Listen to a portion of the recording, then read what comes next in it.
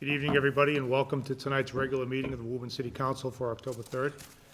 I'd remind everybody that our meetings are recorded for broadcast. With that in mind, I'd ask that you please take a moment to silence your cell phones so as not to be a distraction. And if you could, please join me in rising for the Pledge of Allegiance.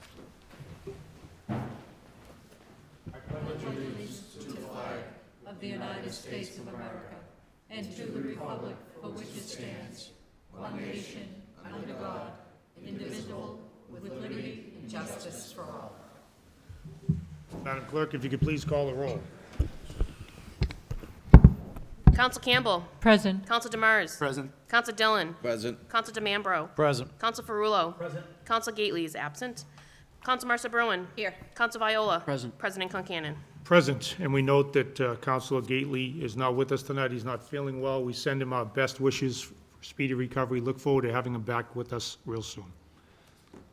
Make a motion to dispense with the reading of the previous minute's journal and approve. Second. Motion and second. All in favor? Aye. Aye. First item on the agenda is an order authorizing the mayor to accept grant share funds under the MWRA Local Financial Assistance Program, Phase 14, the amount of $1,380,000. Communication dated September 28, 2023 was received from His Honor the Mayor Scott Galvin. Make a motion the communication be received and be part of the permanent record. Second. Motion second on the communication. All in favor? Aye. Make a motion that the order be adopted. Second. Motion second that the order be adopted. All in favor? Aye. First item on the agenda under new petitions is a petition by Friends of Mary Cummings Park for a special event permit to allow for a memorial lantern walk at Horn Pond on October 8, 2023. Make a motion that the special event permit be approved pending receiving the minimum insurance required. Second. Motion second that the special event permit be approved with the stipulation that the minimum required insurance be received. All in favor? Aye. Aye. Next item on the agenda is petition for renewal of first-class motor vehicle sales license by WMK LLC DBA Mobility Works, 299F and 299H Washington Street. Make a motion that the matter be referred to the Committee on Public Safety and License. Motion second. All in favor? Aye.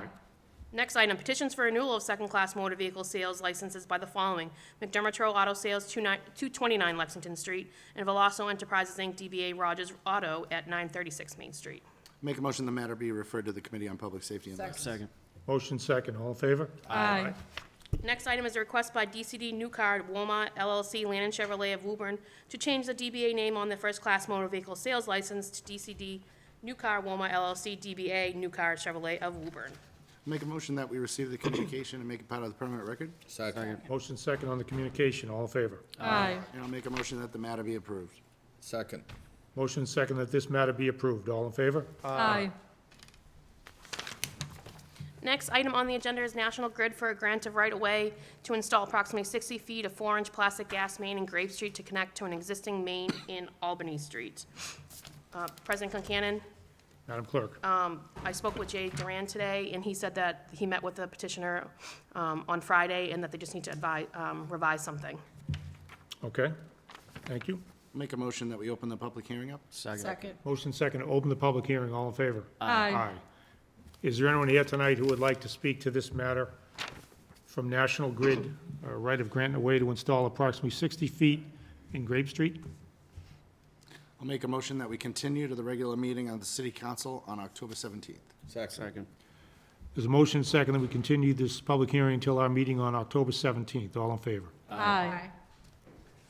Next item on the agenda is NSTAR Electric Company, DBA Eversource Energy, for grant of right-of-way to install approximately 341 feet of conduit from pole 282/10 located on Beach Street to private property. A communication dated September 29, 2023 was received from Jay Duran, DPW Superintendent. Make a motion that the communication be received and made part of the permanent record. Second. Motion second on the communication. All in favor? Aye. I believe there's someone here for the petitioner. If you could please come forward, identify yourself for the record. Hi, Hannah Cooper. Hi, Hannah. So this petition is just for capital work for improvements and reliability for the service in the area. Okay, so you've seen the memo dated September 29th from the DPW superintendent? Yeah, Kellyanne Correa is also here. She just stepped out to take a call, but she can speak on that. Okay. There are some notations, conditions, and stipulations included in that memo. Yep. That we'd be expecting be complied with. Okay. So we're hoping you've read it. Yes, she accepted. has, yep. Do you want me to grab her? Sure, Okay, sorry. just to be sure. Great.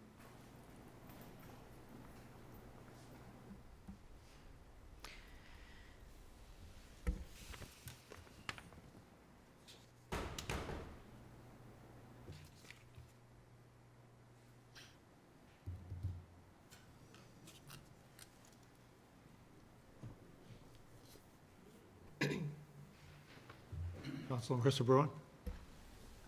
When she gets back, if Okay. that's okay. Thank you. Certainly.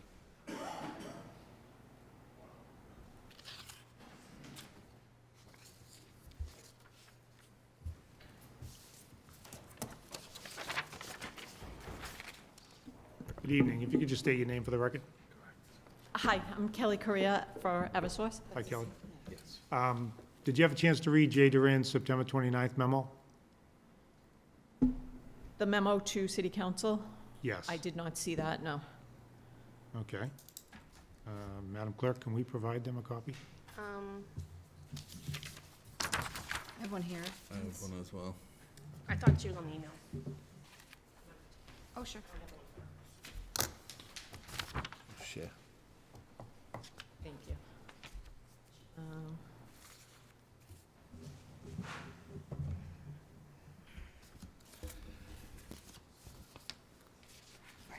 Just making sure we're all on the same page in what's going to happen out there.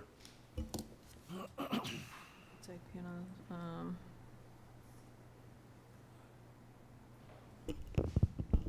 Okay, this looks correct to me. Okay, great. Anything else we need to know?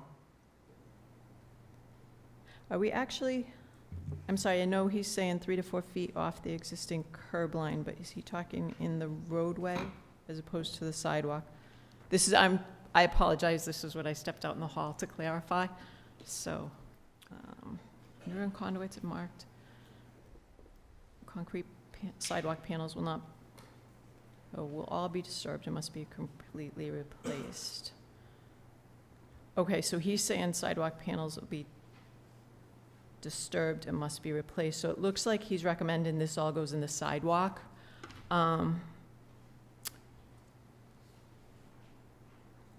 So I guess that was the question. We have existing electric in the sidewalk. I wasn't sure there was room for the new conduit. So one of two things here. If we approve this tonight in the sidewalk and we're good to go with that, if something changes, we can reapply to go in the street. But Yes. if it's correct and it's in the sidewalk, I don't want everybody have to come back and kind of waste their time again. So we can move forward with Jay's recommendations. Okay, fair enough. And obviously, when we get street opening permits, we'll have everything agreed to with Jay. If something's different, we'll come back. Okay. Any questions from the council? Council Marissa Bruin? First, I did want to publicly thank Superintendent Duran for, he actually went out to the neighborhoods, and I Yep. appreciate him doing that and taking the time to do that. And I was going to ask one condition. I don't think you guys typically do work at night, but I would add to that the work cannot be done at night. Yep, that's fine. And when we obtain our street opening permits, generally our work hours are dictated by that, and we understand it's residential, so. Okay. Thank you very much. Councilor DeMambro? Good evening. My question is, if there are residence driveways that you'll be encroaching upon, any damage to those, I'm assuming you will be repairing, correct? Yes. To Yep, its- restoration is generally substantially what it is now. The city usually inspects it after the fact. Okay, So, excellent. No issue. Thank you. Thank you, sir. Okay. Anything else? I'll make a motion to open the public hearing. Second. Motion second to open the public hearing. All in favor? Aye. Is there anyone here in the public who would like to speak on this petition from Eversource? This is the area of Beach Street and Anthony Drive. Seeing nobody?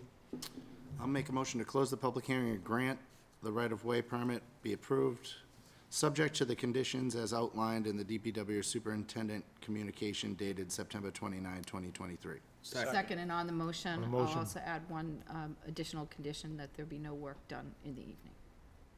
That's in the form of a motion. It is. Is there a second on that? Second. Motion second on the night work condition. All in favor? Aye. Aye. Motion, that passes. Motion second on granting. All in favor? Aye. Aye. Thank you, you're all set. Thank you. Thank you. Next item on the agenda is NSI Electric Company, DBA Eversource Energy for grant of right and way to install approximately 341 feet of conduit from pole 282/10 located on Beach Street to private property.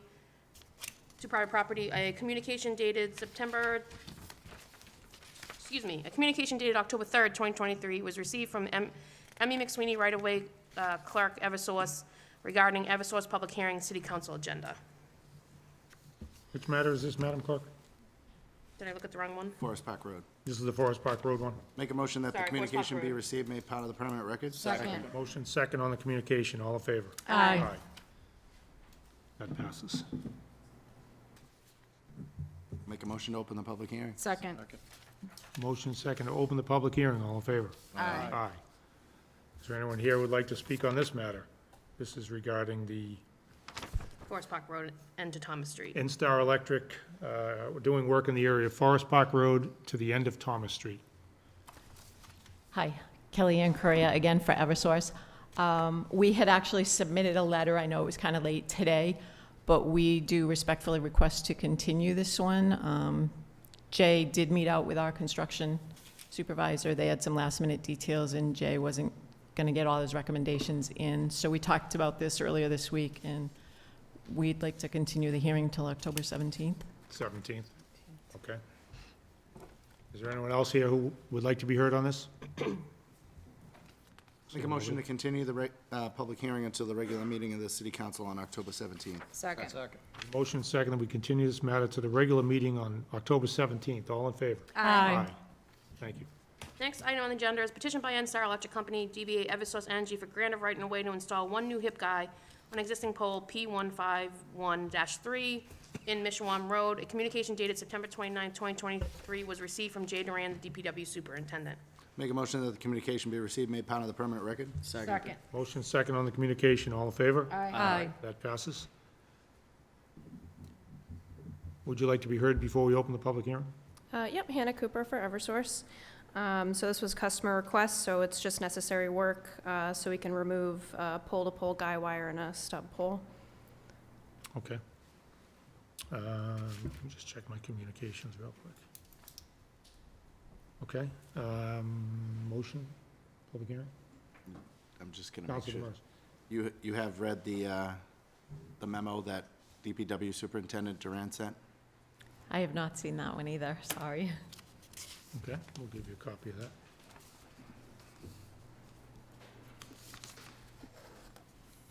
Thank you.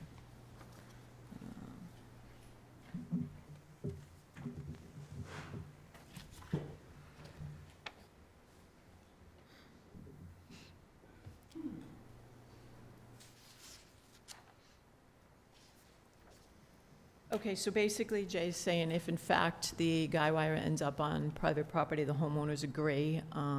Obviously, we expect it in the public way, which is why we're petitioning. But it was that particular homeowner that requested the backyard pole and overhead wire crossing their yard be removed. So I gotta believe that, you know, any permission for right there at the sidewalk at the edge of their property is not an issue. The conditions that we do restore any kind of sidewalk, any damage, anything like that, those are all standard. We can certainly meet those. Okay. Thank you. Council DeMambro. Will you be going on that resident's property with any vehicles, heavy equipment of such, to do any of the work? Honestly, when they have to remove the pole, I don't know how they do that. Okay. So my So, next question is, how far back on that person's property is that pole? it's behind the house, so I don't have footages. So we're talking possibly 100 feet? It's probably not that far. It is just a guy wire across their property. I mean, they understand, obviously, if they want the pole out, we have to get in there sometimes. I don't know if they can hand dig because they have to actually carry the pole and get it out there. Before we do work, I can certainly let you Okay. guys know what So I kind of guess my equipment. last question would be, any landscaping that needs to be done, is that going to be the responsibility of the homeowner or Eversource? Again, when we do any work, we do the restoration to substantially what it was before we started. Oh, okay, excellent, thank you. Okay, Council Dillon. Just for my clarification and perhaps the public, can you explain what a hip guy is? Yes. Thank you. Okay, so you have your pole up right here, and the guy wire supports the pole so it doesn't lean one way or the other. Typically, we have a down guy, so the wire's connected at the top of the pole, and there's an anchor in the ground. It's connected at the anchor. So the down guy is what you see that's a triangle. The hip guy, or called the sidewalk guy, at the top of the pole, you'll actually see a metal bar that'll come out about 2 feet straight out, and that guy wire will go straight down. So instead of this, where it's slanted, you're gonna have this, where it's straight and it's parallel to the pole. And we use those on sidewalks, so any pedestrian traffic can pass through safely without that wire across the front of them. Thank you very much. Very good. Thank you. Any other questions? Make a motion to open the public hearing? Second. Motion second, to open the public hearing. All in favor? Aye. Aye. Is there anyone here tonight who would like to speak to this petition by Eversource? It has to do with the hip guy, which we just learned about, in Mishawam Road. Make a motion that the public hearing be closed and that the grant of right-of-way be approved, subject to the conditions as outlined in the DPW Superintendent's communication dated September 29, 2023.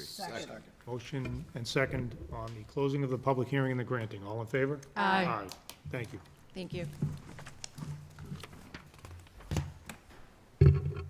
Next item on the agenda is Connect Therapy and Wellness for a special permit pursuant to Section 5.1 subsection 33B of the Woburn zoning ordinance to allow muscular therapy at 623 Main Street, Suite 21 and 22. A communication dated August 21st, 2023 was received from Greg Ream, the Assistant City Engineer. Communication was also dated August 23rd, 2023, was received from Tina Cassidy, the Planning Director, and those are the communications. Make a motion that the communications be received, made part of the permanent record? Second. Motion second on the communications. All in favor? Aye. I believe the petitioner is here.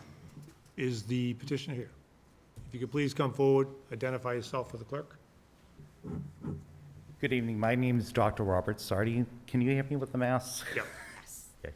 I'm the owner of Connect Therapy and Wellness. I'm a licensed clinical psychologist with a specialty in trauma-informed care. And Connect Therapy and Wellness, the purpose of this is to provide mind-body connection through psychotherapy, health and wellness workshops, and we'd like to offer muscular therapy. Okay. Have you seen the communications that we received about this petition? I have, but I haven't reviewed it Okay. today, and I don't have it with me. So one has to do with some parking questions, and the other has to do with the need for restrooms, essentially. If you need time to respond to those, I think that's fine. We just want to make sure you do have them and you are able to respond. I'm able to respond. Okay, any questions at this time from the council?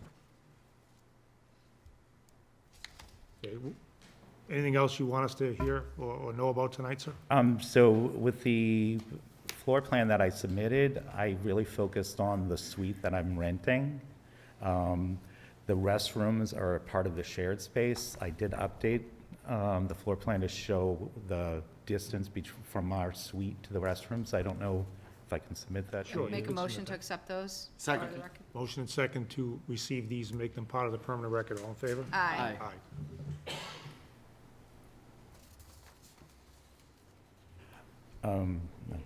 Yep.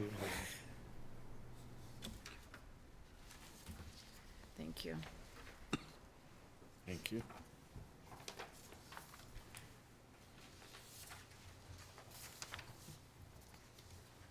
Thanks. Thank you. Thank you. Thank you.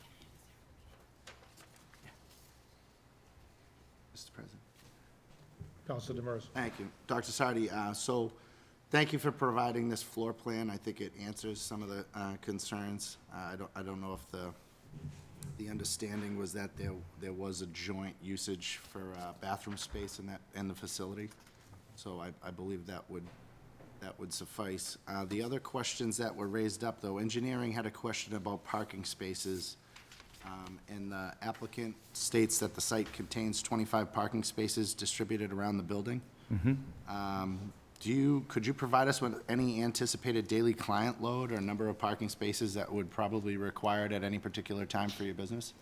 So the majority of my patients I see through telehealth. so they don't usually come to the site. Okay, so it would be basically, in comparison, it would be almost like a Zoom call or a FaceTime. Exactly. And the muscular therapy, we're looking at doing 10 sessions per week Okay. over a 3-day period. So- I rented the space in July, and talking to the other therapists who are in the building, they also do telehealth. So it's usually the parking spaces are pretty empty. Okay. Okay, and the other question that was received from the planning board was, are the office suites and sanitary facilities ADA compliant and accessible?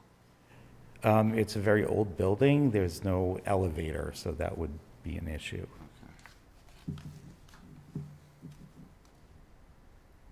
But if they can get to your office, they can get to the restrooms. Yes. Okay. That's Yes. correct. All right, that would be Thank the you. only, Yes. only concern I had there was that. This is in my ward, and I think it's a great use. There were previous therapists in those locations. And judging by the information provided by Dr. Sardi tonight about the majority of it being telehealth and 10 sessions per week, and that the facility being ADA compliant, I have no problems with this petition moving forward this evening.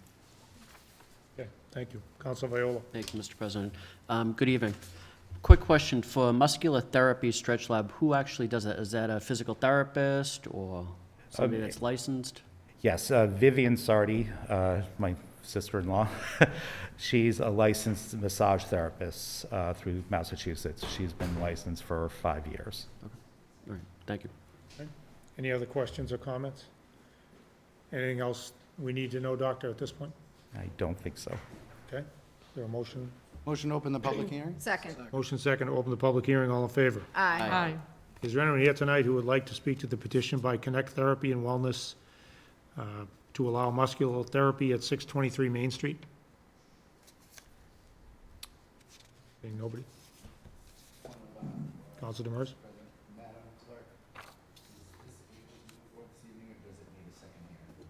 No, you only need one. So I'll make a motion to close the public hearing and grant the special permit. Second. Motion second to close the public hearing and grant the special permit. All in favor? Aye. Aye, that passes. You're all set, sir.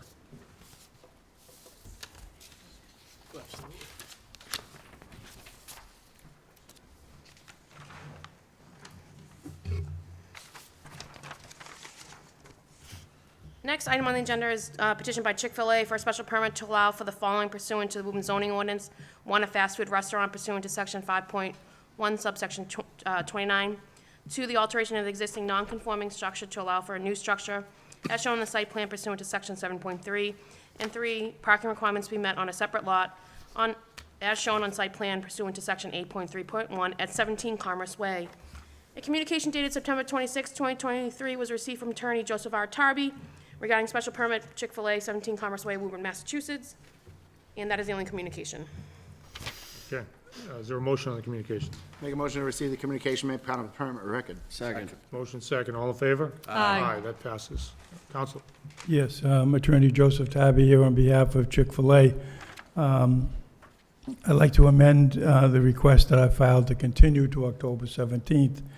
Would like to continue it to the meeting in November, on November 21st. The peer review is still underway, and, there's no way it's going to be wrapped up over the next couple of days to appear before a committee next week to be heard on the 17th. So we'd request the 21st of November. Okay. Any comments or questions from the council? Make a motion to open the public hearing? Second. Motion second to open the public hearing, all in favor? Aye. Aye. Is there anyone here tonight who would like to speak on this petition by Chick-fil-A, Inc., at 17 Commerce Way, Woburn, for a special permit? Make a motion that the matter be continued to the regular meeting of the city council on November 1st. Second. November 21st. 21st, I'm sorry. Motion and second that we continue the public hearing in this matter till our meeting on November 21st. All in favor? Aye. Aye, that passes.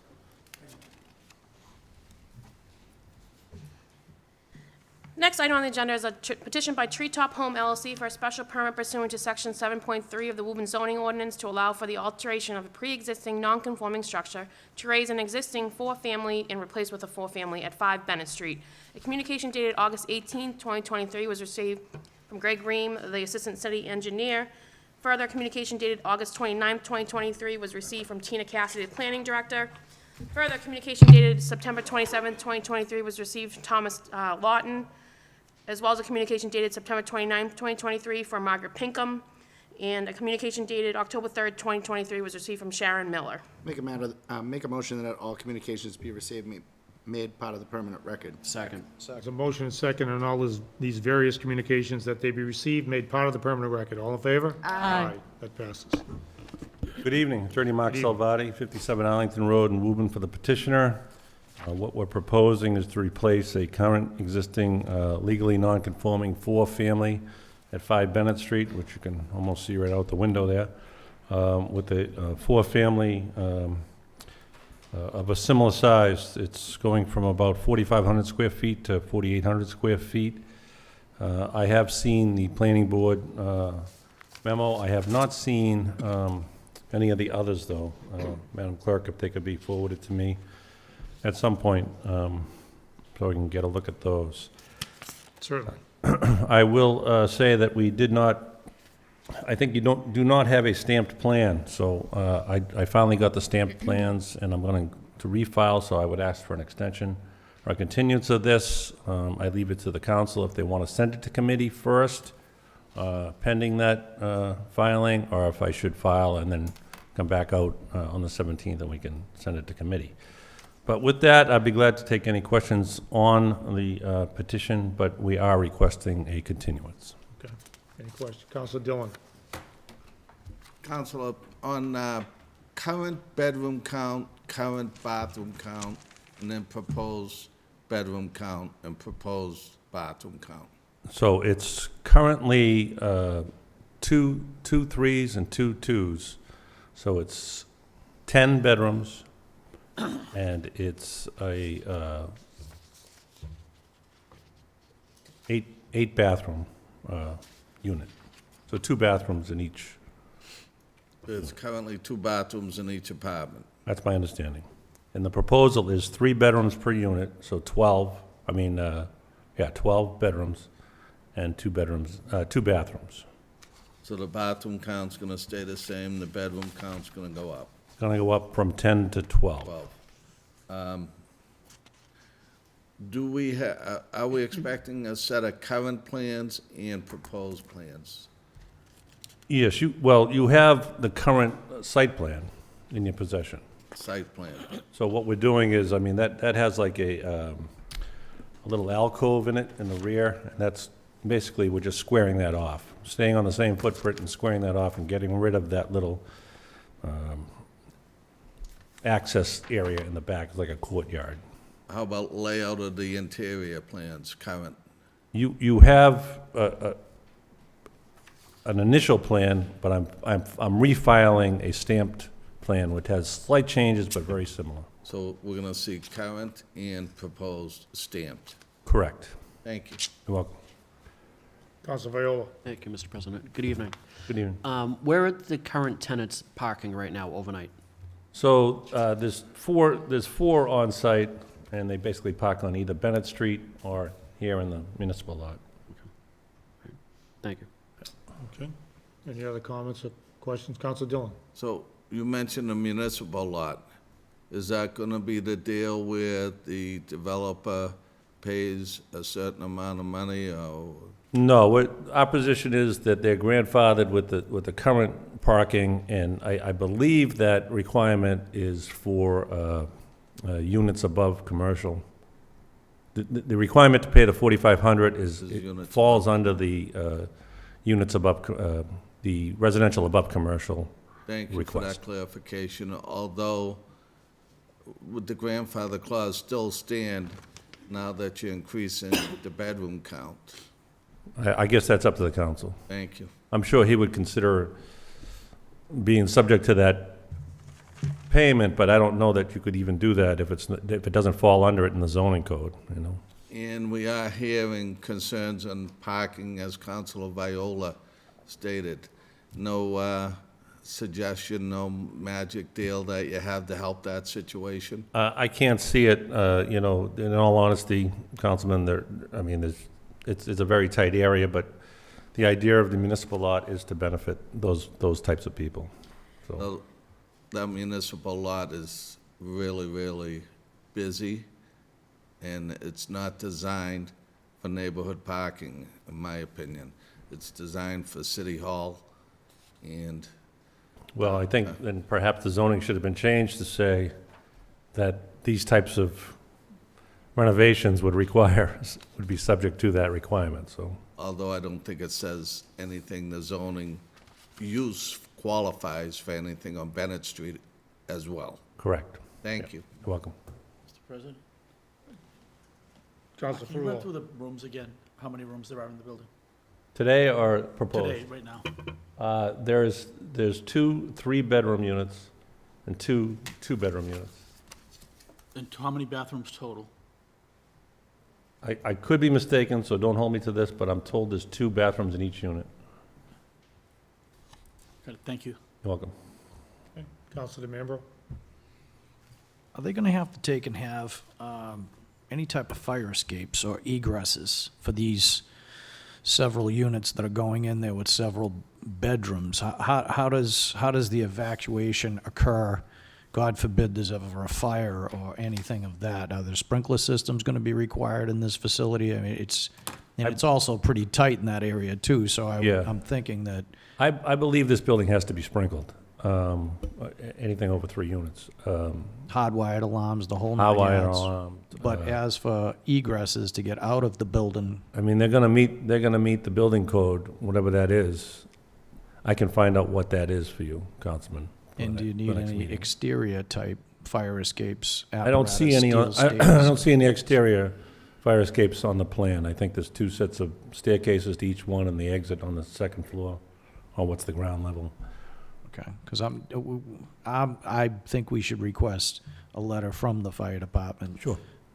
With any of their concerns I and will, questions. I will get them the revised plans and ask for that. Excellent, thank you, sir. You're welcome. Thank you, sir. Any other comments or questions? Councilor DeMoss. So, Attorney Salvati, just so that we all know what the procedure moving forward would be. So your intent is to file stamped plans, ask for the petition to be amended, and then we'll go to committee? That would be my understanding. Okay. However, the council, I think the council could send it to committee, and I could send the plans in the interim, but I leave that to the council's purview. All right. Anything else? Anything else at this time? No. Make a motion to open the public hearing? Second. Motion second to open the public hearing. All in favor? Aye. Is there anyone here tonight who would like to speak to the petition, the name of the entity, Treetop Home LLC, regarding a special permit at 5 Bennett Street? If you'd like to be heard, please come forward. Can you identify yourself, name and address for the clerk, please?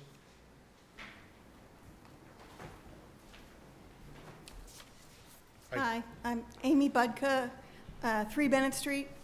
So these are my next-door neighbors. My biggest question right now, although I do have a lot, is has there been any discussion on the drainage problems on Bennett Street? And if you've taken any steps to work on that for the building? It's 3. We'll receive the questions, and we'll make sure the petitioner has a chance to It's respond. 5 and 7 Bennett Street. It's both sides. Right. They're 2 different addresses. Okay. Any other questions or comments?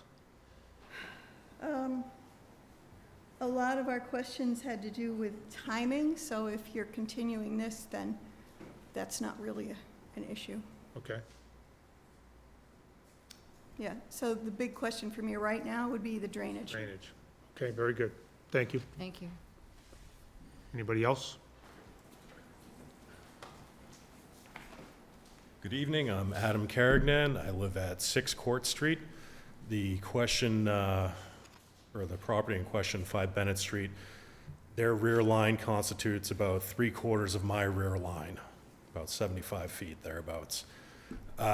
been there 13 years, and on the chain link fence, probably 11 years ago, I put up blackout construction privacy cloth because I was sick of looking at old toilets and just abject filth back there. Apparently, this company has owned the house for the past 3 years. There hasn't been a huge improvement in anything. The tenants are loud as hell every day of the week, constant music, and I'm getting beer bottles and whatnot in my yard from these guys, so I'm not coming into this pleased. That said, how did this house in an R2 neighborhood get to be an R4 or get to be a 4-unit house? That doesn't make sense to me because the parking is a huge issue in this neighborhood.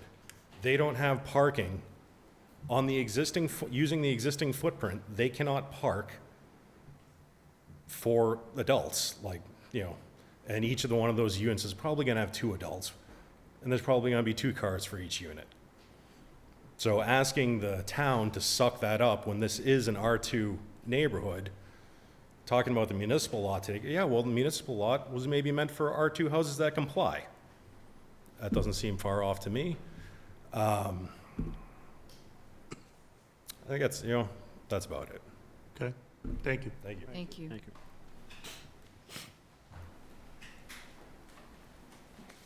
Jeff Melton, I'm at 8 Court Street, so diagonal from the subject property next door to Adam. We've got a lot of concerns about just the feel of the neighborhood. There's a good amount of old growth trees that are basically kind of lining that property line and into our property line that we'd like to see preserved to the greatest extent possible. And then again, just I've got concerns of, based on what kind of some information that was distributed by some other neighbors, the types of properties like more luxury high-end property finishes that Treetop tends to do. Wondering, are these going to be rental properties, or are these properties are going to be basically condoed out where someone can go in and buy each of these 4 units? In a situation like that, you're looking at probably someone that has more income and therefore most likely 2 vehicles per household. So now you're not just looking at these 2 sets of tandem spaces with 4 parking spaces, but now you're looking at 4 properties, meaning 8 cars. So we're not just talking about a couple extra cars in the municipal lot. We're talking about plugging up Bennett Street that's already plugged, plugging up the municipal lot. And again, I think to the councilor's point, the intent of the municipal lot is city council business and to support the small businesses in the neighborhood. So I don't want people not being able to go to restaurants and come into the area because someone gets free parking that isn't there. As far as the nonconformity, I'm also curious about how a 2-family became a 4-family. Is that part of the nonconformance, or is it just the setbacks that are nonconforming that they're looking to maintain? And I'm hearing a lot of use of the word renovation when we're talking about a complete tear down and rip out. So wondering about ADA compliance for those new sites as well, if they're going to be rental property units. Opportunities for any of that to be Section 8 housing or affordable housing if it becomes options for sale, other low-income programs that might be available in the state. So just looking to maintain, like Adam said, the current property owners have not done a very good job of maintaining the feel of the neighborhood with the tenants that are currently there. So ultimately, if the point is that they're not creating and trying to maintain the feel of the neighborhood, then the bottom line is profit. And I don't think we should reward people for buying non-conforming homes that they plan to tear down and build into larger non-conforming homes for a big turn of profit. Okay, Thank you. thank you. Thank you. Anybody else? Good evening. My name is Margaret Pinkham. I'm the property owner of 42 Pleasant Street, which is at the corner of Bennett Street and Pleasant Street. I've already provided the council with a quite lengthy letter listing my objections. Like my other neighbors, I'm taking the time out of my schedule to come here this evening to communicate to each of you in person just how strongly I feel about how inappropriate this application is. The idea that the property owner, the current property owner who has not maintained the property during the time period in which it has owned it, wants to now knock down the non-conforming property, make it larger, and incredibly more dense is almost insulting to the neighborhood. The idea that this tiny little lot, it has a proposed use of 4 units with 4 bedrooms and 4 bathrooms in each unit is outrageous. Outrageous. There's no other word to describe it. Like my neighbors have already expressed, we have significant issues with parking in this neighborhood. We have significant issues with drainage in this neighborhood. We have significant issues with garbage and vermin in this neighborhood, and this proposal is not going to improve any of it. I would welcome the property owner to knock down what's there now, push it back from the front setback, build 4 units, and have 2 apartments in each unit, because that's what the city thinks is on that site. That's what the city records indicate. 4 units, 2 bedrooms each. It's outrageous. I urge you to deny it, and if my schedule allows, I'll come at every other meeting and express my strong feeling. Thank you so much for your time. Thank you. Thank you.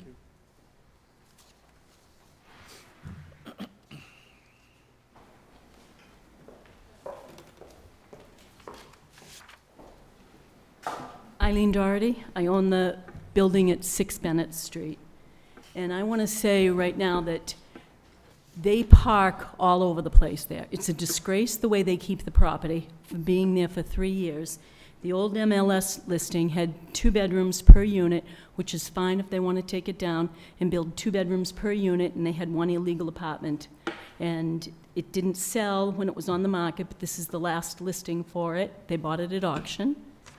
And I just don't think, right now, I've been doing my house over, I put a lot of money into it. My niece is living there right now. I have her and her fiance parking their cars at the end of the driveway because I'm sick and tired of going over there and throwing these people out because they're too lazy to walk to the municipal lot. So they park all over the place, and I don't think I should have to have her block my driveway. I have a huge driveway, and I don't, you know, these guys are all over the place. The place is a disgusting mess. Just because you own a place and you buy it 3 years ago doesn't mean you can't take a little pride in it. And just because it's a mess doesn't mean they're entitled to take it down and build something even bigger. 2-bedroom units, I agree with Margaret. 2-bedroom units in each apartment is fine.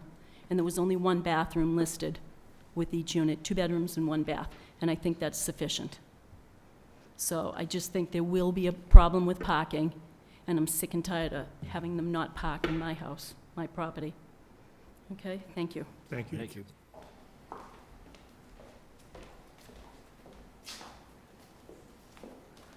Hi, I'm Sasha Hernandez, 13 Bennett Street. I'm sorry, could you say your name again, please? I didn't hear. Sorry. Sorry, I'm Sasha Hernandez. You actually married me. Oh.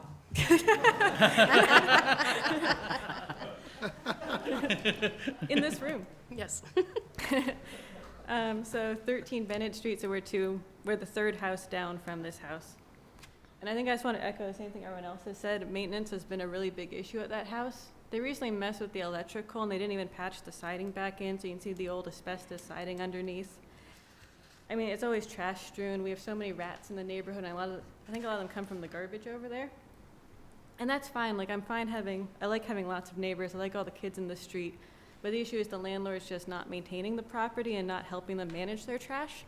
I don't think it's really the tenants are the issue. I think it's, you know, who owns the building. And then the other issue is flooding. So currently, it's all gravel on that lot. There's actually no paving currently, and I saw on the plans they're proposing to pave it. And we actually have a picture of me after one of the recent rainstorms standing on Bennett Street, half deep in water in front of that house, because there's just no drainage on Bennett Street because it's just such a dense street.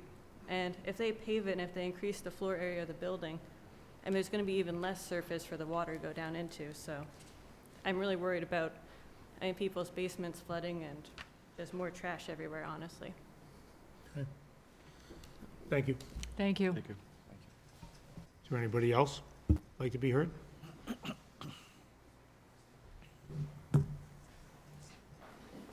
Yes, Christopher Sylvia, 13 Bennett Street, her husband. So I just wanted to echo the concerns about stormwater, and I wanted to ask City Council, is there anything that the City Council can do to require the developer to improve the stormwater on the street before the project goes forward? We could take a look at the impact of this proposed development on the current conditions. We can do that. Thank you.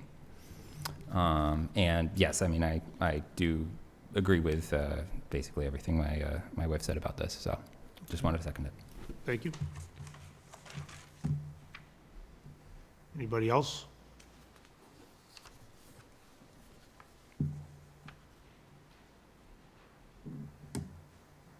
Hi, Marla Sagrelis, 4 Court Street, so right next to Adam, again, like on the diagonal from this property. And just want to second everything that was said. Like noise, trash is like a huge issue right now. And I want to know like what would be improved by adding more bedrooms, more bathrooms, and more people in this unit to improve those things. And I don't see that happening with more bedrooms, so. Okay, thank you. Anybody else? Okay. Yes, this is Christopher Sylvia again. So do we know if there's any hazardous materials at the site right now, like asbestos or any of those sorts of things that could be stirred up during demolition? We can ask the petitioner those questions. Thank you.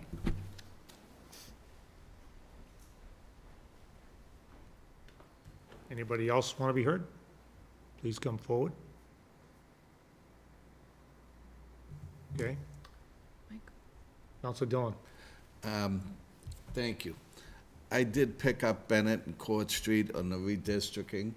I had the opportunity a couple weeks ago to go out and walk the neighborhood, and I gotta tell you, a lot of people out there working at their property, cleaning things up, doing repairs.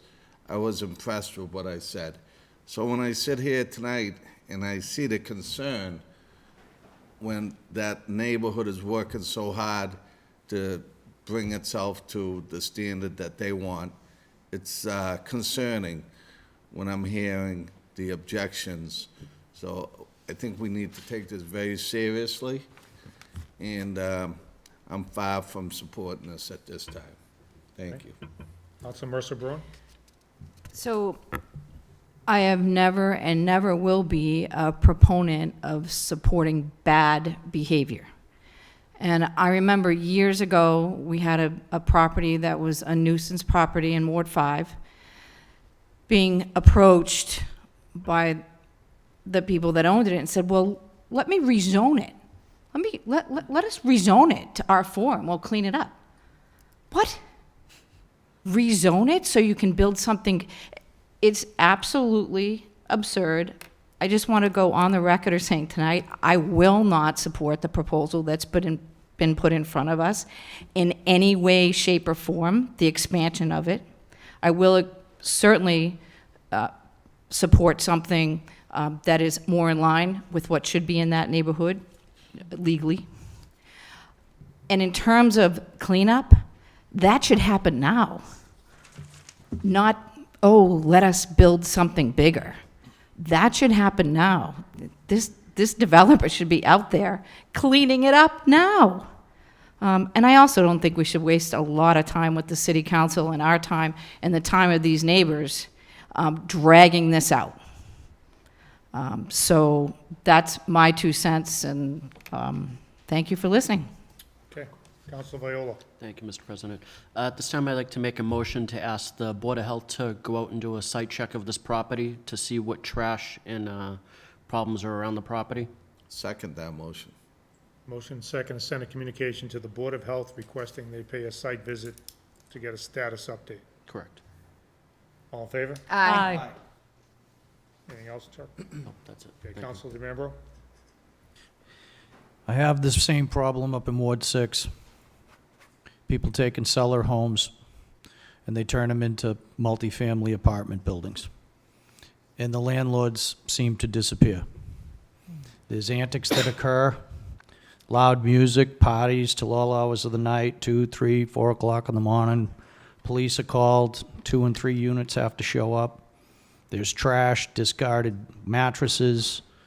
I've been fighting this fight up in North Woburn since I was put on the council 2 years ago, and I do not agree with this project. If you cannot maintain your property now to a current standard that all the neighbors are at, then why would anyone think that they could come here and say, we want to make something larger so that there's going to be more tenants, more traffic, more parking issues, more drainage problems? I think it's absurd. If something was smaller that fit the location, I might be able to maybe consider it. But as of now, hearing what I'm hearing from all of the neighbors, and quite frankly, that's the best peer review you're going to get, is from the neighbors. I am not in support, and I am in complete compliance with all of my colleagues here on this. I don't see this going anywhere. I'm not in support of this. Thank you. Anything else from the council at this time? Anything else, Attorney Salvati? No, I would say it for committee, that's what I continue. Okay, so, again, to the audience that's here, is there anyone else who would like to be heard on this matter? Seeing nobody. It's the will of the council. Continue this. I'll make a motion to continue the public hearing and that the matter be referred to the Committee on Special Permits. Continue till October 17th. On the date would be October 17th. Okay, there's a motion second. All in favor? Opposed. Okay, so that's 7, 1, and 1 absent. I'm sorry, it was, how many, 4? I didn't, I heard multiple different, Huh? I thought I Okay. heard 2 no's. Was that inaccurate? You'd raise your hands on all in favor. Any opposed? Okay, thank you. One opposed. Okay, so that's continued till October 17th. It'll be in committee as well. Thank you.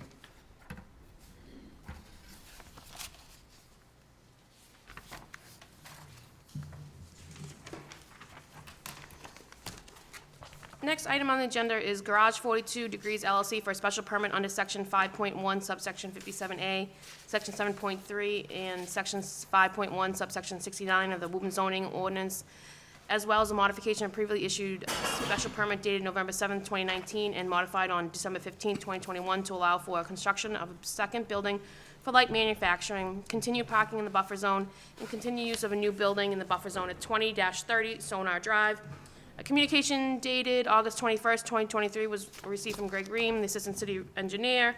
A communication dated August 23rd, 2023 was received from Tina Cassidy, the Planning Director. And those are the communications. Motion on the Make a communication? motion that we receive those communications and make them part of the permanent record. Second. Motion second. All in favor? Aye. Mr. Tarby? Okay, does this work remotely? There's a plug-in.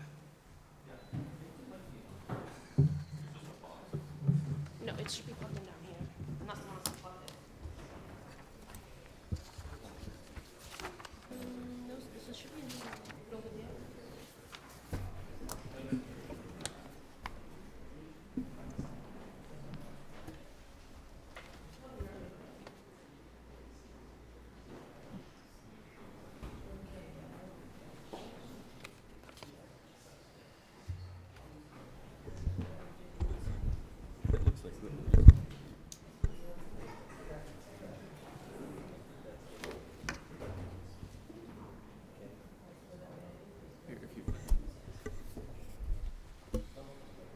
Thank you, John.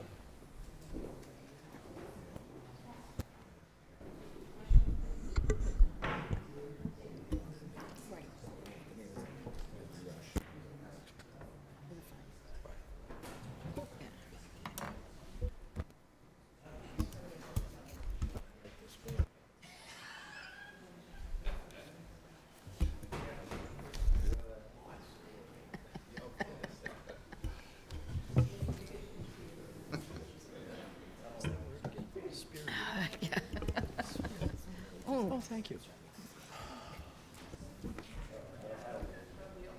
Thanks, Lindsay. Thank you.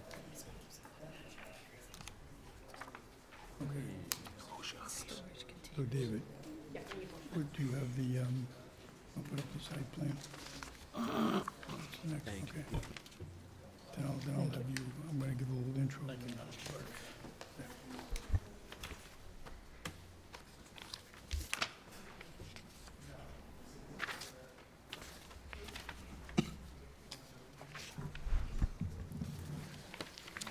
We get a motion on receipt of these? Make a motion to receive the documents for Second. Motion second, all in favor? Aye. Aye, thank you. Okay, for the record, Joseph Tabby, Reuben and Redmond, 500 Unicorn Park Drive in Woburn, here on behalf of the petitioner. What we filed is a copy of the PowerPoint presentation that my client will present in a second. So petitioner is seeking a special permit under section 5.157A, section 7.3, and 5.169 of the 1985 City of Woburn zoning ordinance to allow for the amendment of two prior special permit decisions. One dated November 7th, 2019, one dated December 15th, 2021. That decision allowed for the construction of a second building on the premises, which is the building on the right side, that will be used for light manufacturing within the IG zoning district, and for the continued parking within the buffer zone that was shown on the plan that was filed at that time, and the continued use of the new building within a portion of the buffer zone. Petitioner is seeking a further modification to allow for 6 storage trailers as shown on the plans that have been filed with this petition.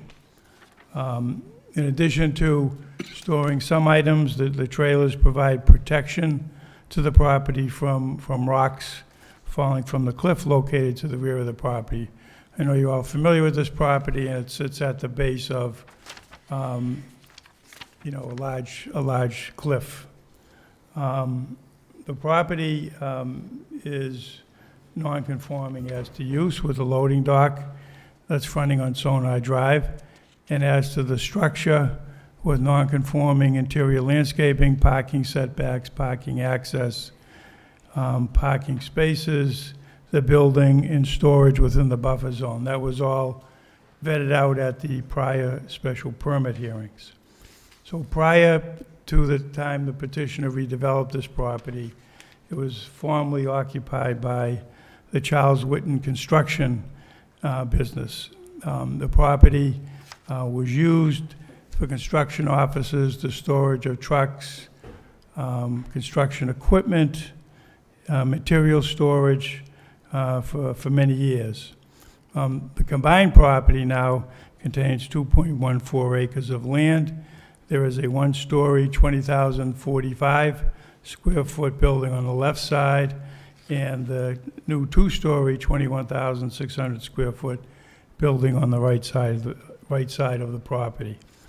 The petitioner plans to relocate his manufacturing business into the new building. As you recall, Renscott, which is the business, is an automotive and aerospace manufacturing company and currently operates within 20 Sonar Drive by Garage 42.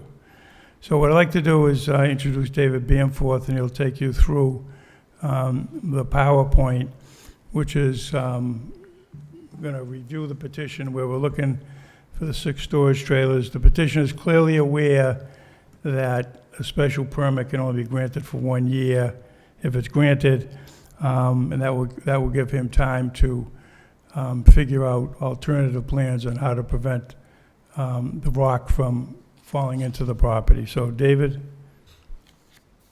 just introduce yourself. How's it going, everyone? Yep, I'm Dave Bamforth, the owner of the property at 20 Sonar Drive. Evening. So I think Joe covered most of kind of the reasoning for this. Apologies for the oversight on my part, not realizing that there were special permit requirements for these storage containers. I guess some background as to why we put them in place. Obviously, the property is a very special one with this unique cliff behind it. We spent a significant amount of money last year, close to $500,000, putting up a netting to help reduce rockfall, and that really does a great job of making sure that there's nothing major that falls, but there's still risks of smaller rocks falling, or the rocks that do fall that are controlled by the net falling, shattering, and having smaller pieces fly off. So it was recommended by that company during the time of construction to put up some kind of wall to mitigate the chance of those kinds of issues. And we deemed the most cost-effective way to do it and the safest way to do it was by using these storage containers. So we sourced the storage containers once that were in good use, had them repainted so they looked nice, had new doors put on the side of them so we could butt the containers up directly next to each other to make sure that there weren't any gaps, exposing any risk to employees or their vehicles or anything in the parking lot area, and then had these put in place. Let me go to the next slide. So these are just a couple of slides showing the netting and some examples of some of the rocks that have fallen. So you can see on the left side here, it's a pretty big rock, maybe the size of like a mini fridge, that has fallen just over the past couple months since the shipping containers were put in place. This is at the corner of the property, so right here. So an area that was protected by the dumpster pad and then by this shipping container here. This rock, when it did fall, there were many pieces that splintered off as it hit other rocks when it landed. The fall of it was controlled pretty well by the netting, so that definitely did its job. And then the shipping container did the job of making sure that no rocks made its way into the parking area. These photos are from down in this area, so actually near the end, somewhere where we have a greater distance between the cliff and the parking zone. That's the reason why we didn't initially extend the containers, but honestly, after seeing this, we would probably be interested in putting some more in to just completely provide all the protection needed along all these parking spots as well. So as you can see in these photos, here's a couple of pretty large rocks, probably the size of, I don't know, a large pumpkin, maybe? I don't know what a good example is. A couple of other really large ones of pretty decent size, definitely several 100-pound rocks that have fallen and splintered.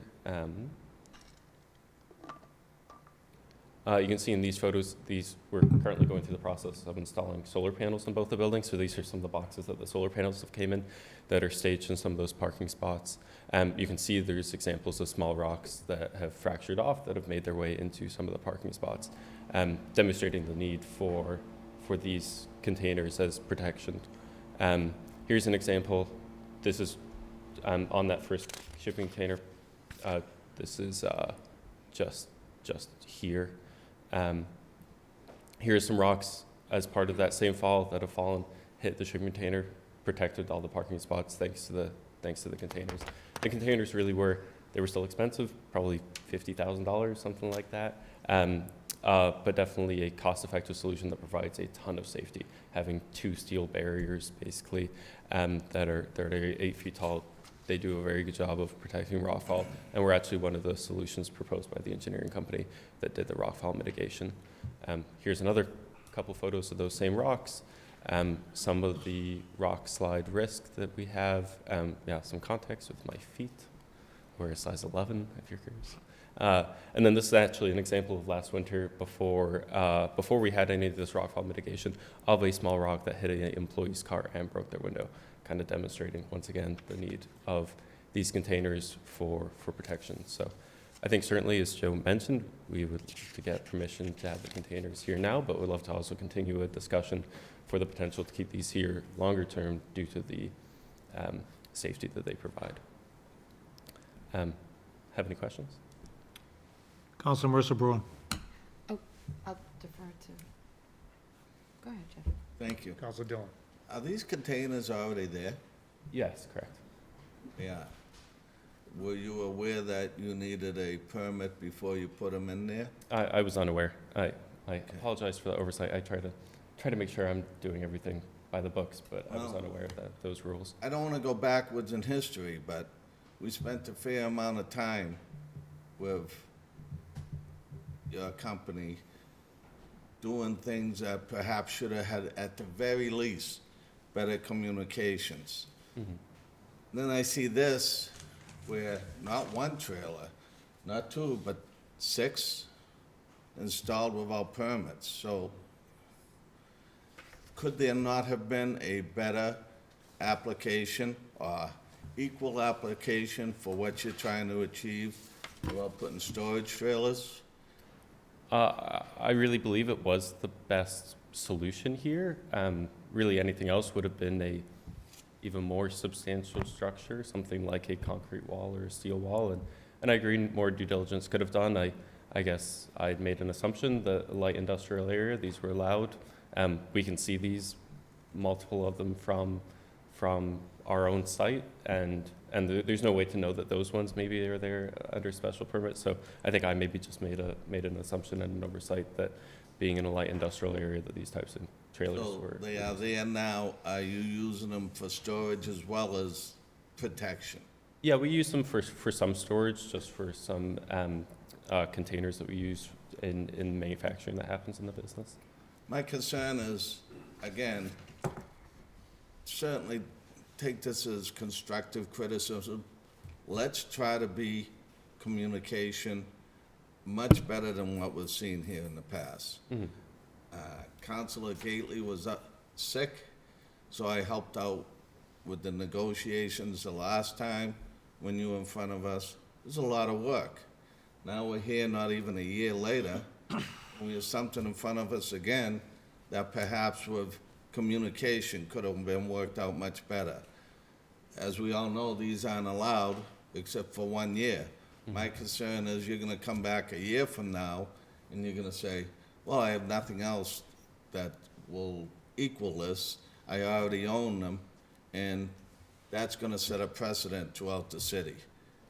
You have a unique situation, I grant you that, with the cliff, but you spent the time, the effort, and the money on the net. The cliff has always been there. You're trying to make a business, I appreciate that. But at the very least, again, the communication factor, and my concern is, sure than heck, when this permit runs out, if you're granted, you'll be in here looking for an extension on it. Because I can't picture you taking them out a year from now, because you still have the same problem that you have today. So, I'm troubled by it. Yep. And I'll leave it at that. Thank you. Councilor Mercer Bruin. I actually thought I heard you wrong when you were describing it, because there was a petition in front of us for storage containers. It doesn't appear that there's much being stored. It's literally a fence. So I'm sorry, but I won't support this. I appreciate your problem, but this is a terrible precedent. I'm not even sure how you got all those in there without anyone noticing, frankly. But, yeah, thank you. Councilor DeMambro. So this is what I call a Band-Aid to a big problem. It's like putting tape on a hole in the wall. That's not gonna work. What you need is an engineered drawing. You're gonna need steel, probably interlock C-barrier panels. I think that's one option. Some sort of a concrete barrier is another solution. I'm not even sure an interlock block wall would even work in this application. Maybe if it was engineered properly. But this is a precedent that we do not want to allow. Because the next thing you know, people are going to be building walls with these things. And I know it's a cheap solution. You can get them up, they're all over the place. They're giving them away, probably under $1,000 a piece. So that's a $7,000 fix.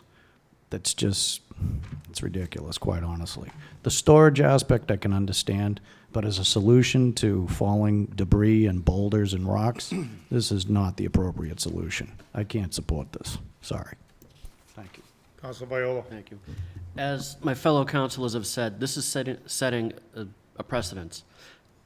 My question is, with the netting that you have, how far down does that come? Does that go all the way to the ground, or is that still up somewhat? It does not go completely to the ground. So maybe a better idea would have been to maybe have it draped down to the ground, so that way it would have controlled the rocks that would go all the way down and you wouldn't be in this A lot problem. of the area that these storage containers are protecting is area not protected by the netting. Maybe we could look at adding netting to that area, but I can't support this, I'm sorry. Yeah, there financially would be no way to add netting to any further degree of the cliff. The $500,000 with the netting that we installed was more financial hardship than I wish that we endured. And then the additional financial hardship of putting this solution in, which personally I believe is a very strong solution, I think is yeah, the best solution that could have been done. And yeah. All right, well, going forward, I'm sorry, but I can't support this. Council Demers. So I have a few concerns. One primarily being the fact that these storage units are set here in a setting of safety, but then you're also using it as storage.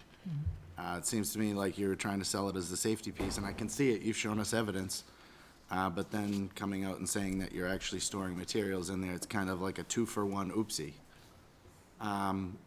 With the other items I have here that are concerns that the planning staff raised, I mean, what is the purpose of the new 12-by-6 concrete pad and bollards along the western side of 30 Sona? That's a question that I haven't heard answered tonight, just out of curiosity.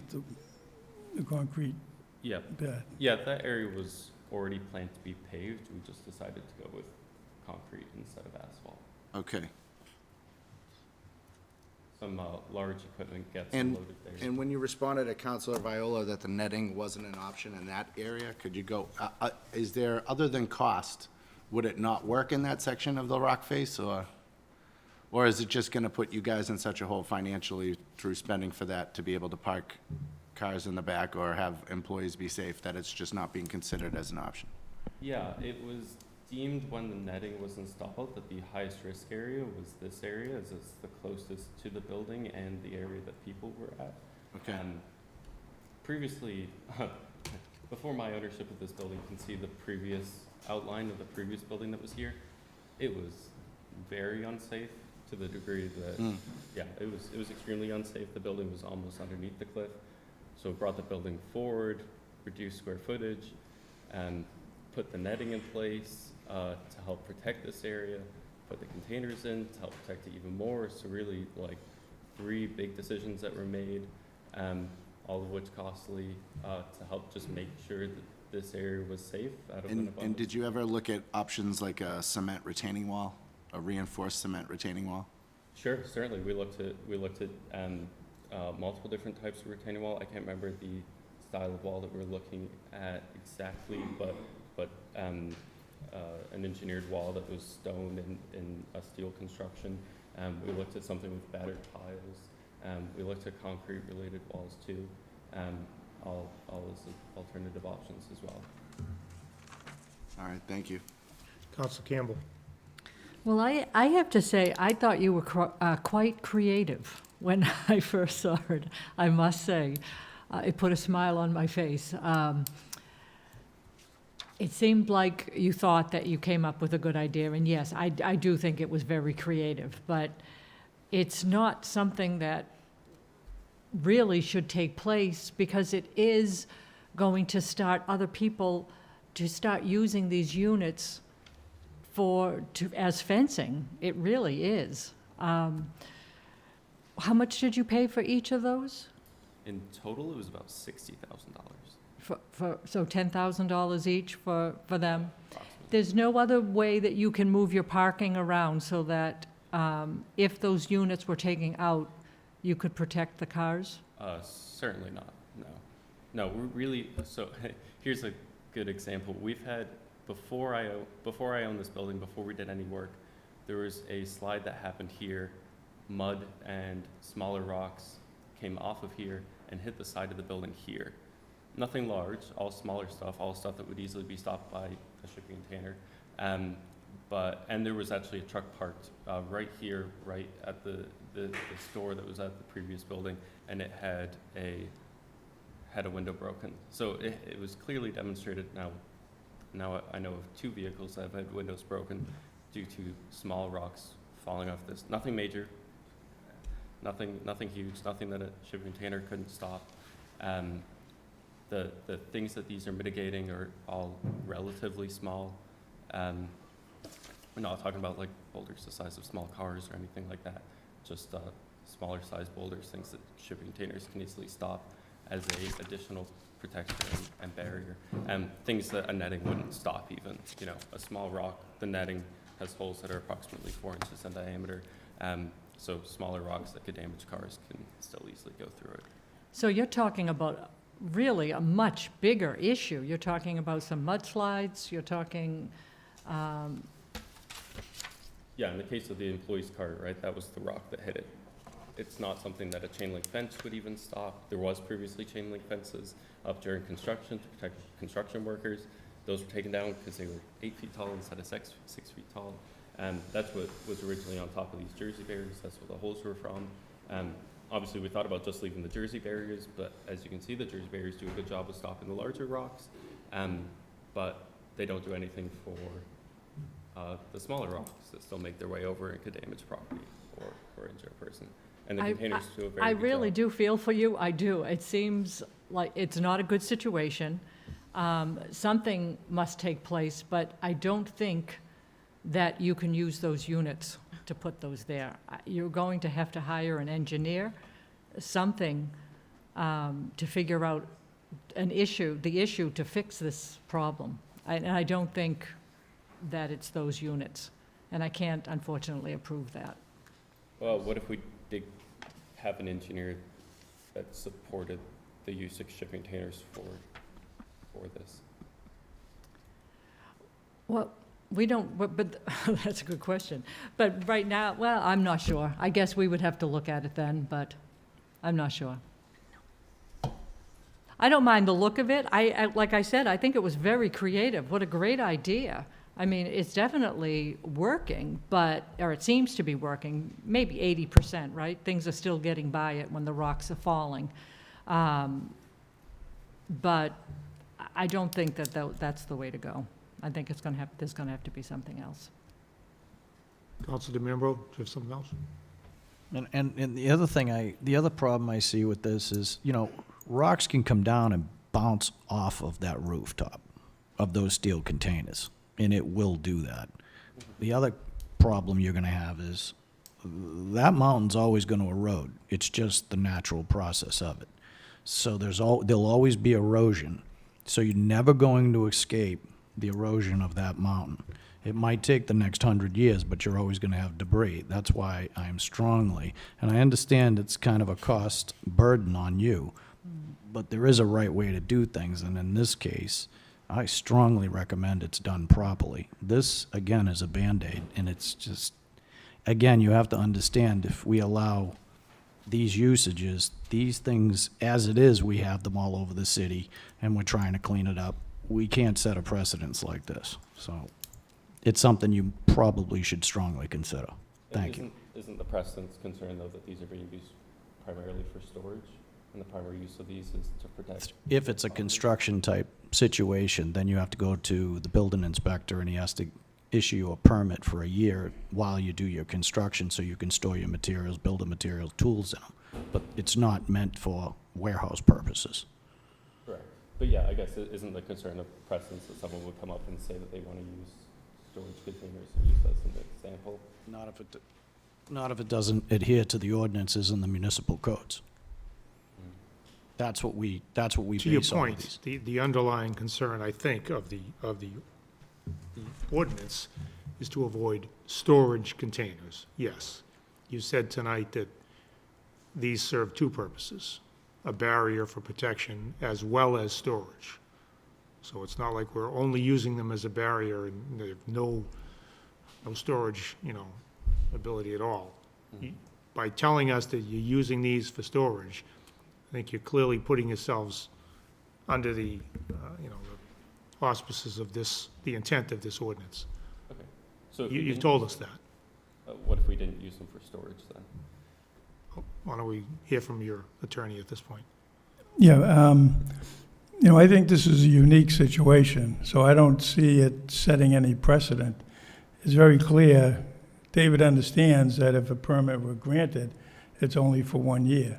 and it would give him time to figure out a way to protect his property, employees, vehicles from the stones falling off the hill.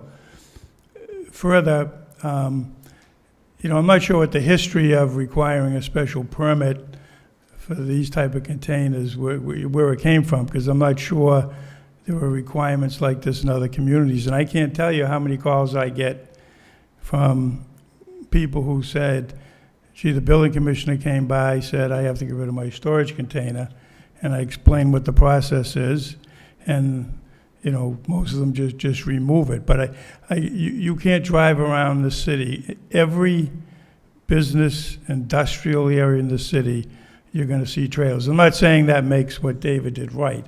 I'm just trying to make a point of where does this ordinance, you know, come from.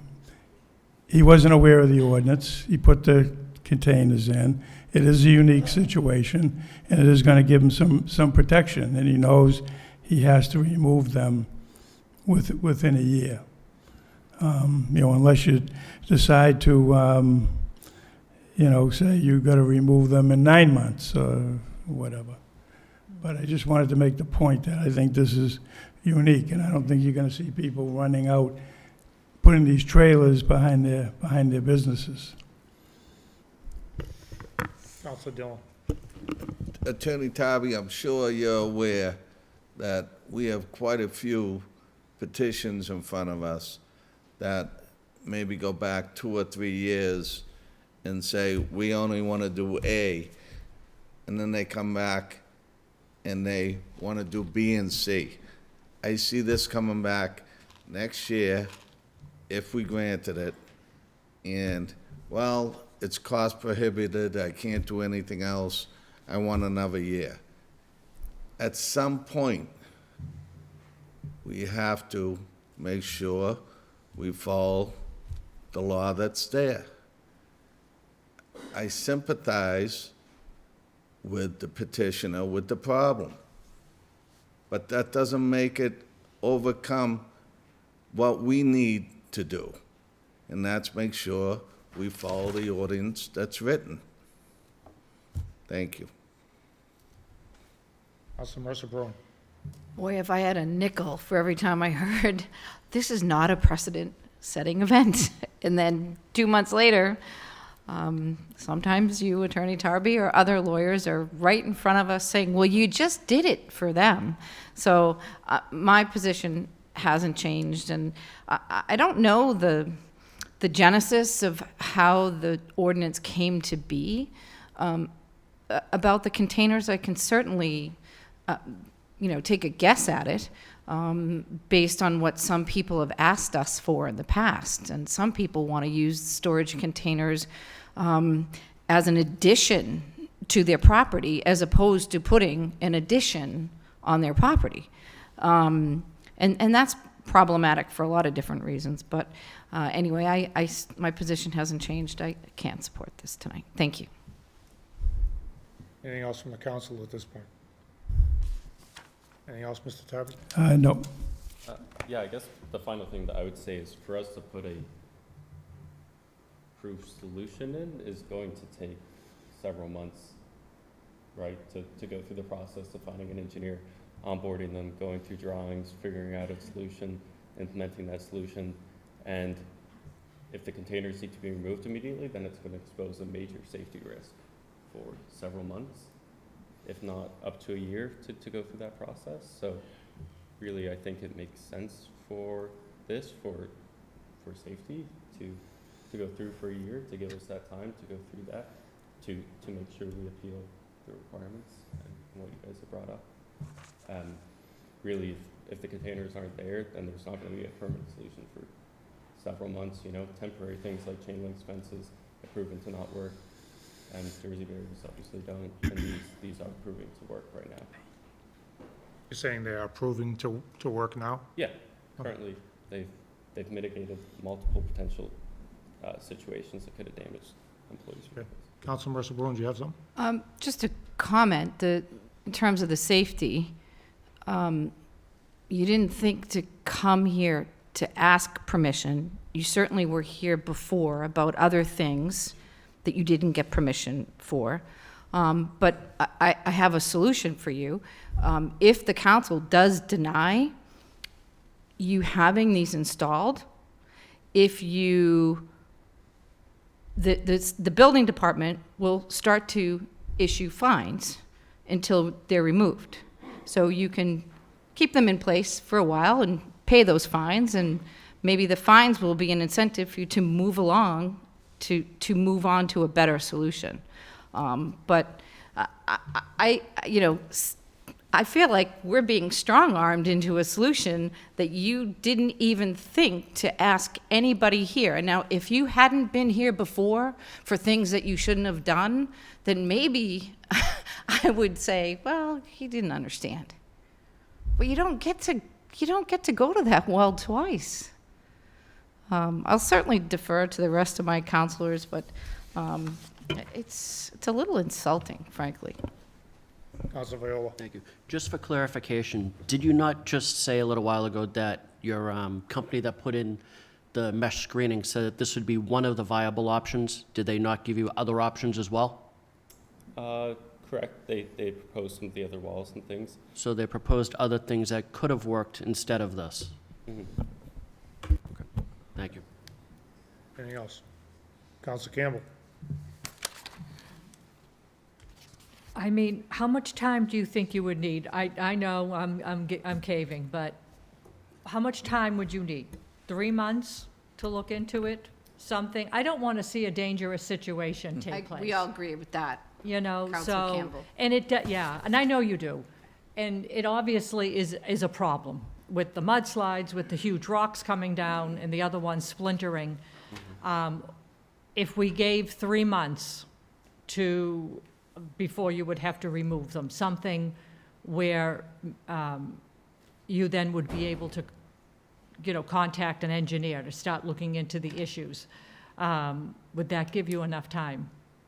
I think it'd probably take, so I guess we'd have to go through the process of finding an engineer, onboarding an engineer, going through the process of designing it, engineering it. That alone, I assume, would take 3 months, and then that starts to bring us into winter conditions.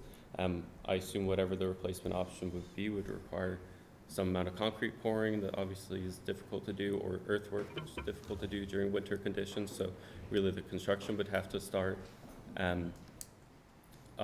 after the winter. So really at minimum, I think probably 9 months to a year to implement a new solution. Okay. I would also like to say that I do try to always do my due diligence. I'm kind of a one-man show, owning the companies, managing the construction projects, managing both the businesses that take on these, always trying to do things with good intent. I know. Obviously spending a lot of money just to protect people. Went through all the due diligence I thought I should have for the rockfall mitigation, which I did talk to the neighbors before that mitigation happened. I don't think I was given the opportunity to actually speak to that the last time we had the special permit hearing. But I did actually come to that meeting with a printed out conversation with the neighbors. I just wasn't allowed to speak again, so you guys weren't aware of that. So I do try to always do due diligence. It was definitely wrong on me to make the assumption that an industrial town wouldn't allow shipping or storage containers in a light industrial area. Yeah. But that's definitely something that comes with youth and something that I'll learn to make sure I don't make oversights on in the future. Okay. I mean, I would be okay with 3 months, maybe 4 months, but I don't think I would want to go longer than that at that point. I think that gives you enough time Okay, to find out Councilor what you Mercer-Bruin. can be done. So in the spirit of what Councilor Campbell said, so how, we could give you 3 months to produce something to this council in terms of plans for the next steps. If you're able to produce something in 3 months, then we'll consider extending it a few more months for you to get the work done. I think that's reasonable. I think it's, but I agree. I like again, I'm that. going to just throw it out there for Okay. consideration. Okay. Do you think that's reasonable, sir? Yeah, I think that's a reasonable place for us to start. Okay. Councilor DeMambro, do you have something? I would like to add on to what Councilor Mercer-Bruin just said. after 90 days or after January 1st, Commissioner Quinn would take the situation over, and the permit would have to be pulled. If a permit didn't be pulled with him with his office, that's when he gets involved. And you would have to have your set of plans, and then Commissioner Quinn would actually take this issue and start patrolling it, basically, and make sure that you keep up with it. And then it falls in his office. And if you fall out of line with him, then I, again, agree with Councilor Mercer Bruin, the fines would start kicking in per day on those containers. That would be my suggestion to the council. Well, we're going to provide you with an update within 3 months as to where we are. Right, with Commissioner Quinn. Yep. Through the chair to Councilor DeMambro, that's actually, I understand the spirit of what you're saying, but what I was proposing is we give a permit for 3 months with the requirement the petitioner has to come back to us, show us the progress he's made in terms of plans to replace this storage container wall, I guess we'll call it, with something else. If he comes back to us with a plan that shows, okay, this is where we're going to be going with this, we would have the option to extend that permit until he can move forward with phase 2. So that's what I'm proposing, just so it's clear. Okay. Very good. We still have to open the public hearing. Is there anything else at this point? No, not at this time. Okay. Is there a motion? Just a quick Councilor comment. Campbell? I know this is not the best solution, and especially I know some of the aldermen might not want to go this route. But if we can, at this point, help him, to at least figure out what to do, because this is an issue, I do think it's the way we should go. Okay. Is there a motion? Make a motion to open the public hearing? Second. Motion second. All in favor? Aye. Is there anyone here tonight who would like to speak on the petition from Garage 42 Degrees for a special permit at 2030 Sonar Drive? Please come forward if you'd like to be heard. Identify yourself for the clerk.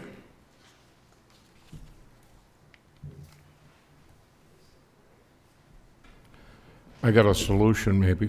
John Flaherty, Thank you. 28 West Street. Can you put your, where's the camera? Can you put your camera back?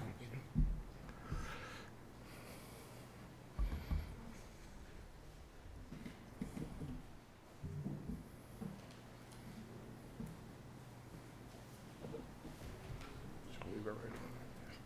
Can you push that over? Is that the virus it goes? So if you look at the container, containers are not allowed in the city for more than a year. That's an ordinance. If you cut the container, the wall of the container, and you left half the floor and took the roof off it, which you're gonna do, it'd be cheaper to do that way, and then braced it up and turned it around and loaded it with sand and everything else, then you have a wall, the container's gone. You have a steel wall that's gonna hold everything, and you'd have to put some cross bracing in. But in your buffer, if anything big comes down, there's gonna be all the sand and everything behind it. Do you have room for sand and stuff? So that's kind of now you're out of the container thing. This guy can use them. He already paid for them. And you probably have a couple left over, which you're gonna have to get rid of. But so in other words, take it off, take the top off, cut it in half, and have like an L shape. You know what I'm saying?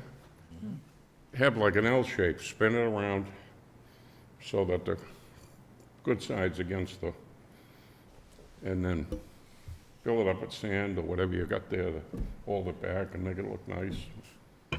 That's your solution. You'll need to get an engineer still to figure Something that to out. think Yeah, but I'm saying now you're out of the container thing. Yeah, Now right. you're out of the container thing. We Right. don't have any more containers. Right, exactly. Right? So. Appreciate that. Thank you. Yeah, thank you, John. John? Is there anybody else who would like to be heard? No? Public hearing is still open. What's the will of the council? Council Demers? I would just say that if that is a fix that is tried to be developed, that you clear it with Building Commissioner Quinn first to make sure that that would follow with our existing ordinances and codes. But at this time, I'll make a motion that we grant the permit for conditional 3 months. You want to Second on the motion? close the public hearing? I'm The sorry. motion is I'll make a closed. motion to close the public hearing. Second. Second.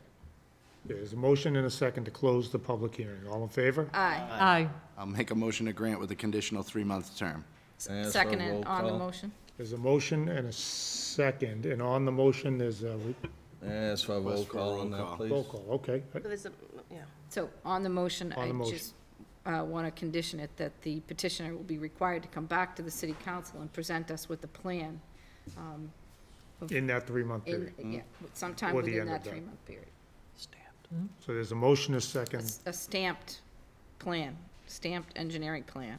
that we grant the permission to use the containers for a 3-month period, and with the condition that the petitioner comes back with a stamped plan to solve the problem long-term. Is that the spirit of the motion? Yes, sir. Yes. And there's a request that this vote be It's conducted. actually, you actually need a, because it's on a motion, you need to have a separate motion for the amendment. I'm sorry? Before you can have the motion on the full order, because she had a motion, She amended it. she amended it, the amendments. Okay, on the underlying Amended. amendment. Correct, thank you, and that does not All have in to be by favor roll of the call. underlying? Aye. Aye. Thank you. Aye. And on the main motion, there's a request that that vote be conducted by roll call. On the motion. Council Viola? Just to clarify that my vote, I am in favor of public safety. However, the petitioner did state tonight that there were other options given to him, but he chose to go this route instead of seeking any of the other options. So I'm still a no vote on this. Okay, due to thank you. that. Roll call?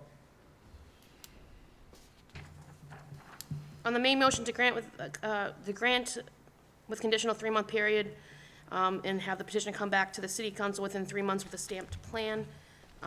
Council Campbell. Aye. Council Demers. Aye. Council Dillon. No. Council DeMambro. Aye. Council Ferlurulo. Aye. Council Gately, absent. Council Mercer Bruin. Aye. Council Viola. No. President Concanon. Aye. Motion passes. Okay, thank you. Good luck.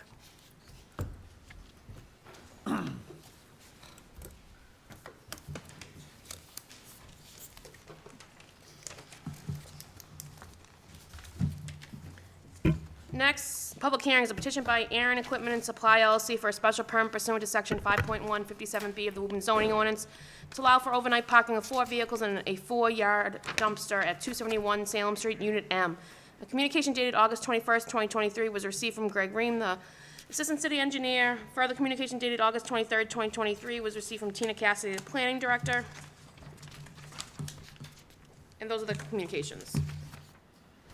Motion on the communications?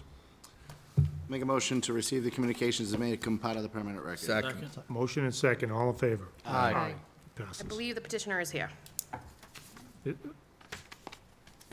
Is the petitioner here? Please come forward.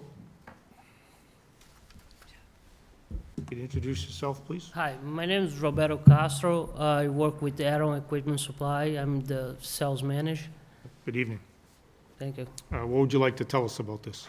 We're looking for parking space on a property, and then a dumpster space too, because we need to throw the trash out, the cardboards only, and space for the parking. Have you seen the communications that we've received from city officials? No, You have not? no, not yet. Okay. We have, the Assistant City Engineer sent us a letter, as did the Planning Department, with some concerns about this proposal. You should review those, Okay, because you're gonna have to respond to those and satisfy those concerns, and perhaps others from the council. So we can get you copies of those. please. Okay. Is there anything else you want to tell us tonight based on what you do know? No, just the space for parking, the vehicles, and the space for the dumpsters. Okay. Seeing as the petitioner hasn't seen these documents yet, but are there questions from the council at this point? Councilor Mercer Brewer?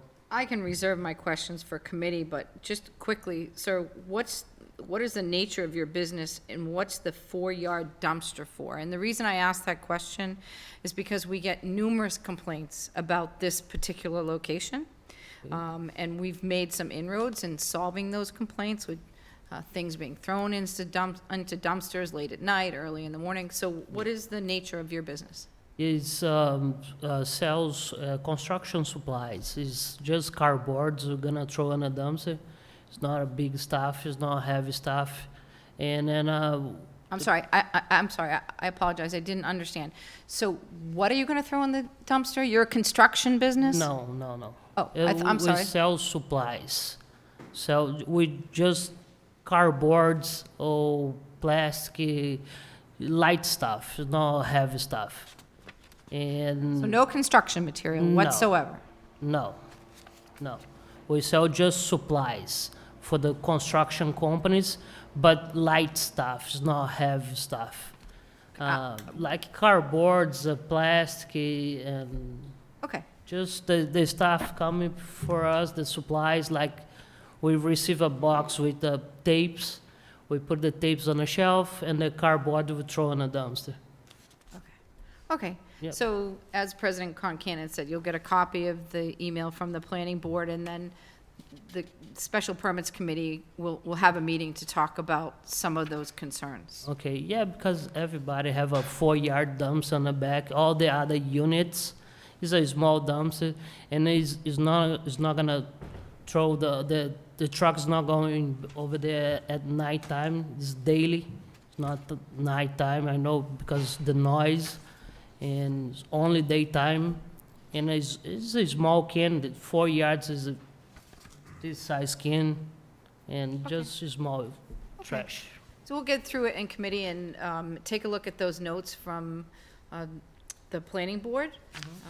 And so we'll probably, I hope, meet next week. Okay. Okay. Councilor Mayor? Good evening, sir.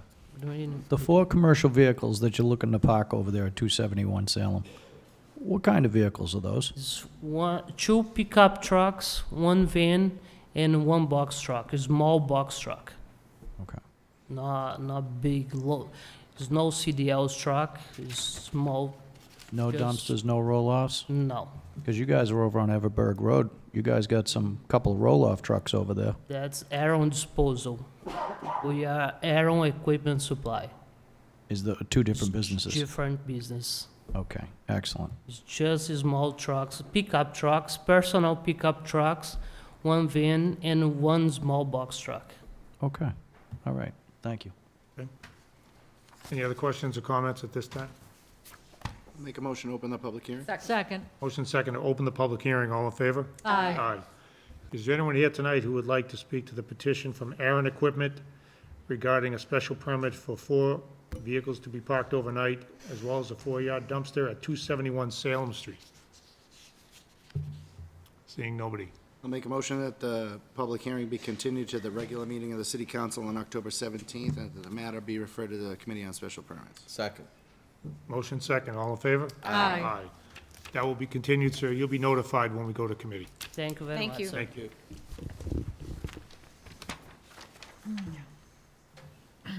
Mr. President, if we could make a 5-minute motion for a quick break? Second. Motion second for a 5-minute recess. All in favor? Aye. 5 minutes.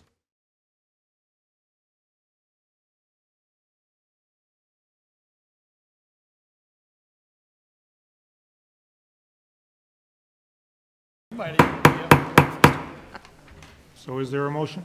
Motion to return the regular order business? Second. Motion second to return to the regular order. All in favor? Aye. Thank you.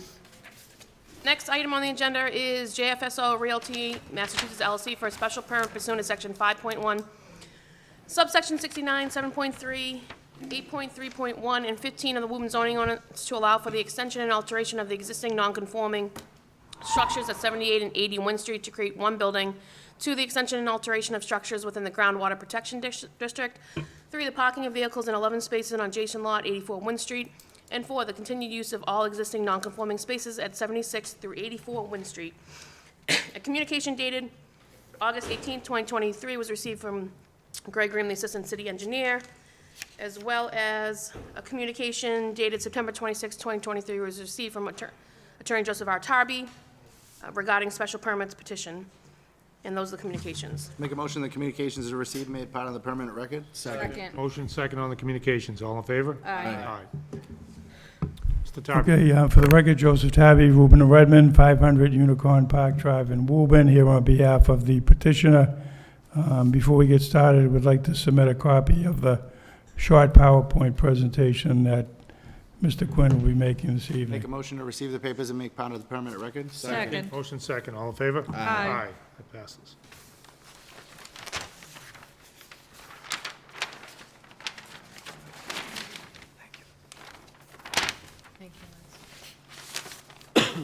Thanks, Liz. Thank you. Thank you.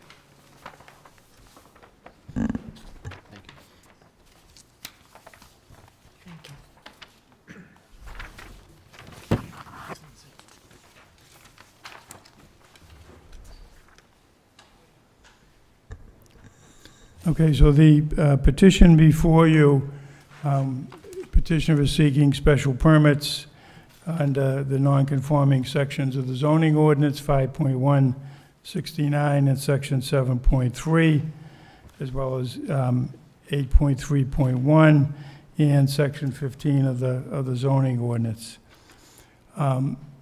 The special permits are being sought to allow for the extension and alteration of non-conforming structures at 78 Wynn Street and 80 Wynn Street, to allow for one building, which will be a combination of the existing convenience store building with the office on the second floor, and the demolition of the non-conforming use of the property at 78 Wynn Street as a single family home in the BH zoning district. So the structure at 80 Wynn Street meets the front yard setback, side yard setback, street frontage, curb cut width, and parking within setbacks that were allowed under a variance decision granted on February 8th of 2000. When we first filed this, the creation of this one building results in all of the dimensional regulations being met. At the time, we indicated that we would not meet the street frontage. We had street frontage of 107 and 125 feet was required. We now comply with that, and I'll get to that in a second. The property is located in the Business Highway District. And you do have a communication from the planning department with comments. So we actually met with the planner and Tom Quinn to review those comments along with Carlton and my client. And as a result of addressing all of those comments, you do have a new site plan in front of you. And one of the suggestions that was made by the building commissioner was that rather than look for a special permit under 8.3.1 to park at 84 Wynn Street, that we include that as part of the overall development, so that we've created one lot now via an A&R plan that's being reviewed now by the planning director that would consist of 78, 80, and 84 Wynn Street. And the address of that new lot would be 84 Wynn Street. So what happens as a result of this proposal is that the existing non-conforming residential home at 78 Wynn Street gets demolished. In addition, gets constructed to the building at 80 Wynn Street, which contains a convenience store and some office space on the first floor. The addition results in one building with gross square footage of approximately 3,288 square feet, of retail, and then approximately 1,539 square feet of office, and approximately 3,271 square feet of lower level space behind the building. The inclusion, as I said, of the empty lot at 84 Pleasant Street will now make 84 Wynn Street conforming as to all dimensional regulations, the only nonconformity being all the existing spaces on the property. So I think when Carlton takes you through the plan, you'll understand it a little clearer. So I'm going to turn it over to Carlton.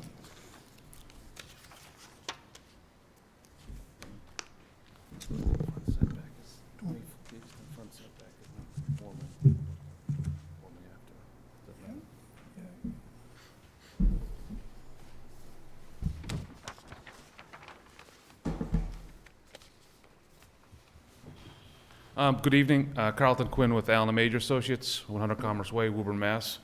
In front of you is an aerial. I've outlined in red the entire sites of 76, 78, 80, and 84 Wynn Street.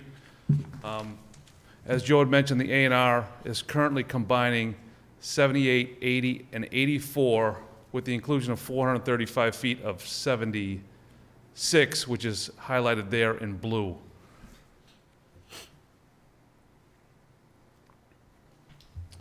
This plan is the existing site plan in front of you currently. The red hatched area shows the new lot of 84 Wynn Street, illustrating the existing building on the left. It's kind of a trapezoid from wider at the top to narrow on the bottom with a dashed line, and then the proposed addition to the right, increasing the gross footprint of the building from 1,500 to about 3,300 square feet. And this is going to include the removal of a driveway, an existing house. The existing parking lot on the left is going to remain the same. All the existing parking is actually existing spots. We're not adding any more new existing spots. And there'll be an increased area of landscaping up front where the existing house was, kind of in the top right corner. You can see like a gray hatch in the background. That will all be a landscaped area moving forward. The next plan is showing a rendering of the proposal with the existing building to the right, with the commercial on the first floor, office on the second floor, and to the rear of this, that's not illustrated, it actually falls off one more floor to the rear, so the building to the right is actually 3 stories, and the building to the left will be 2 stories, with kind of a warehouse storage area on the ground floor to the rear of the property. That's all I have for you tonight. Thank you. I'd just like to make one correction on the, I indicated that all of the dimensional regulations were complied with. The frontage will remain at 24.2 feet where 25 feet is required. But the new addition portion will meet the 25. And I think one of the benefits that Carlton indicated that there's an area in front that'll now all be landscaped along Wynn Street. Okay, questions? Councilor Dillon. This does fall into my ward. I have walked the site with the plans. I look at it as a great improvement to what's there now. What we have is an existing older home that's stuck between 2 commercial buildings. Quite frankly, it looks odd. That whole corridor, we're starting to see some activity there, and to me, this could be the ground start of a real good business zone going in there. It's not apartments, it's not adding traffic, it has plenty of parking, it's an improvement. And I want to see that area come along. There's some residential there further up. As you go down from the subject property, you have all commercial to the left, right down to the access to the police station. I just see this as a great opportunity to get that whole area going. And as we know, we need the tax revenue coming in for next year, so I fully support this. Thank you. Thank you. Council DeMambro. Just for clarification, you said the back of that building tapers down to another story in the back, and you made reference that it was warehouse space, commercial space, or? Yeah, currently, the area behind the existing building is being used for storage by one of the tenants in the adjoining building. The other space will be rental property, and depending on who leases it, will dictate what the parking requirement is. Will that have a storefront facade down below in the back, or is it no. going to be like loading docks or things of that nature? Basically going to be garage and, one second. Okay, is it going to be a loading dock? Yeah, roll-up door. A roll-up door, ground level, or is it a loading dock? Roll-up door, you can drive in. Drive-through, Yeah, ground level. ground level. Okay, excellent, thank you. Set? Thank you. Any other questions at this time?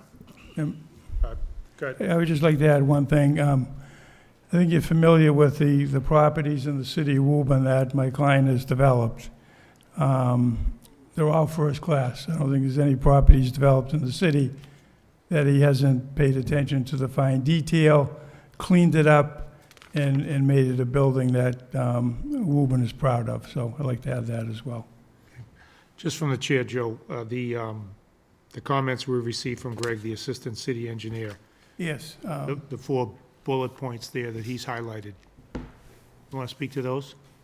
Sure, Carlton will. Yeah, I do have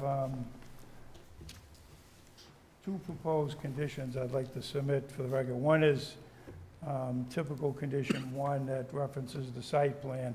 And then to your question, Mr. President, we have a second proposed condition that says, prior to the issuance of a building permit, the petitioner will revise its existing drainage system to the satisfaction of the city engineering department to meet the requirements of the Massachusetts Stormwater Handbook relative to quality and quantity to the maximum extent practical. Okay, thank you. And your plans may reflect it, the proposed change in the curb cut? What we're doing on a portion of the curb cut, that curb cut's been existing for forever. We are closing it down with some of that landscaping, but not as much as was recommended in Greg's that recommending? comment letter. Okay. So we can show you on the plan. Yeah, so basically,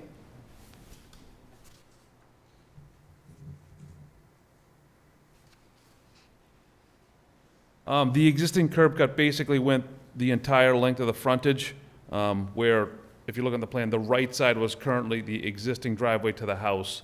So that curb cut is getting removed, but we're keeping the existing curb cut that accesses the existing parking stalls for the commercial lot currently. So there will be a reduction of about 25 feet of curb cut in that location. So when he suggests that it would be helpful to eliminate the parked vehicles right in front of 80, you're not, That would be the 4 stalls directly in front of the convenience store that are currently existing. you're going to keep those? Correct. That's one of the things he recommends could add a benefit to this proposal, to eliminate those, so those cars aren't backing out onto Wind Street. What do you think of that? Well, they've been, that's the way they've been for years. We're not aware of any, accidents that have occurred over there. Okay. President? Council Dillon? On your point regarding the parking in front of the convenience store, I did look at that, and I've pulled in there many times myself, never had a problem. In today's environment with business, I'm just not sure it would benefit, certainly the person that's running the convenience store. I wouldn't want to change his way of business as slight as parking goes, just in case it could hurt his business. So I did look at that myself, and I actually pulled in and out of there twice today, and I had no problem. But I do thank the engineer department, as they always give us something to look at and it's great direction. Very good. Thank you. Okay. I would also like to point out that the accessible stall to the closest point of the door is right there also. So one of the 4 stalls is an accessible stall that would probably not be used that often. Okay. Anything else? Mr. President, I'd just like to submit for the record, 2 proposed conditions for consideration by the council. Okay. Is there a motion on this? Make a motion that we receive the paper, make it a working draft? Second. Motion second. All in favor? Aye. Take a minute. There you go. Thank you.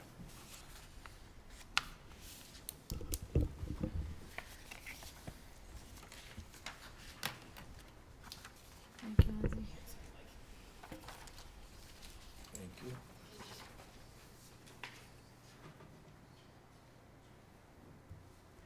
Thanks.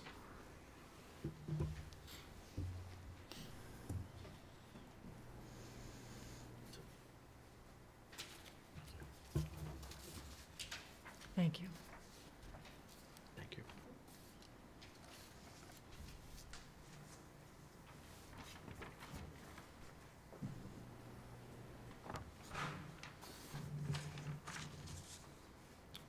Okay, anything else before we open the public hearing? No, we do not. No.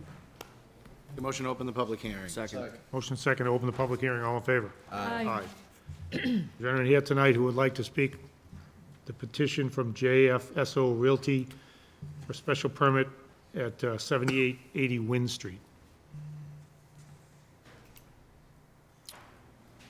No? Seeing no one?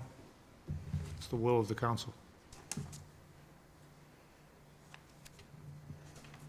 I'd like to see it move forward, but given that I think we need to put some findings in order for it to move forward and keep it in performing the way it should be, I would make the motion that we carry it over to the next meeting, and we'll have our findings ready at that point. So you'd like a motion that we continue to our meeting on October 17th and send it to special permits? Thank you. Second. So you, I'm sorry, what was Madam that? Clerk? You said continue and send it to special permits? That was the Okay, motion. thank you, sorry. Everyone got the motion, October 17th, and we'll go to special permits? All in favor? Aye. Thank you.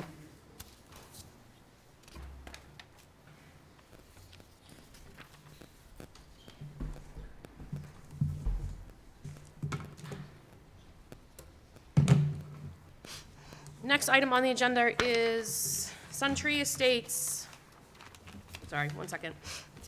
Suntree Estates LLC for a special permit under section 5.1, subsection 12 and 8.3.1 of the Woburn zoning ordinance to allow for a child care center and shared parking with adjacent premises at 205 and 213 Cambridge Road.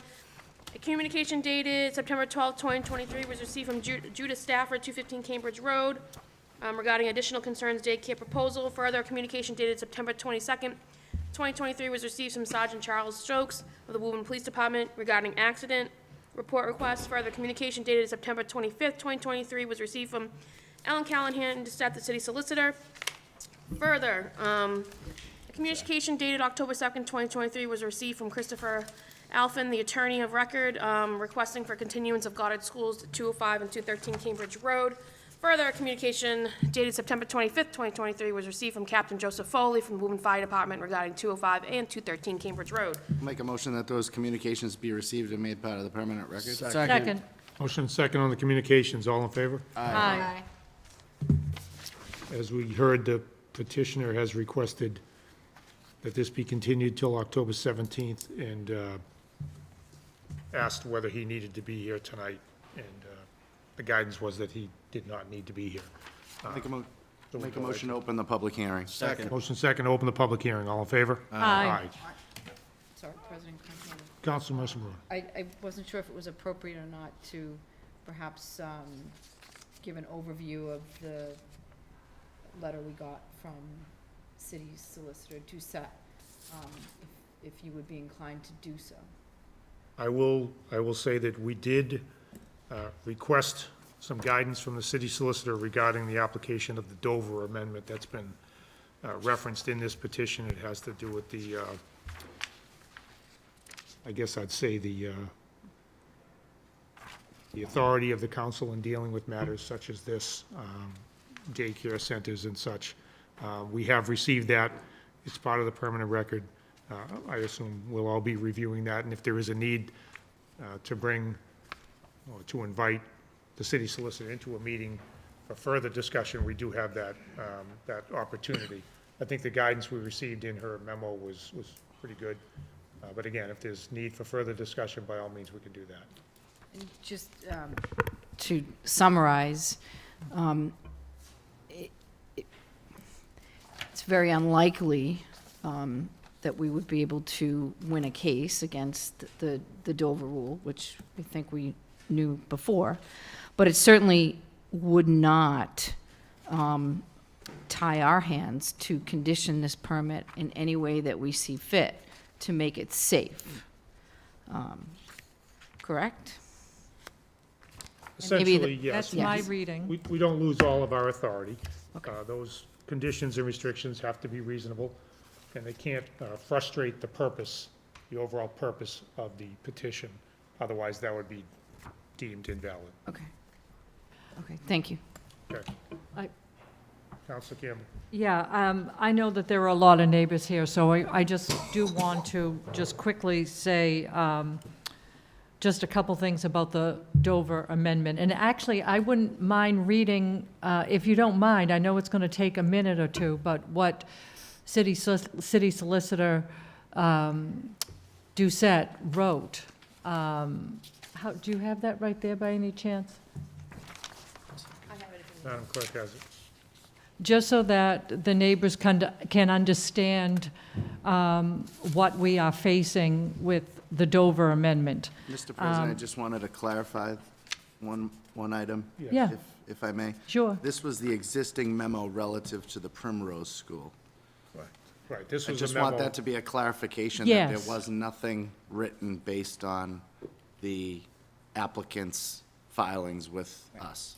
Yes, but it's talking about the Correct. Dover amendment. Yes, Yeah. it is. It's a legal opinion from the, Correct, yeah. The prior I just legal want there to be clarification. Yeah, thank you. Would you like to read something? Yes, do you have the one from, I do. Would you like me to read it? yes, please. All of it? President Concan? That might be Councilor too. Mercer Bruin? It's 4 pages. Do you want me to read all of it? Oh, it is too long. Okay, so let me just summarize for you. That is too long. The Dover Amendment, the bill prevents the cities and towns from discriminating against expanding religious and educational institutions. Now, that took place in the 1950s. It's when it was passed. But cities and towns can still make and apply requirements that are related to the legitimate municipal concerns. One of them is safety. And this particular project, because of where it is located, I believe that, safety is huge. And I'm hoping that that might be something that we can grab onto to at least, if we cannot stop the project, we can at least limit potentially the size, or make sure that the property is being used in a way for safety for the children. I mean, absolutely having them on Cambridge Road, one of the playgrounds, was not well thought out at all. And also having the large home staying, I don't think is a good issue as well, because obviously we know parking is an issue, and making sure that traffic gets moved around so that the pedestrians as well as the motorists are not in danger on Cambridge Road. I mean, it's a very fast street. So I just wanted to quickly say that again. I know that it was spoken about at the last meeting, but I just wanted to bring that up again, because our hands are tied somewhat, but we do have a say when it comes to safety, and that is what also the city solicitor our city solicitor was telling us as well about the Primrose School. Thank you. Okay, thank you. So we have a motion and a second and a vote to open the public hearing. Any comment before we do that? Okay. Is there anyone here tonight who would like to speak? This is a petition by Sun Tree Estates for a special permit, as well as relief under the Dover Amendment regarding the Child Care Center and shared parking at 205 and 213 Cambridge Road. If you'd like to be heard, please come forward. Give us your name and address for the clerk. And Can you switch? I'm sorry? can I what?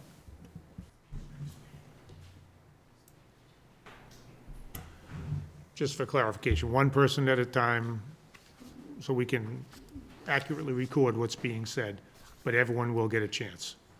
So, Good evening. My name is Ann Hedison. I live at 8 Grace Road in Woburn. I'm here tonight because from 2014 to 2020, I was the City of Woburn crossing guard at that location, and it is treacherous. The crossing guard before me was hit by a car, his arm broken. I was knocked down by a car. I had one of the police officers bring me a whistle because I couldn't get them to stop with just the stop sign. They come up from the four corners when that light turns, and they are flying. They are flying by. We had many parents call the mayor. There's been letters to the editor in the paper. It is a very, very dangerous place. I just wanted to let you know that. okay. Thank you. Thank you. Judy Stafford, 215 Cambridge Road. I talked at the last meeting. I just had a few additional things that I forgot to mention last time. One of those is to remind or maybe inform people that there's a huge development going in, apartment development going in across from Whole Foods on down Cambridge Road. I don't know how many apartments are in there, but I bet it's maybe 100 or more.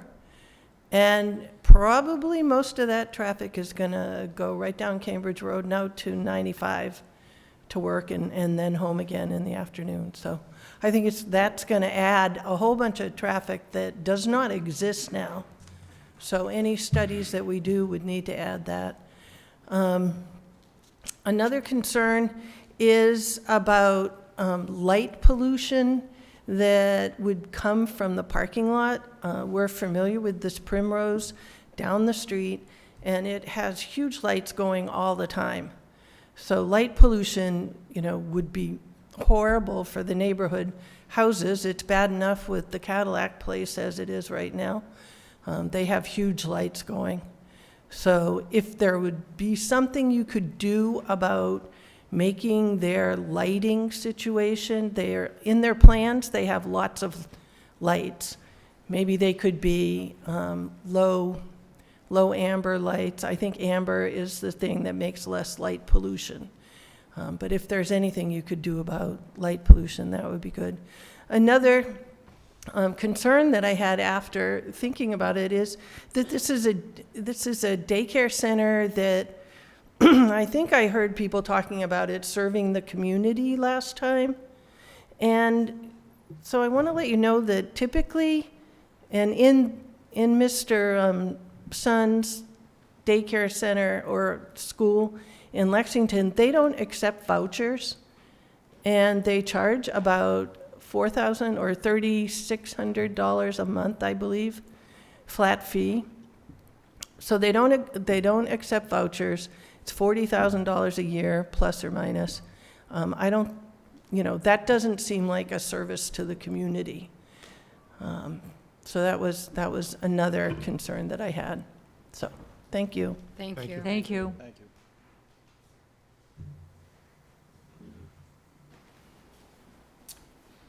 Mike Delano, 210 Cambridge Road.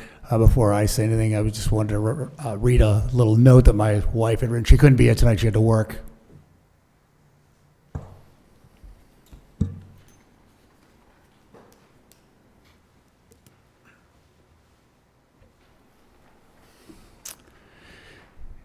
In researching the funding for the Goddard schools, we have learned that the funding for these originate from a small private bank in Wisconsin. The bank funds the prospective franchisees 100%, no money down needed. From this, we conclude that these loans are no risk due to the Dover Amendment's ability to negate any and all regulatory concerns. Further collateral collusion is that these schools, although state that they are focused on the care and safety of children, have merely evolved into a big business for the franchise owners and the banks that support them financially.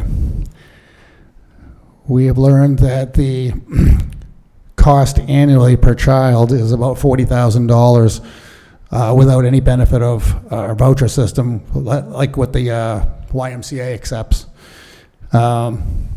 I don't know anybody in my neighborhood who can afford $40,000 a year to send their kids to this. That's like a college tuition. It has become evident that the Dover Amendment is dated and needs revision. And it was enacted in the 1950s when the need for daycare centers and houses of worship were not supported by the general public. At that time, the majority of the pre-K population was cared for in the home, either by a non-working adult parent or grandparent or an extended family member. The need for outside assistance was nominal, in sharp contrast to the needs of our current 2023 needs.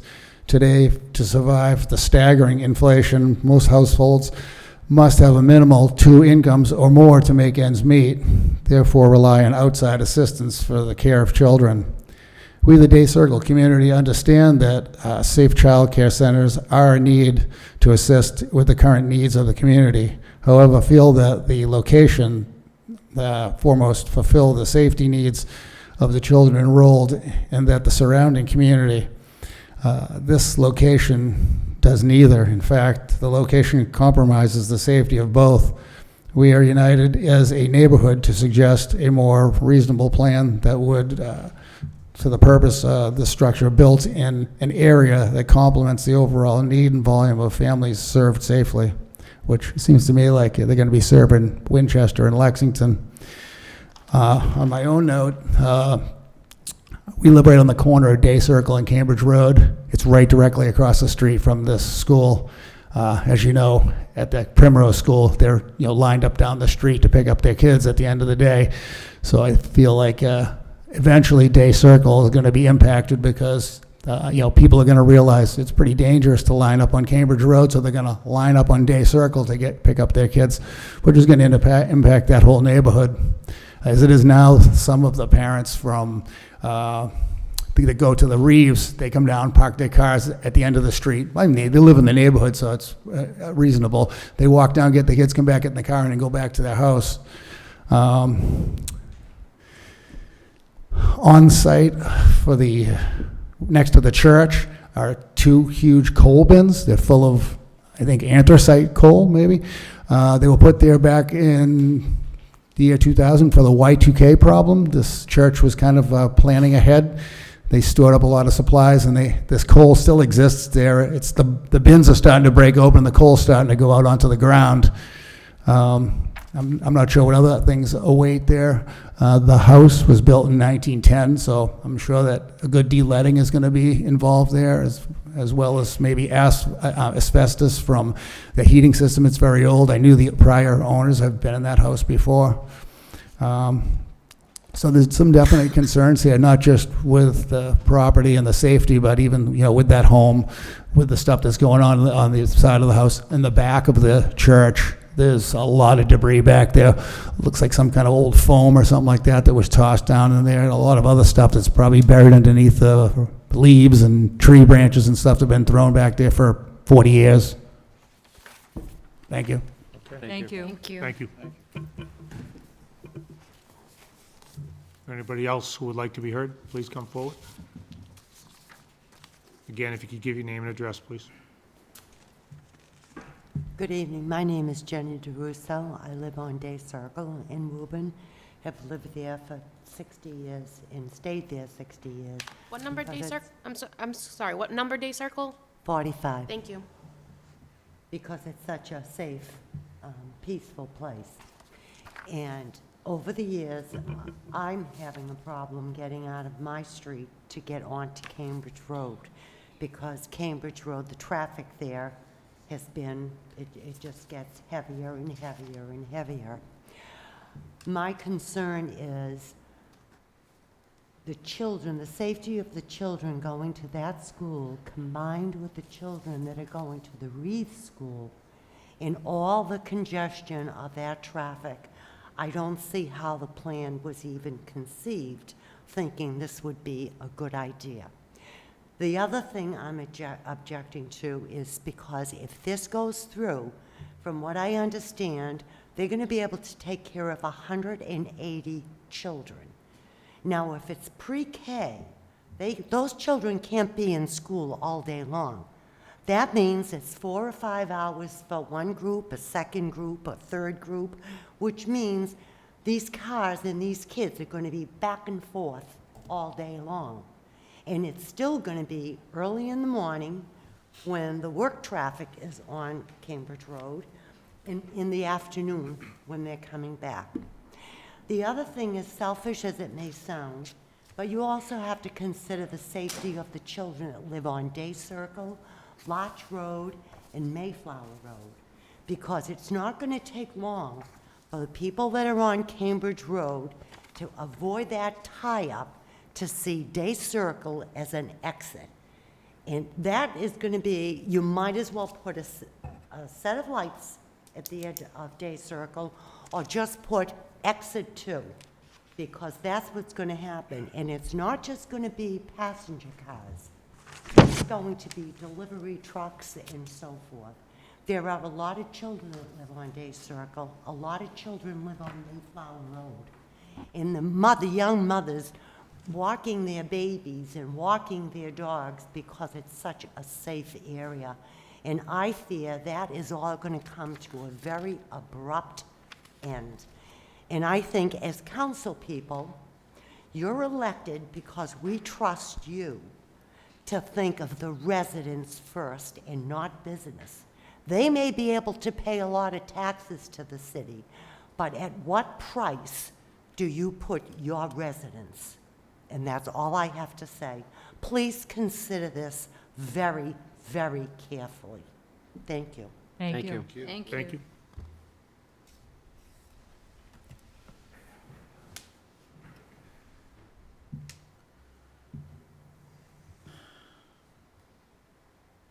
Hi, my name is Ronald Doherty, 24 Day Circle.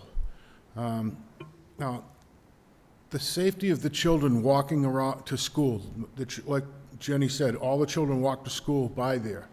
You're going to increase the traffic on Cambridge Road by 300 or more stops, just people coming and dropping the kids off and picking them up at the end of the day. That's a minimum. And, you know, I've seen it down at the Primrose School. It takes me 4 minutes to get from the YMCA to my house because it's all backed up in the morning when I leave the Y. So I think between the traffic and the safety, and I don't know about this thing, that land is zoned R1. Does that mean anything? I mean, it forced its way in there in 1970 to become a church, but it's still zoned R1 in the tax records. So does that mean anything? You can't use any of that to get around this other thing, the Darby law or whatever? The Dover. The Dover Dobie. Amendment, Short answer is no. Really? yeah. So in other words, they can just come in and take R1 land and do whatever they want with it. And so they could come into my house at 24 Day Circle and say, oh, I'm going to put a school here? Well, they couldn't take your house, but if they own the Oh, property. but if they bought my house, if I sold my house to them, they could come in and put a school at 24 Day Circle. Basically, yes. With reasonable restrictions and regulations I don't know. imposed by this That council. seems like a pretty crappy law that somebody should do something about, or, because the safety of everybody in that area is already in danger. And now you increase that by putting a school there. I mean, it was a church before, but it was a quiet church. You know, they did their thing on Sundays and maybe Wednesday nights. And it wasn't a lot of traffic. And, you know, so we put up with it as neighbors because they were a good neighbor. But is this school going to be a good neighbor? I mean, their clientele is basically not from Woburn. So how are they serving us, other than giving us a hard time with the traffic, you know, and the safety? You know? Thank you. Thank you, Thank sir. you. Can I just make a quick comment? You may. Just to that point, that's why it's so important that we need to look at the safety issues, because that's the city's way out. Yes, making sure that with the help of the city solicitor, Yes, sir, if you're going to speak, please come back to the mic. yes.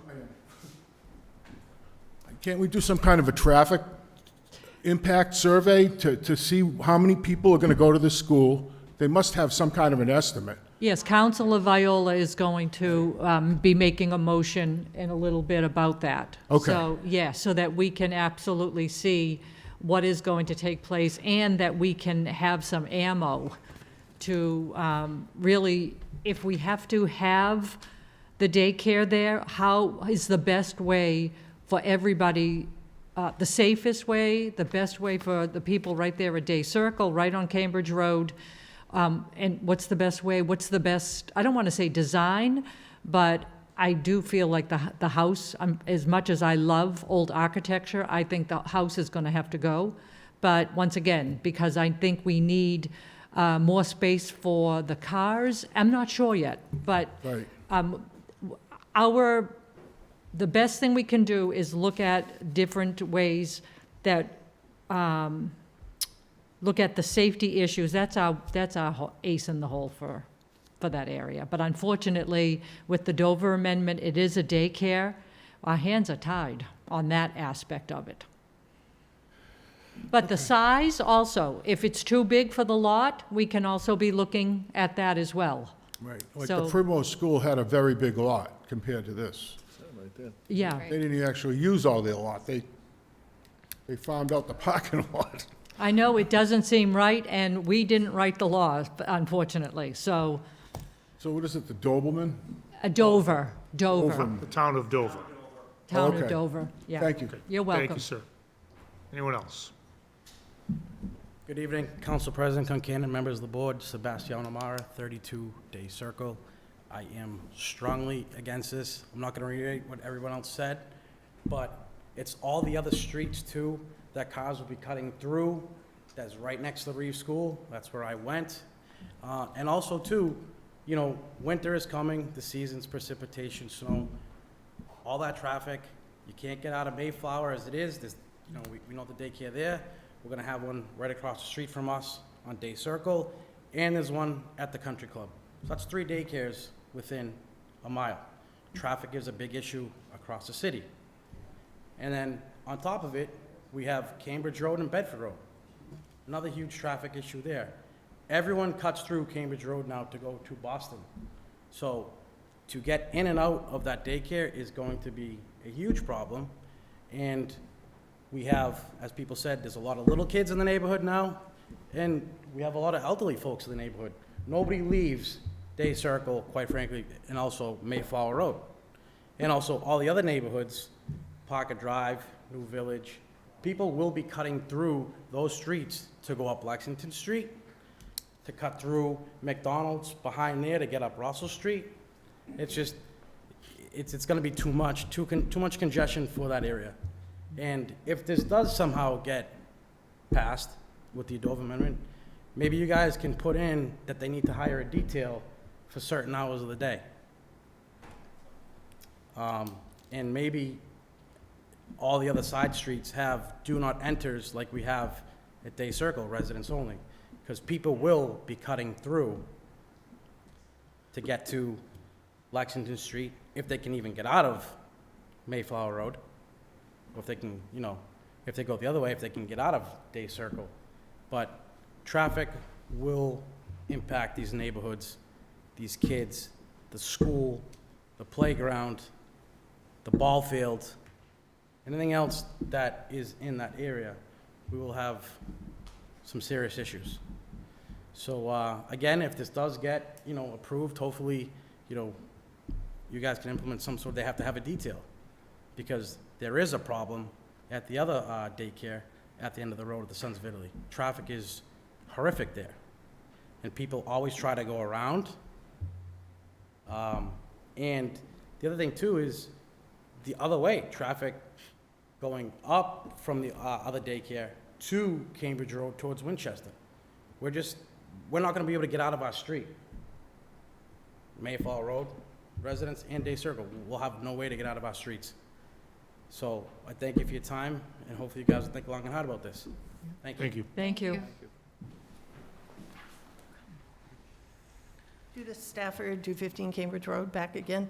I was hearing about the house having to go, and the house is about 30 feet, maybe 25 feet from my bedroom. So I wouldn't mind the house going, except for the fact that they're gonna have this lit-up parking lot. It'll probably be lit all night long. So I'd request that maybe you require them to put up some kind of, 20-foot tall hedge or something like that between the two properties, if they do end up taking down the house. It's gonna be bad enough even with the house there. But that house is falling apart, so I could supply a picture, if you want, of the hole in the roof.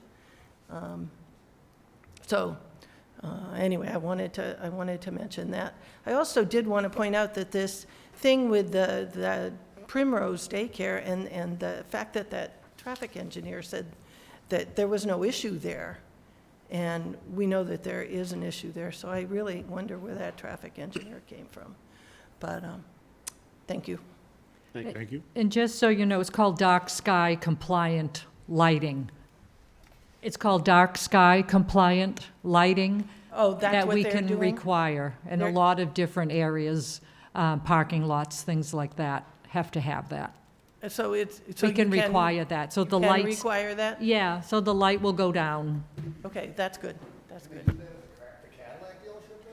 Anyone else who would Blinds me. like to be When I heard? walk down Day Circle, the Cadillac dealer blinds me. I walk down there to get home from the Y. It absolutely is like blinding. I don't know why the neighbors of that haven't complained. But have you complained?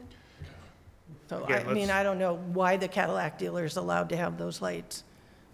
We can take a look at that. Anyone else who would like to be heard?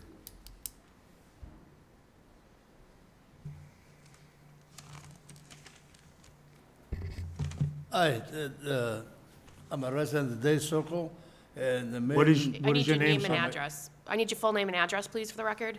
Excuse me? Your I need name your and address. Name and address for the record, please. My name is Giuseppe Federico, I live at 54 Day Circle. Thank you. I've been living there a long time. My main reason against this project is traffic. Traffic, even now, try to get off Day Circle on Cambridge Road, you put your hand in you gotta go in the middle of the street, try to stay, hopefully somebody stops. We don't need another 180 cars coming from the parking lot across the street, evening and in the morning. That's crazy. That's the main reason. And plus, $40,000 a year for a kid who could afford that. Thank you. Thank you. Thank you. Anybody else like to be heard? Please come forward. May I say one more thing? You may.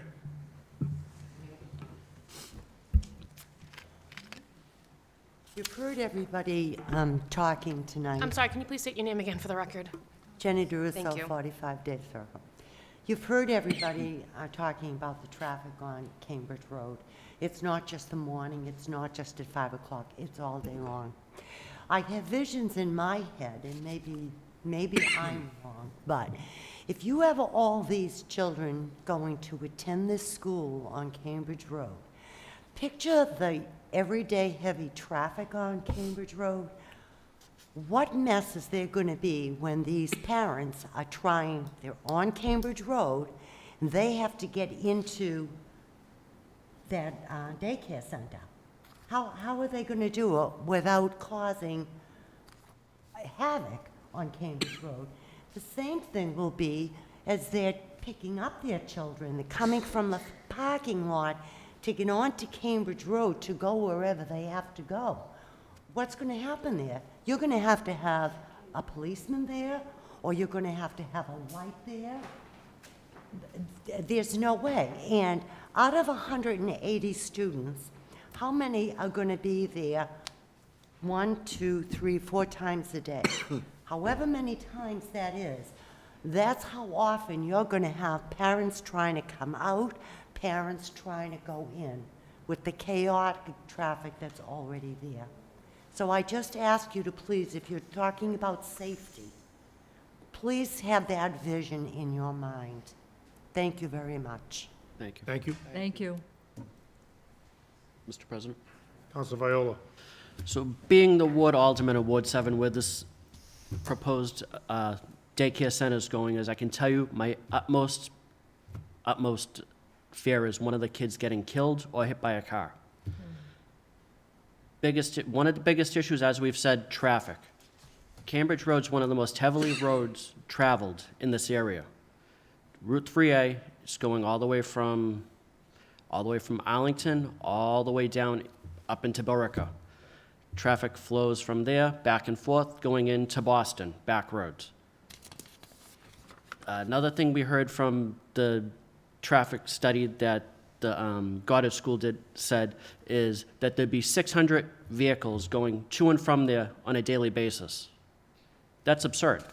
600 vehicles turning in, out. It's going to make the whole area in a standstill. This area cannot deal with that type of traffic. As it is, we have the intersections of Cambridge Road, Bedford Road, which is one of the worst and most dangerous intersections in the state. And luckily, we're going to have that finally worked on soon. Then you have the intersections, Russell Street, Cambridge Road, Lexington Street. That corner down there, can't tell you how many times I've seen almost accidents in front of where the Jeep dealer is down there, because people don't stop. Then you have the intersection of Cambridge Road and Lexington Street. Another bad intersection because people are trying to take a left-hand turn in front of McDonald's. All it takes is one accident in any of those areas to back up Cambridge Road where this school's going to go, and traffic isn't going to flow. As you may have seen today, there was construction work being done right where Parker Street is. It rerouted traffic through New Village Road to Morningside Drive, to Highview Road, down to Parker Street, back out onto the out of Lexington Street. And living over there, I could tell you, I had 18-wheelers coming through there that I don't know how they made turns down into Parker Street without taking down somebody's property. Safety is the most important issue in this area. So with that, I don't see how I could go ahead and vote in favor of this project. However, as we did state, because of the Dover Amendment, our hands are sort of tied with this. So when it comes to conditions for this project, we can condition as much as we want as long as within general good reasoning. So that's what I believe would be our best bet to do if this were to go in. And at this time, Mr. President, I'd like to make a motion to request a peer review study of the traffic. Okay. Second that. Second. May I make a Madam suggestion? Clerk. Sorry, for language purposes, similar to the other peer reviews you requested, Yes. motion for peer review to allow the city solicitor and engineering to enter into contract and have the city council president be able to sign on behalf of the council. Correct, thank you. Thank you. That's the motion. There's a second? Second. Second. Motion and second on that. All in favor? Aye. Thank you. Anything else at this time? That's all right now, thank you. Again, the public hearing is open. Is there anyone else who would like to be heard on this petition? If you would, please come forward. Your name and address. Okay, everyone's, Mr. President, Madam Clerk. may I just relay to you, perhaps other people might know, that the clerk of committees, Gordon Vincent, has been in touch with the petitioner, and they're anticipated to be on October 10th for committee meetings. For a committee meeting. Yes. Good point. So it's expected, at the request of the petitioner, that the matter will be continued till our full meeting on October 17th, but in the meantime, we would be having a committee meeting where we talk a little bit more about these details. That would be publicized, and the public's welcome to attend. We don't often open it up for public comment, but you'd certainly be willing to hear the discussion about this matter. Councilor Demers? did you have something? Just a point of clarification, just want to throw it by the ward alderman before any motions are made, that while we will be meeting in committee on the 10th, I would suggest that, because it takes a little bit of time for the peer review to come in, that when we go through the process of continuing this evening, it would be to the November meeting. That is correct. Thank you. Okay, okay, good point. Counselor Dillon? For the folks who spoke tonight, we get it. It's no easy task to sit up here and not feel terrible for you. And we sit here, we're your friends, we're your neighbors. We don't leave here and go to another community. So this isn't easy for us when we have this thrust upon us. And then add salt to the wound, we hear, I guess the expression, follow the money. It's some bank out in Wisconsin that's sending this way, for lack of a better term. I have a better term, but I won't use it. So I think it's important that you folks know we see what you're going through. It just doesn't seem right. And I know Councilor Viola is working at every possible avenue, and I think we need to go back to the city solicitor, who's the expert. I'm certainly no attorney, but we really have to look at if there is any way to penetrate the veil of the Dover Amendment, and if it's safety, let's jump on it. And if it's one of those times that we go to court and lose, well, we'll spend some money, but maybe now's the time to try to do that and not let them run roughshod right over us. It's I put myself in your position. I have a pit in my stomach up here. I wouldn't want it in my neighborhood. I know many people in the Day Circle area. It's sad. So with that said, I'm sure everyone here in the council is going to do everything we can to try to, first off, stop it if there's any way possible. And if that's not the case, make sure that it's as livable as we can make it for the neighbors. But it's a sad situation. Councilor Demers? Thank you, Mr. President. And I know I just wanted to offer a, comparative overview of the Dover Amendment. It's very similar to what we deal with Chapter 40B, when a developer can come in and skirt local zoning laws. I know that a lot of the councilors, every one of the councilors up here, we're all for affordable housing, but you can see that a law that was created 30, 40 years ago is now being abused by massive developers, some outside companies from outside of the state that are taking advantage of it. So, I wish there was something we could all do directly to reform the Dover Amendment. It's more of a state legislative matter that we don't have much of a leg to stand on. I know that I'll be willing to work with all of the councilors here moving forward on this project to make sure that we do everything we can in our power to make sure that it is the least intensive, least bothersome project over there. I know we're going to have future discussions on this. We're going to, again, like Councilor Dillon said, we'll work with the city solicitor to see to what extent we can go on everything. And I know that we have that time to be doing that because our next meeting will probably be mid to late November.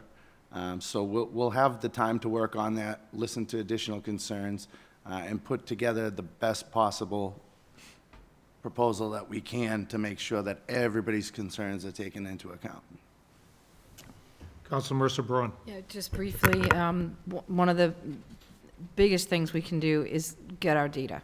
And thank you, Council Viola, for starting the ball rolling on that, because that is how you build a case, with data. So we've taken the first step in that direction. So thank you for that.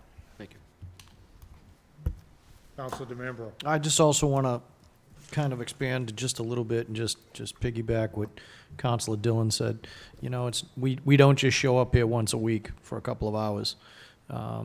Many of us are in constant communication throughout the week. We're always bouncing stuff off one another. We're doing site visits. We do the walkarounds.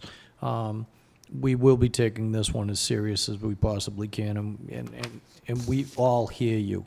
Especially, I'm in Ward 6. I understand the traffic almost as much as anybody in this room. Just know that we hear you loud and clear, and we will do everything in our power so that there is safety as priority, and as well as, you're absolutely right, ma'am. We do hear you. You voted for us to be up here, and we take every one of you into serious consideration with every vote we make. So I just wanted you to let you know that. Thank you. Thank you, sir. Any other comments at this point? Okay, so the public hearing is still open. One last chance if you'd like to speak tonight. There will be other opportunities. But if, I have one question. okay, come on up, ma'am. Come on up. I'm sorry. Sorry, you're going to have to state your name again for the record. You're at 45 Day Circle. But what's your name Yeah. again, ma'am? Is it Judy? It's for the people at home, not necessarily for me. No. What is your name again, ma'am? I know. You forgot? I did. No, we have to, there are people watching at home, so you have to repeat yourself. Yeah, thank you. Jenny? Jenny. Sorry, Jenny. All I wanted to say was, how can I be informed of when the next meeting is? Because I was very upset. I did not know anything about the school, this church being closed and sold, until I got a flyer in my mailbox 2 days ago. I knew nothing about the September 19th meeting, and I wouldn't have known about tonight's meeting. How does that come about? The city's website will reflect But that. how do you know? I'm 80, I'm not a big computer person. So if I don't get the Woburn Times, which I don't any longer, there's no way of me. Well, the abutters get notified, and it is on the website we have committee meetings and council meetings, and the agendas are Well, it listed. would be upon me to look into my computer to see when there's gonna be a council meeting. Essentially, yes, unless you're an abutter. President Concanon? Yes, ma'am. Anytime anyone would like to inquire about any of the petitions, the city clerk's office is open during regular business hours. But And you can call us at 781-897-5850. I had no idea the church was sold and that property was up for sale or sold, let alone to know what company purchased it. Yeah, until there's a matter before the council, we wouldn't be notifying you of things like sales of buildings. Well, that's too bad for the residents, that they really don't know what's going on. Yeah, in this case, they do have the opportunity to know what's going on, because we do post our agendas, and again, we do notify the abutters of these matters. But tonight, we're telling you that this matter is going to be continued. Councilor Demers is right. It's probably best I know that now. that it be continued till November 21st. I'm expecting that'll be the motion. And there will be committee meetings in the meantime that will be open to the public. But again, they'll be in the Times and they'll be posted on the website. I don't think there'll be any other official notification All to the right. general public. Thank you. On Sorry that- to take up your time. That's okay, That's thank you okay. for Mr. coming President, down. I would think that now to know that Mr. Russo's interest is that high, that she'd like to be informed that maybe Yes, I was gonna the say. counselor for her ward could let's reach hear out to from the her ward council. upon the Thank next you. meeting. Yep. So I will be in touch with the neighbors. I will be around the neighborhood within the next week. So if you have any questions, my phone number is on the city's website, or I'll give it to you now. It's 781-935-4417. Feel free to call me, email me. I'm always available. Or if you're still here after the meeting, I'll give you one of my business cards so you can have my information. Thank you. You're welcome. Very good. Yes, There's sir. also a Facebook page, I think it's called Friends of Day Circle, or Day Circle Friends, something like that. And that had a bunch of announcements and people talking about this thing today on it too. And me and my wife set up those flyers that you found in your mailbox and stuff. We went around the whole neighborhood with them. Yeah, she did. While I was at work, she did it. Yeah, so, well, maybe we'll try to do that again. Mike, what number are you, Day Circle? I'm actually 210 Cambridge Road. I'm right on the corner of Day Circle and Cambridge Road. 210 Cambridge Road. Do you have that, Madam Clerk? Yep. Okay, thank you. Anybody else? At this time, Mr. President, I'll make a motion that we continue the public hearing to the regular meeting of the City Council on November 21st. Second. There's a motion second to continue this matter until our regular meeting on November 21st. All in favor? Aye. Aye. And there will be committee meetings, and again, they will be on the website, and I'm hoping that the local media picks that up as well. Councilor Viola will make sure he gets the word out to the neighbors. Thank you very much. Next item on the agenda is PDC Renal LV PHSX LPIV LLC for a special permit pursuant to Section 5.1 subsection 45 and 12.2.4 of the Woburn zoning ordinance to allow for, one, the sale or rental of automobiles, trucks, trailers, and motorcycles, including accessory repair and storage facilities, and two, construction of a new building approximately 50,500 square feet in gross floor area at 399 Washington Street. A communication dated August 29, 2023 was received from Jay Corey, the city engineer. There was further communication dated September 13, 2023 was received from Attorney Tabi, requesting for traffic peer review. Further communication dated September 28, 2023 was received from Tina Cassidy, Planning Director. Just one moment, please. Further communication dated September 29, 2023 was received from Christopher Wilson, Public Affairs Director, Cummings Property, regarding petition by PDC Renal 399 Washington Street, 10/03/2023. And those are the communications. Make a motion that all the communications are received and made part of the permanent record. Second. Motion second on the communications. All in favor? Aye. Thank you. Okay, for the record, Attorney Joseph Tabby, Reuben and Redmond, 500 Unicorn Park Drive in Woburn, on behalf of the petitioner in this matter. With me this evening is David Boyack, who is the Senior Development Manager for Panatoni Development, Inc., Brianna Roberts, who's the Assistant Development Director. We have Shane Huey and Bobby Kime from Tesla, Tim Williams of Allen and Major, and Scott Thornton of Van Assen Associates. So I'd just like to go over a couple of administrative matters before we make our presentation. One, there is a request by the city engineer that he submitted several weeks ago requesting peer review of the traffic study. We would ask that the council act on that request this evening. Would also like to see a meeting with the Committee on Land and Infrastructure to review the street acceptance plan for Tower Park Drive. There are comments from the planning department that we're going to put together a comprehensive response and get this to the full council before the committee meeting. And based on the fact that the peer review hasn't even started, at the conclusion of our general presentation this evening, would be asking that this public hearing be continued to November 21st. So if I can go over the special permit request. The petitioner is requesting a special permit and site plan review under section 5.145 to allow for a car dealership at 399 Washington, and site plan review to allow for the construction of a new building in excess of 15,000 square feet, which is approximately 50,500 square feet. Property is located in a business interstate zoning district, which requires a special permit for an automotive dealership. Brief history of the property: at one time, years ago, it was the location of the Salada Tea Company. Subsequently, Hurlbut Motors operated a car dealership on the property. Crest Buick succeeded Hurlbut Motors, and then Crest was succeeded by David Ferenz Auto. Subsequently, the Lannon family acquired the property to operate its dealership, but there was a franchisee within the geographical limits that objected to it. Therefore, they could not proceed forward with their plans to move the dealership to that site. GM then acquired the property from Lannon and then sold it to the current owner. And as you know, there's been numerous proposals over the years that have been discussed among city officials, and this being the first solid proposal to move forward. So the proposed use on the property is to operate a car dealership that will sell electric vehicles and provide service.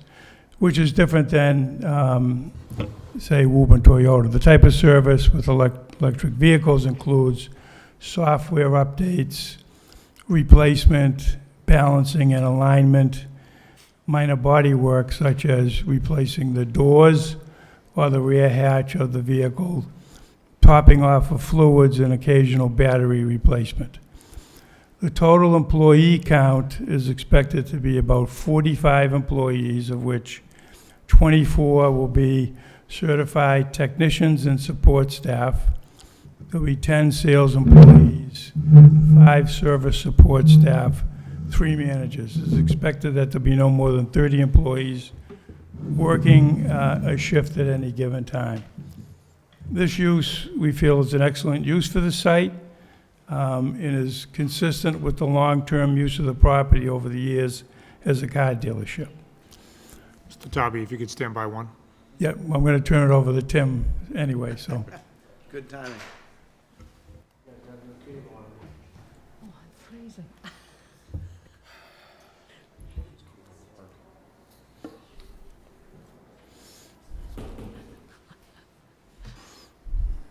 Just zip it up, my zipper, my jacket.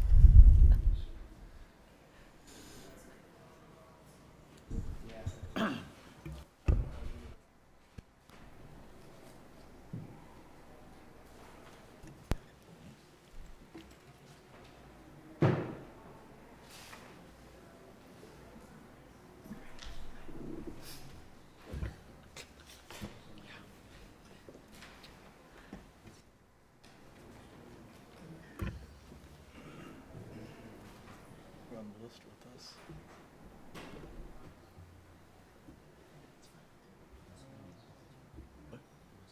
Yeah.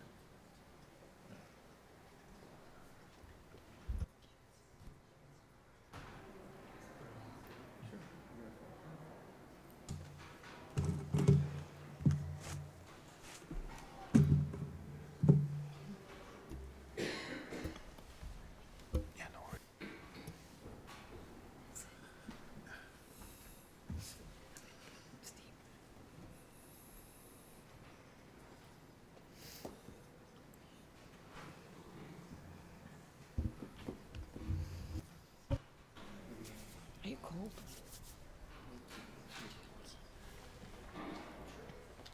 You need dinner.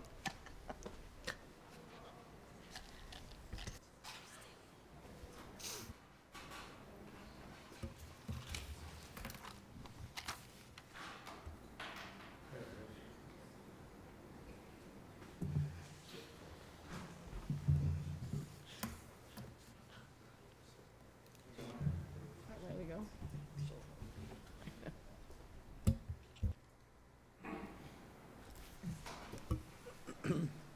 Okay. So I'm going to have Tim Williams, Val and Major review the site plan, then Tim will be followed by Scott Thornton of Vanessa and Associates who review the traffic.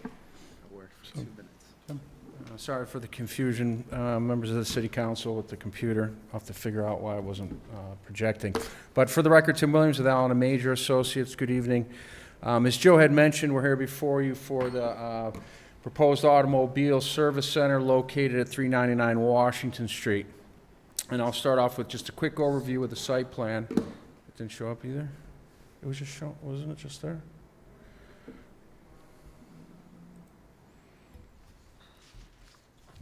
I think it's the cord. Is the yeah. Is it plugged in down there? Stop.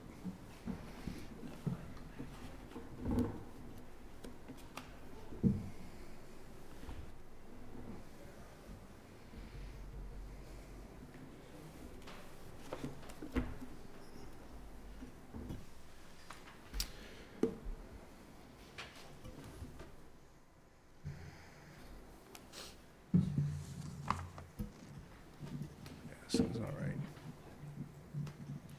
Is it working down there? I wonder if the cord's screwed up.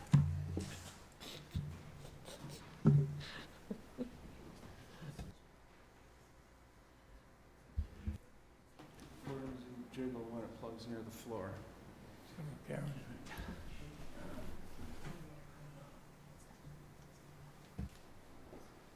got a guy?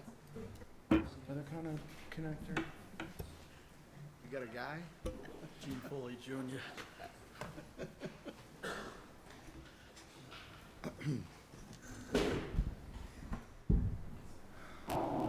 I'm not sure if we're gonna be able to do you guys a presentation tonight.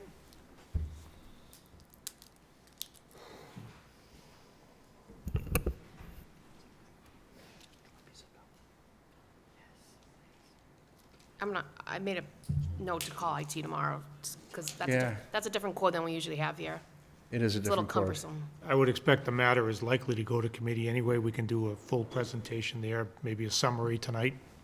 We can do that, seeing the time. Again, I apologize, I'm not quite sure. That's okay. Don't have too much of a problem presenting here in front of the city council. So essentially, I'll give you a quick summary why Nick tries to work it out for me, because I know he has a presentation after this one as well. So be in our best interest to figure out how to get this to work. But the proposal is to redevelop 399 Washington Street, essentially 5.1 acres, which abuts 128 to the north, Washington Street to the west, Tower Park Drive to the south, and Beltway Inc.'s property, Cummings' land, located to the east. The project's a former car dealership. It was GMC, Buick was in there at one point, and they had 249 total on-site parking spaces associated with that building. That building was since demolished. The site was abandoned. It's essentially 5 acres of asphalt right now. So currently, all the pavement is existing out there. In fact, you can see remnants of the former striping that was out there as well. All record utilities are stubbed into the site. When they took the building down, they cut and capped the utilities on the property. And point of note is the water main that runs through that parcel actually feeds Beltway's Cummings' building out and back. So under the proposed development, the 50,000 square foot building, there'll be an automobile service center, parking, pedestrian accommodations. As well, of the 400 parking spaces that are proposed, 235 are proposed for surface parking. 10 are for the retail. So as part of this automobile service center, and Pantaloni's here, and they can explain the uses of the building itself, but there's going to be 7,000 square feet that we're considering as retail. So we have 10 surface parking spaces, 8 handicapped, and we're proposing to park 127 spaces on the roof of the building.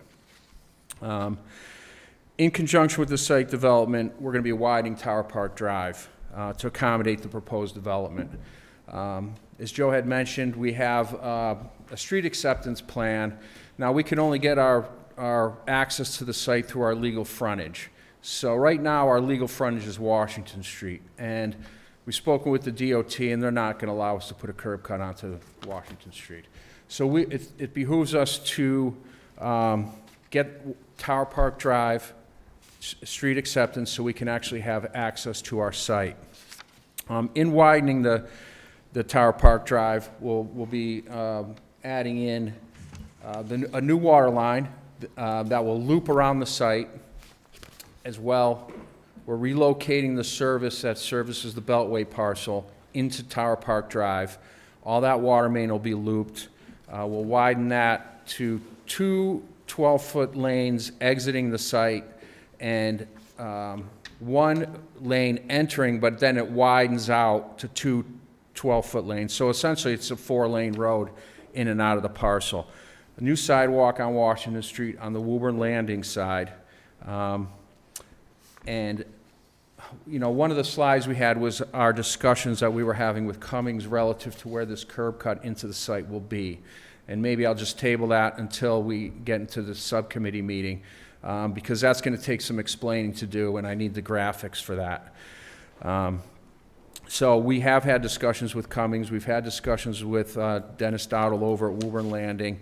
As part of this widening and the street acceptance of the road, the city is going to need to acquire easements from Woburn Landing as well as 399 LLC, okay?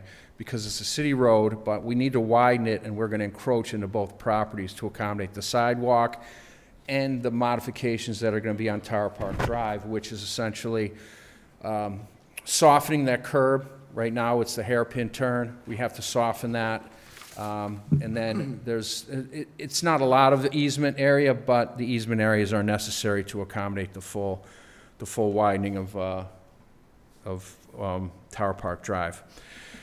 So in conjunction with the Tower Park Drive, we are we're going to replace the sewer, and we're going to replace the drainage out there that's in that roadway. When we went through this process in 2020, we worked with the city engineering department, and they identified a number of things that needed to be upgraded. So what's reflected in our street acceptance plan will be carried over into the development plans for 399 Washington Street. So all the work that's proposed, the only thing that differs between the two is the actual roadway alignment itself. In conjunction with the widening, Cummings has requested that we do a land swap with 399 Washington Street. And again, the city's going to need to be part and parcel to that, because Cummings would like to have, right now they have 100 feet of frontage off of Tower Park Drive, so the end of Tower Park Drive is their legal frontage. It's only 100 feet wide. They do have a special permit for that 100 feet, but they'd like to have the 125 feet. So in the design plans, we've actually taken that into consideration, that we will do a land swap. So the city of Woburn will ultimately give about 550 square feet to CO, or 399 Washington Street, and then 399 Washington Street will give the equal amount of land to the city of Woburn. Oh, you almost got it. So I can get into that now, once we get that up. So going back to the site itself, 400 parking spots. We're going to have full new drainage on the site, new utilities, and what the utilities will be doing will be utilizing existing utilities that are already stubbed into the parcel. Oh, there you go, Nick. Good job. Okay. So again, I'm going to take a step back. I may repeat myself. It's late, I understand, and it's been a long day. So this is existing site as it stands today. Again, 5.1 acres, all paved, except for the outline of the former GMC dealership. That's the existing conditions plan. Now, formally, we've been working on this site forever. This was a plan that we had done, I think, back in 2009. We were working with the car dealership at this time to do some site improvements out there. So this was the actual existing conditions plan. And we had two department head meetings, essentially. One initial kickoff meeting prior to the conceptual design was in play. We spoke with the department heads. Then we had a follow-up once we made our submittal. Tom Quinn suggested we include this plan in our submission package. So if you see this plan in there, it gives you an understanding of what was out there in the past. Now, quick refresher, there were two curb cuts off of Tower Park Drive. There was the main drive in, which was right here. That curb cut was on that corner, and then there was another little service drive in here. So there was essentially one driveway into the parcel. It kind of dumped out at this corner, which was a little dangerous, but it seemed to work for the dealership. This is the dealership, an old Google Earth image of the car dealership when it was actually in operation. And again, you can see that curb cut here and the curb cut here. And they had, I think they had almost 250 parking spots on their property. So again, the proposed site layout, which will essentially include 235 surface parking spots. 10 of them are considered for retail, so we've striped those out as 10 by 18, 8 handicapped, and they're proposing to park 127 cars on the roof, and I'll go through that later. This is the curb cut we propose up in this location, and I'll speak to the curb cut a little later in the presentation as well. And this is the improvements of Tower Park Drive. Four lanes, 12 feet wide. 2 out, 1 in, and then it'll diverge out to 2 lanes with a through lane. Our new sidewalk will come from Washington Street up Tower Park Drive, we're gonna have to modify the crosswalks on Woburn Landing site, and then crosswalk into the site, all ADA accessibility, linking the Washington Street to the Automobile Service Center. So this is kind of the last piece of this Washington Street that we discussed over numerous hearings in the Woburn Landing project. Next page. So this is our closed drainage system. Again, we're going to have a mix of underground infiltration, underground storage. It'll be a closed drainage system, deep sump hooded catch basins, water quality treatment devices. It'll all tie back into the existing drainage system that's out there today. And we submitted a drainage report, and we expect, we haven't received any comments from the engineering department on that, from my understanding. But it does, we actually treat the stormwater for quality and quantity, which is in line with the regulations of the city of Woburn, as well as the Mass DEP. The utility plans, as I mentioned, we are going to bring our water main up into in Tower Park Drive for the benefit of Bellway, because right now their water main runs through the middle of the site to service their building. So what we've done was we've utilized the existing stubs that were left over from the existing building for gas, sewer, and we will grab onto the water here, bring it in, loop it around the site, and then tie it back in. And we did get a review memo from the planning department, as well from Jay Duran and the fire department, concerns about the pressure of water out there. I went back through my records, and when we did the Woburn Landing project, there was ample pressure in Washington Street, but we still need to work through all that with the MEP engineer once this project moves forward. So if a fire pump is necessary for the Automobile Service Center, that'll be included in the plans. And then the new sewer system, or replacement of the existing sewer system that's in Tower Park Drive today. Utilities for electrical will be brought in off a new utility pole off of Washington Street. We're bringing those in to service the building through a transformer. Currently, right now on the plans, we're showing 16 electric vehicle charging stations. There's been some discussions about reducing those down to 8. So we're still discussing that over with the developer, how many electric charging stations they would like, but we were going to put those right along this face of the building. Full photometrics plan, again, being dark sky compliant, so no lights will spill off the parcel itself. And the landscaping plan is actually very, very similar to what we did on Woburn Landing, where we heard concerns from the abutters about headlights, so we planted some robust plantings along the right-of-way. We did the same thing here. We kind of carried that theme over onto this parcel as well. One of the other things that I was going to point out on this photometrics plan, and I don't remember what I was going to say. Oh, I know what I was going to say, the lights. Out in Tower Park Drive, so we have the decorative lights that will be on the site itself. The lights will be replaced on Tower Park Drive with city standards, LEDs, the concrete City of Woburn standard light poles will go up on Tower Park Drive. We've put together a full snow storage plan, so we believe there's ample availability to store snow on the site. We did get comments, and we have yet to respond to the planning department. I know they had concern about stockpiling snow at the intersections. We'll revisit that, and if we have to amend the plan, we will. But there is ample snow storage. We've provided almost 15,000 square feet of snow storage. If it does get too high, you know, I think we've been conditioned in the past to have them remove the snow off the site entirely, ready for the next snowstorm. We looked at the site for truck movement. So this is the actual car carrier that we'll be bringing into the site, and you can see it's a little bit larger than your over-the-road WB67 vehicle.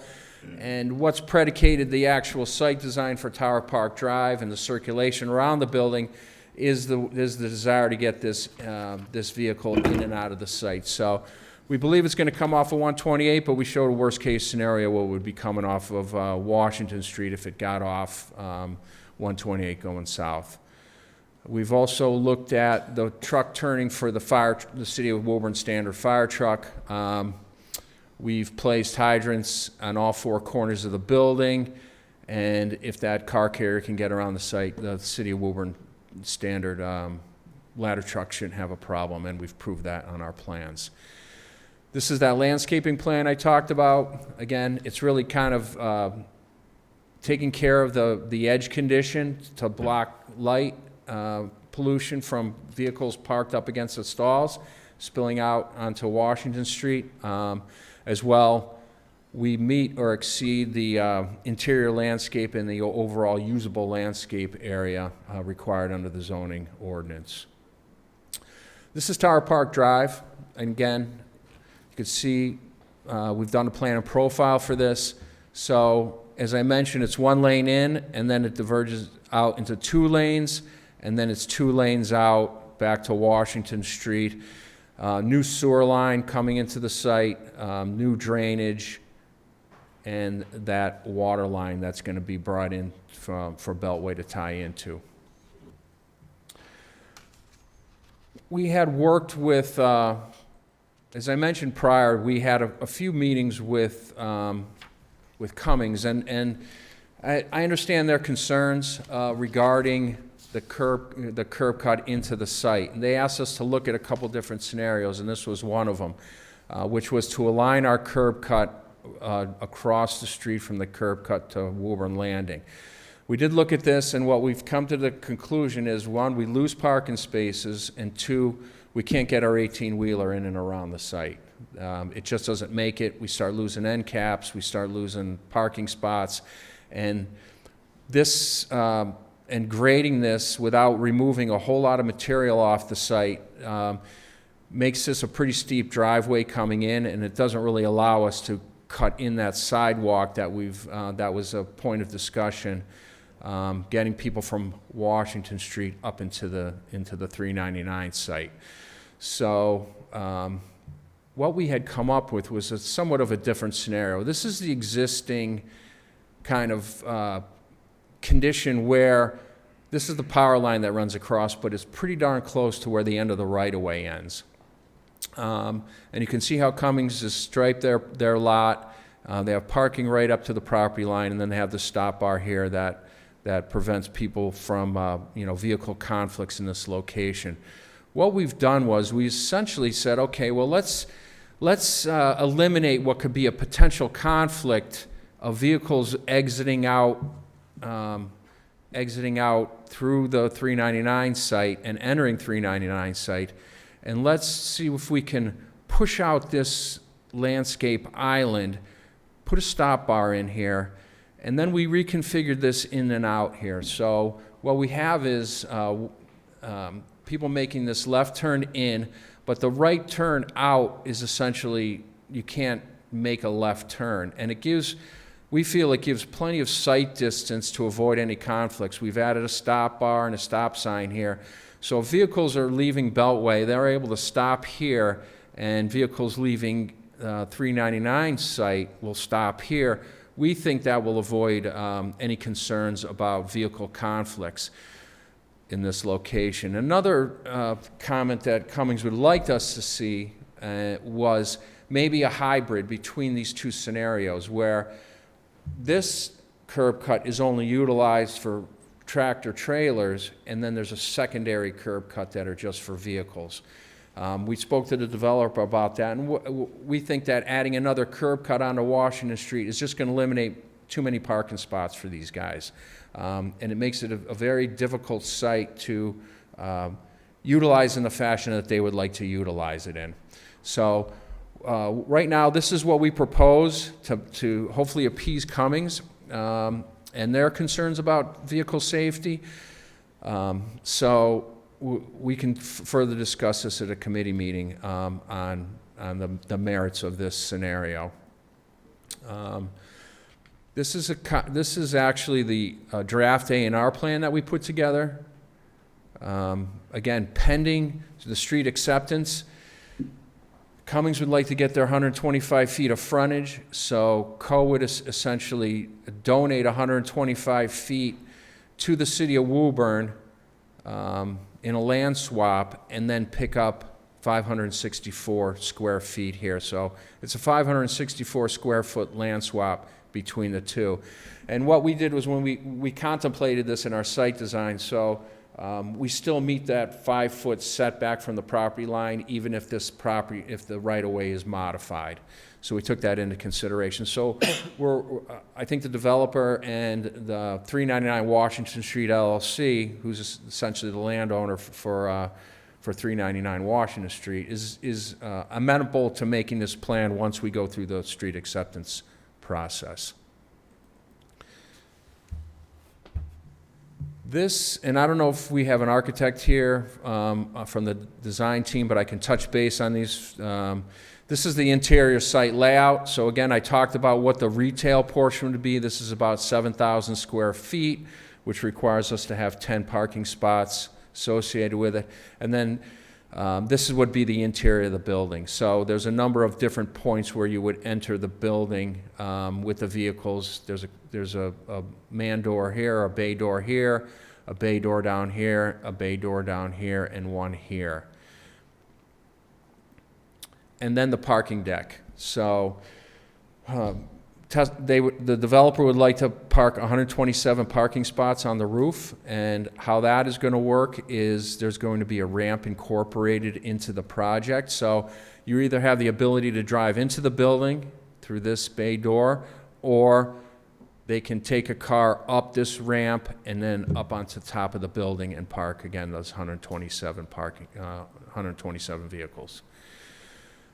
This is a view from the south, right here, which is essentially the front door. So there's that bay door and the bay door here, and then the storefront. Again, this is facing Washington. This is facing Tower Park. This is going to be the view from Washington Street. So that would be the west elevation, and again, a man door and a bay door. This is the north, so this is the facing 128. This will be the ramp area again, and then there's a couple more doors on the back side of the building. And the east elevation, this is what's essentially going to be facing Beltway, is that ramp up into the roof. This is a graphical representation of what people will see when they come off of Washington Street. So this is just an artist's rendition of how we expect this site to look if you're coming off of 128 and you're queued up at that intersection. What you'll be seeing, again, I think we all recognize that, this site in conjunction with Woburn Landing and Woburn Foreign Motors are kind of the front door to Woburn, at least at this section of 128. So the developer has put some time into making sure that this view corridor makes the city of Woburn proud, and it's something that will reflect on the city of Woburn. So with that being said, let me turn this over to Scott, I believe, and he can talk about the traffic.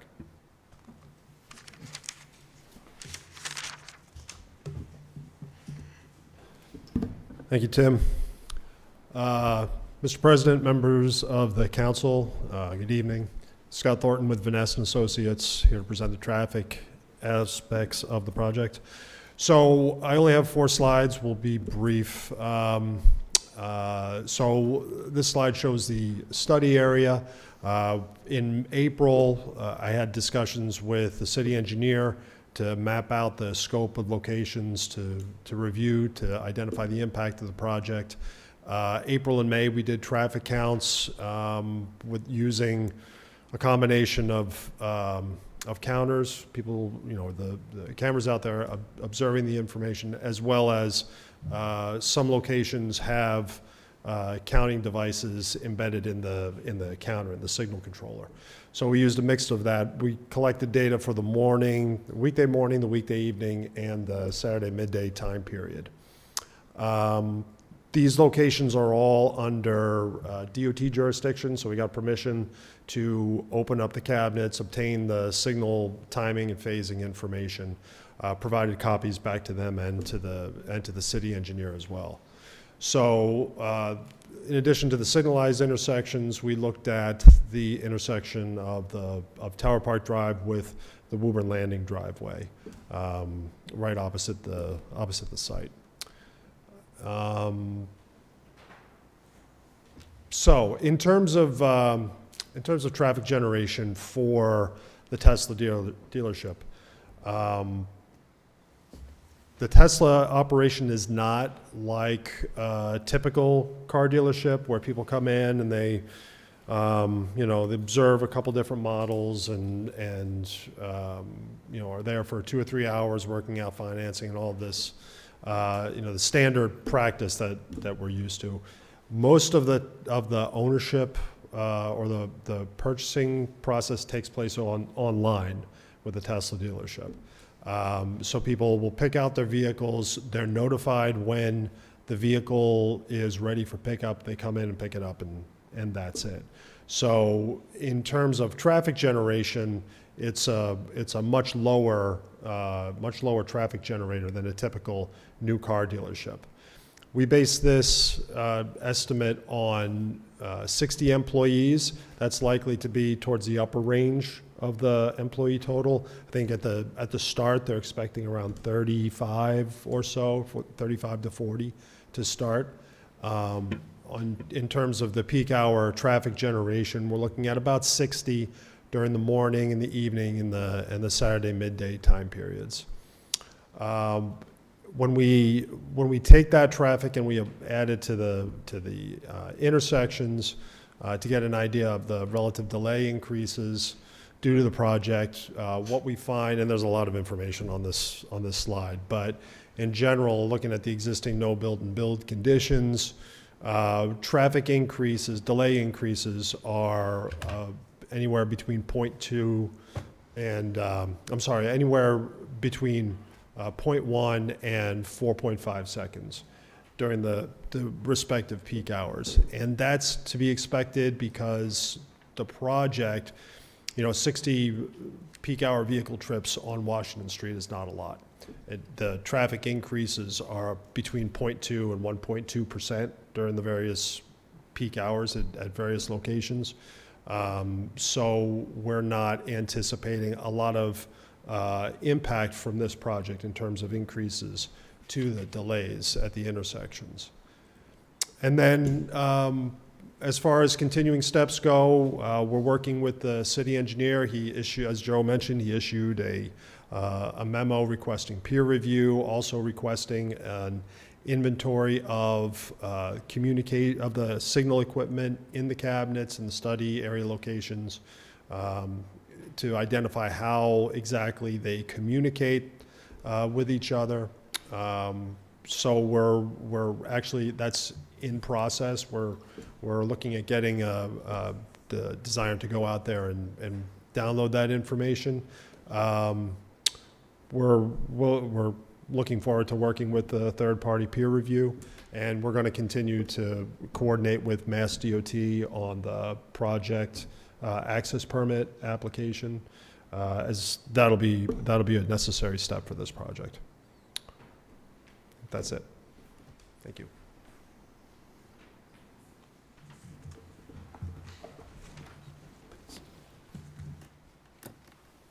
Okay, Mr. President, that ends our presentation for this evening. Be glad to take questions.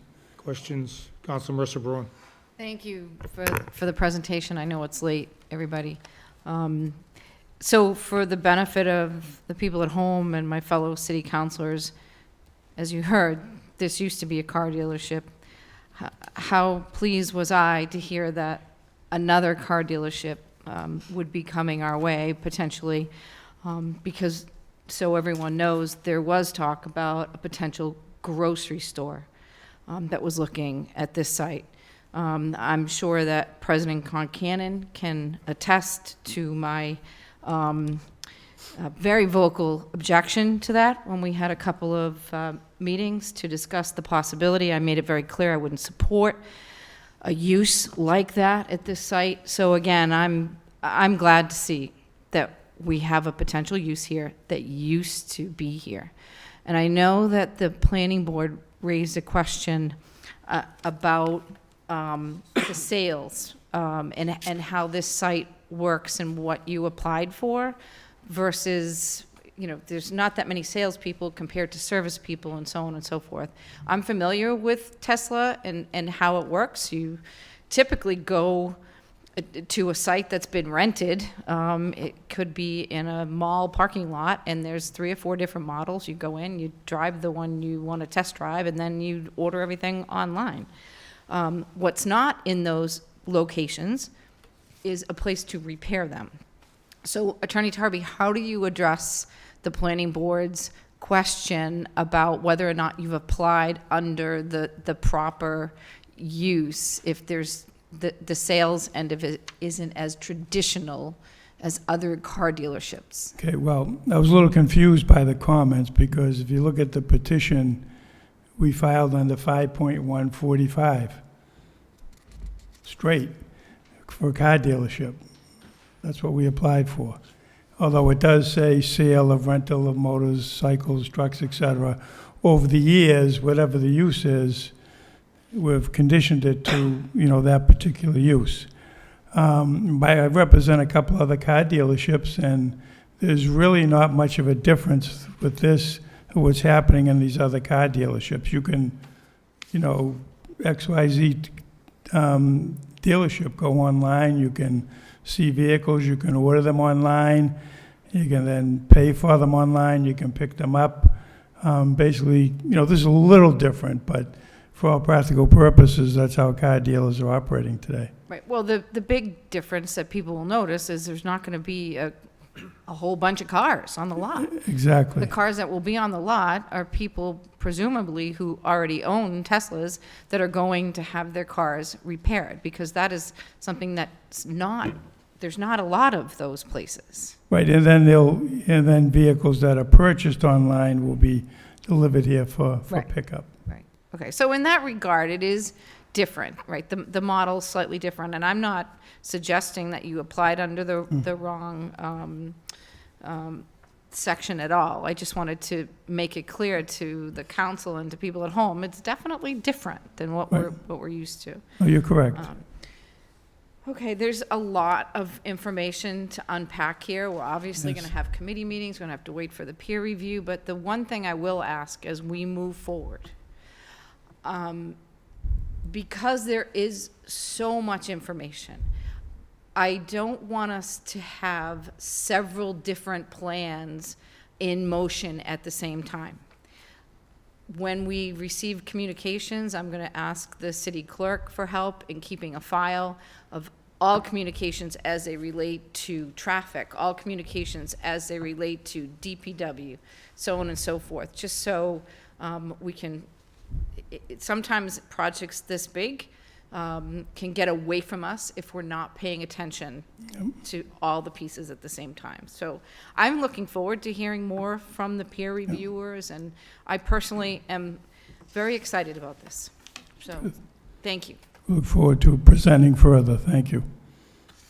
Thank you. Councilor Ferrullo. Joe, real quick question. If there's not going to be a lot of cars, and there's not going to be a lot of customers, why do we need so many parking spaces? Okay, well, who wants to take that question? Take that. That's the.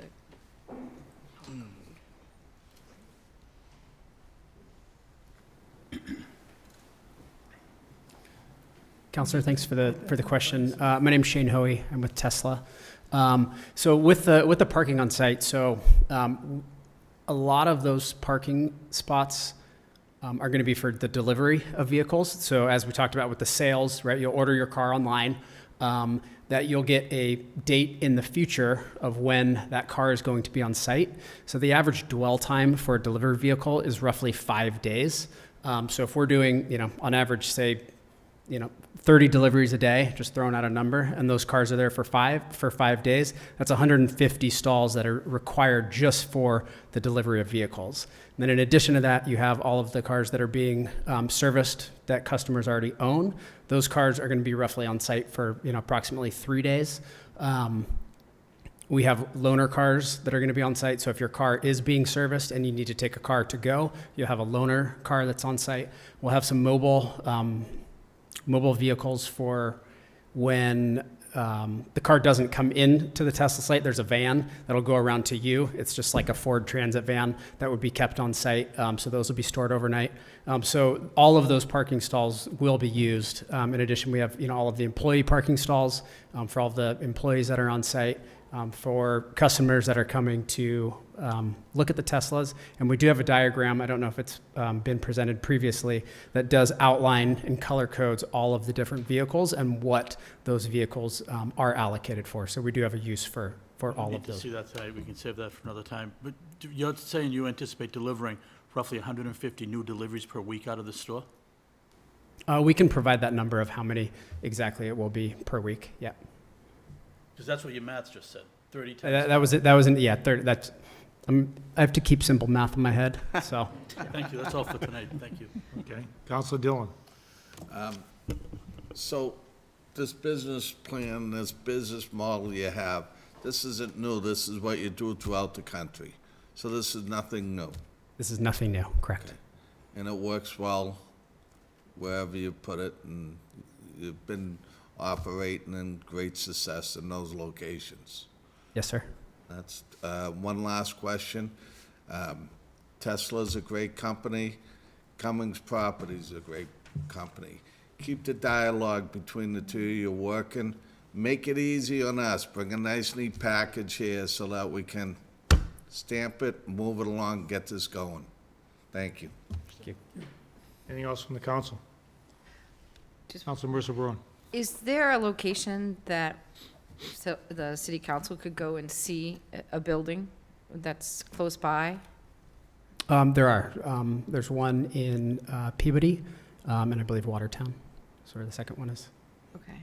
And I just wanted to comment on the picture that I saw.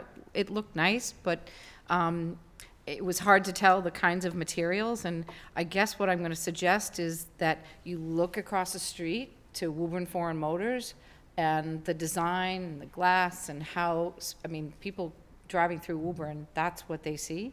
So that's the standard that we're looking at, right? So I just wanted to throw that out. Understood. Thank you. Thank you. Thanks, Case. Anything else? Make a motion to open the public hearing? Second. Motion second to open the public hearing. All in favor? Aye. Is there anyone here tonight who wants to speak on the petition? This is PDC Renal Special Permit, 399 Washington Street. All right, good evening, or I guess good night at this point. Council, my name is Chris Wilson. I'm Public Affairs Director for Cummings Property, Managing Agent for Beltway LLC, the owner of 395 Washington. I just want to start off by saying we definitely welcome the development at the Crest Buick long vacant site there, and the plans that were drawn up by the proponent of this plan we're generally supportive of. And to Councilor Dillon's point, readily available to have conversations with the proponent about the concerns we're bringing forth tonight or any other concerns as the development proceeds. As Clerk Higgins mentioned, we submitted our September 29 letter, and we'll defer mostly to that, especially in the interest of time. There are three main items in the letter that we discussed. The frontage, which we're pleased to hear the proponent talk about with their A&R plan. Our main concern there is just making sure that doesn't get lost in the shuffle as all of these items move through. So we would just ask that, a condition be set that, as intended by all the parties, that those are all tied together as we move forward. Our second point is the traffic safety. So we did have preliminary discussions about the curb cut there. Our primary concern is that along that line where Tower Office Park is a very steep slope there. So even with the proposed new stop line, there's a tremendous opportunity for traffic conflict and confusion. The sight lines just aren't great to have people coming out and in at that particular place. The current traffic study anticipates, over 600 trips coming in and out, all of those cars and vehicles moving in through that one site. We propose and are open to having, further discussions about the plan that moves the lion's share of those trips down more parallel to the Woburn Landing opening. We think that is just a more conventional method.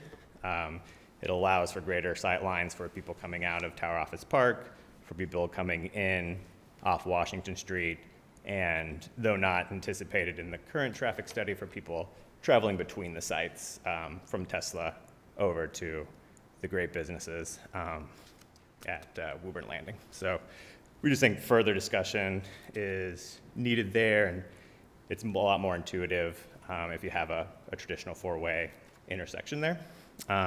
We certainly welcome the peer review side and or peer review traffic study, and as those numbers come out, definitely willing to carry on that conversation. But at this point, we really think that any approval should take into consideration the sight lines and the convenience of the traffic as these new drivers are coming in on Tower Park Drive. And then lastly, we discussed the turnaround mechanism that the planning board brought up. As indicated here, the current road dead ends at Tower Park Drive. So looking at a mechanism for turnaround or a cul-de-sac as proposed by the planning board, we think is very important for the sake of the snow removal and other maintenance on Tower Park Drive. And then lastly, just, although we don't anticipate it and it wasn't proposed, just any restrictions on actually unloading any vehicles on either Washington Street or Tower Park Drive. We don't think that's a contested issue, but in the interest of safety and traffic, important to throw in as a condition to any site plan. Thank you. Thank you. Thank you. Is there anybody else here tonight who would like to be heard? I'll make a motion to continue the public hearing till November 21st, and that the matter be referred to the Committee on Special Permits. Second. Motion second to continue till November 21st. That's fine. All in favor? Aye. Is there a motion regarding peer review? We already did that. No. Oh, okay. I'll make a motion that the city engage in the traffic peer review, and I know there's language that language, Lindsay what is- wants me yeah. to use. You want to use Similar similar language language as to the the prior last one. petition? Yes. The engineer be authorized and that Engineer I and be city authorized to solicitor, sign. yeah. And the President president of the can city sign. council be authorized The motion? as such. Second. A second. All in favor? Aye. Thank you. Thank you, Lindsay. Passes. Mr. President, could we have a 3-minute recess? Yes. Motion and second, Second. 3 minutes.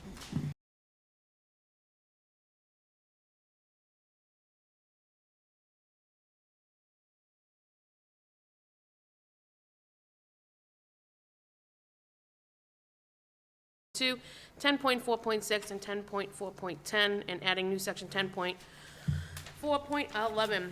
A communication dated September 13, 2023 was received from Tina Cassidy, the planning director.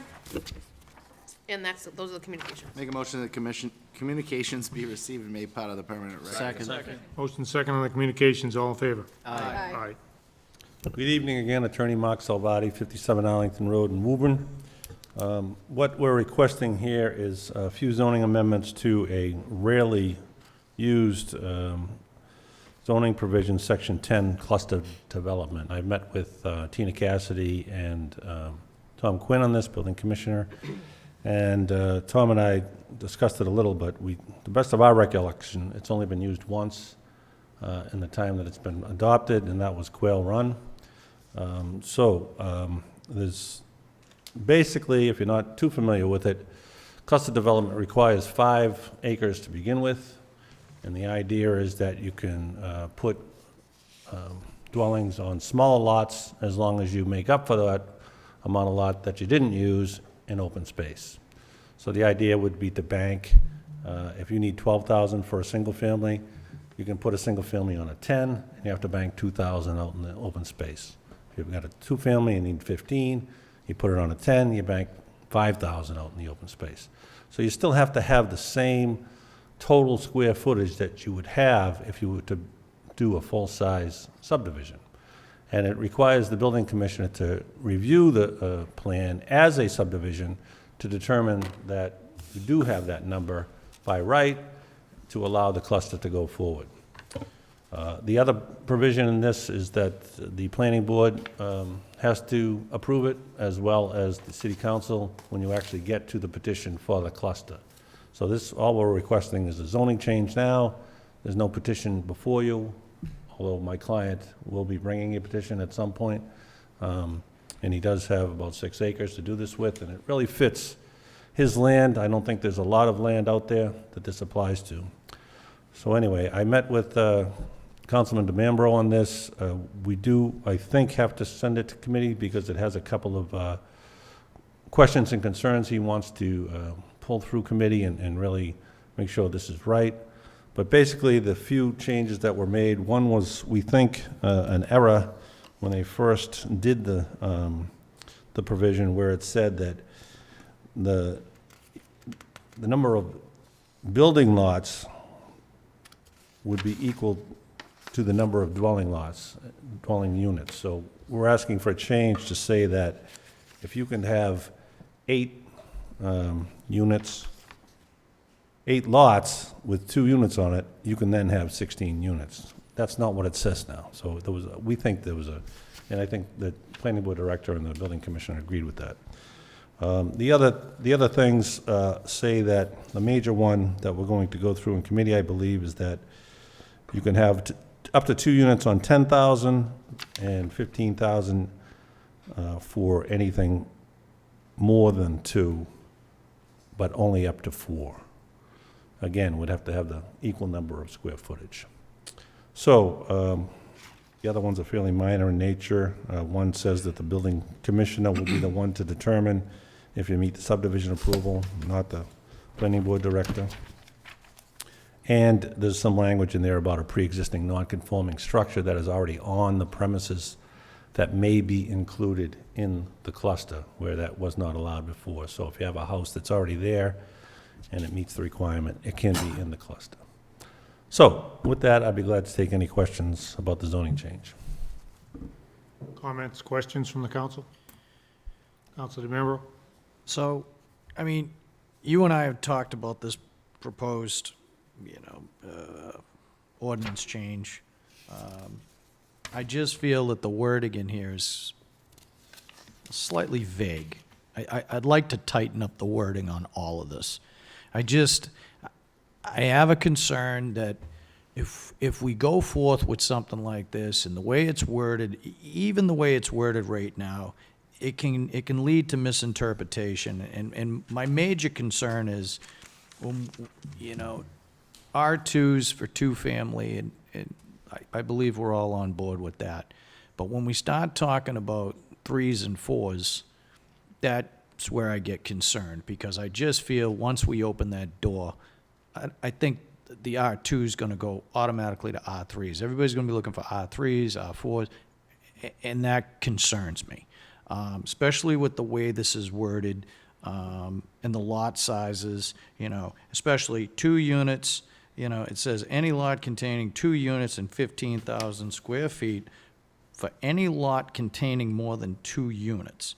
So that can be interpreted to 4 units on a 15,000 square lot.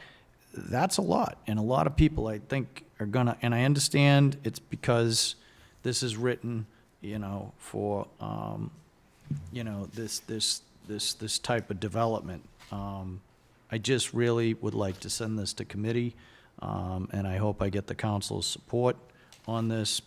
I think this really needs to be tightened up before we even consider voting on it. Thank you. Okay. Any other comments? Councilor Dillon?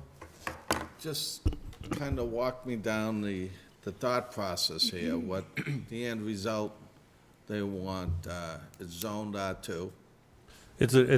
This particular project is zoned R2, yeah. So they have to put in the street, their utilities, correct? Private, no, it would be more like a development, almost like an overlay, so it'd be a private way, all the plowing and utilities Yeah, are, but they're gonna bring everything into the house, yeah, there'd be a homeowners association to take care of all that. It wouldn't be a city street. okay? So homeowners association. Yeah. And the reason they're doing this is by right, they could go in and do duplexes and sell them. Right, which would take a lot more roadway, sidewalks, the whole, the lot really lends itself to the open space concept because there's so much land out in the back that hard to get at with a roadway, and it just lends itself to So, this. in other words, it'd be more cost-effective to do it this way to get a return on profit. That's, yes, of course. Okay. Thank you. Yep. Just from the chair, the memo we have from the planning director and the vote, unanimous vote in favor of their revised version of the proposed order. Is it safe to say that you're generally supportive of their revisions? Yes. Are there any areas where you're not? No. Okay, No, we were good with the wording from the planning board director and the way they voted on it. great, okay. Okay, if nothing else, I guess we can. Make a motion to open the public hearing? Second. Motion second to open the public hearing, all in favor? Aye. Is there anyone here tonight who would like to speak on the proposed zoning ordinance change on Section 10 that's proposed by JDC Realty Trust? Make a motion that the public hearing is continued to the regular meeting of the council on October 17th, and that the matter is referred to the Committee on Ordinance, Charter, and Rules. Second. Motion and second, all in favor? Aye. Aye. That passes, thank you.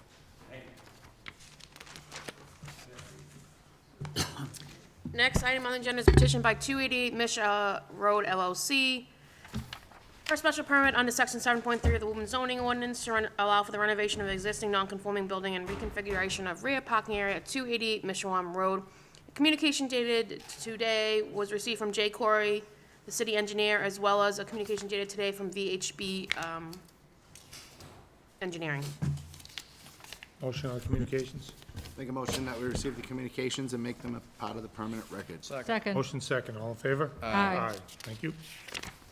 Okay, for the record, Joseph Tabby, Woburn and Redmond, 500 Unicorn Park Drive in Woburn, here on behalf of the petitioner.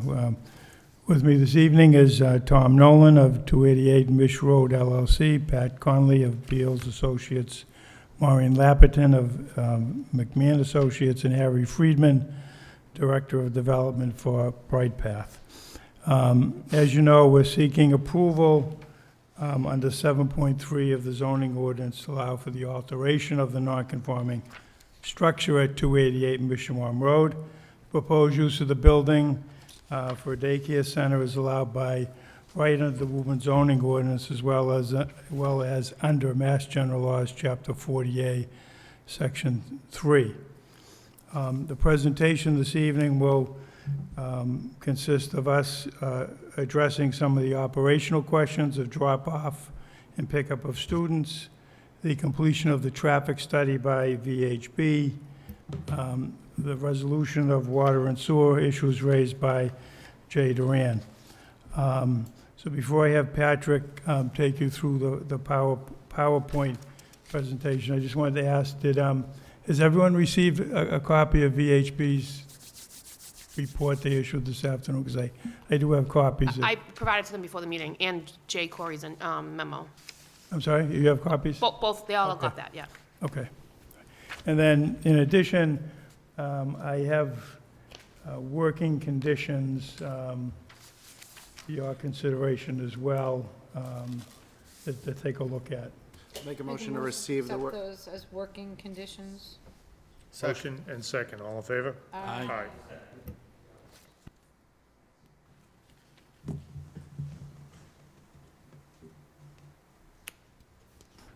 Exercise tonight.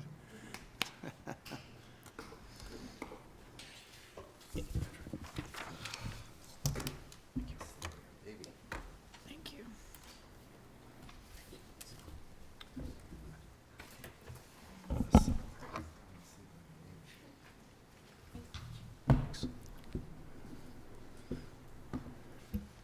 Thank you.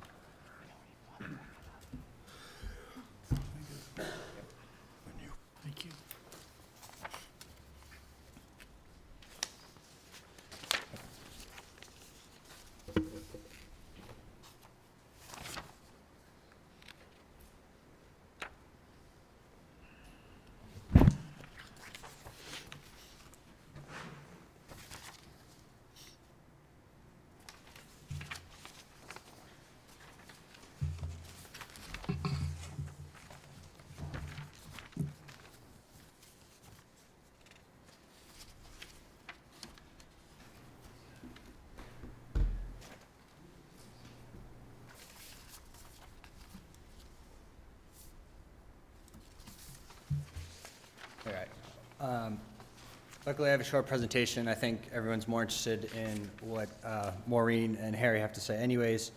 A couple slides I was going to present. The first is just the site plan as a refresher. The existing building staying, with existing driveway is staying off of Mishawam Road. Yeah. I don't think it's going to connect. Have that note. It says jiggle wire at bottom by floor. The port in the, it's the port. I hope that wasn't billable.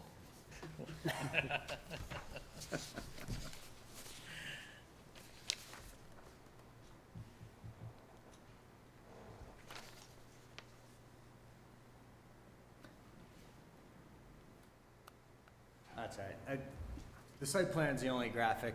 Hopefully everyone remembers parking is in the back, playground is on the mall side of the site. We're proposing a right-in, right-out second entrance in the back of the site, which we need an agreement with the adjacent landowner to have that. There's 41 parking spaces. The playground is 9,500 square feet.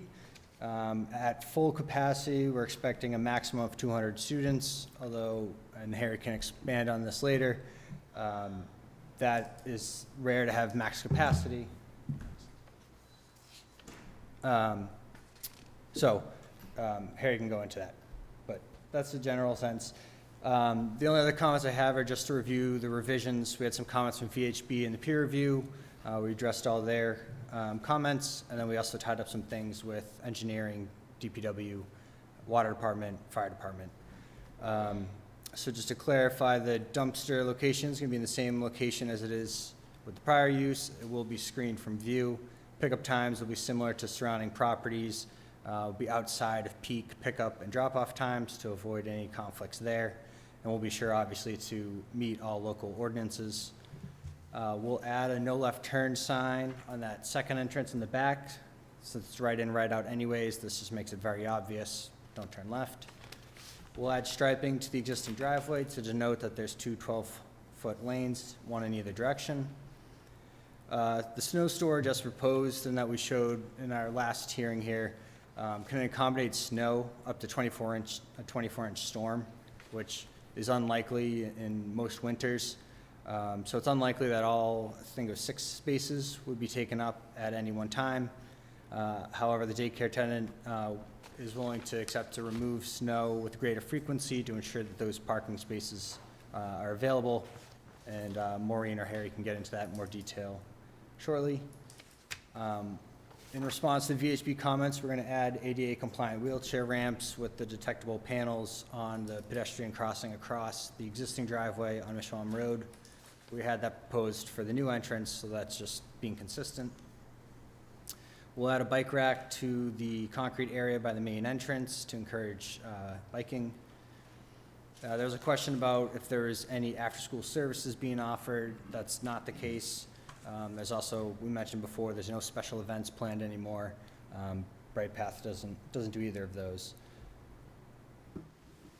And then just to follow up on some of the department follow-ups, with the DPW and the utilities, there were some questions about the water service. We confirmed the water service is from Mishawam Road. It has nothing to do with the mall side, so that was something Jay Duran asked about. We confirmed domestic and fire water service are separated, and we're committing to adding shut-off valves outside the building just for easy way to shut off either domestic or water and keep the other one open.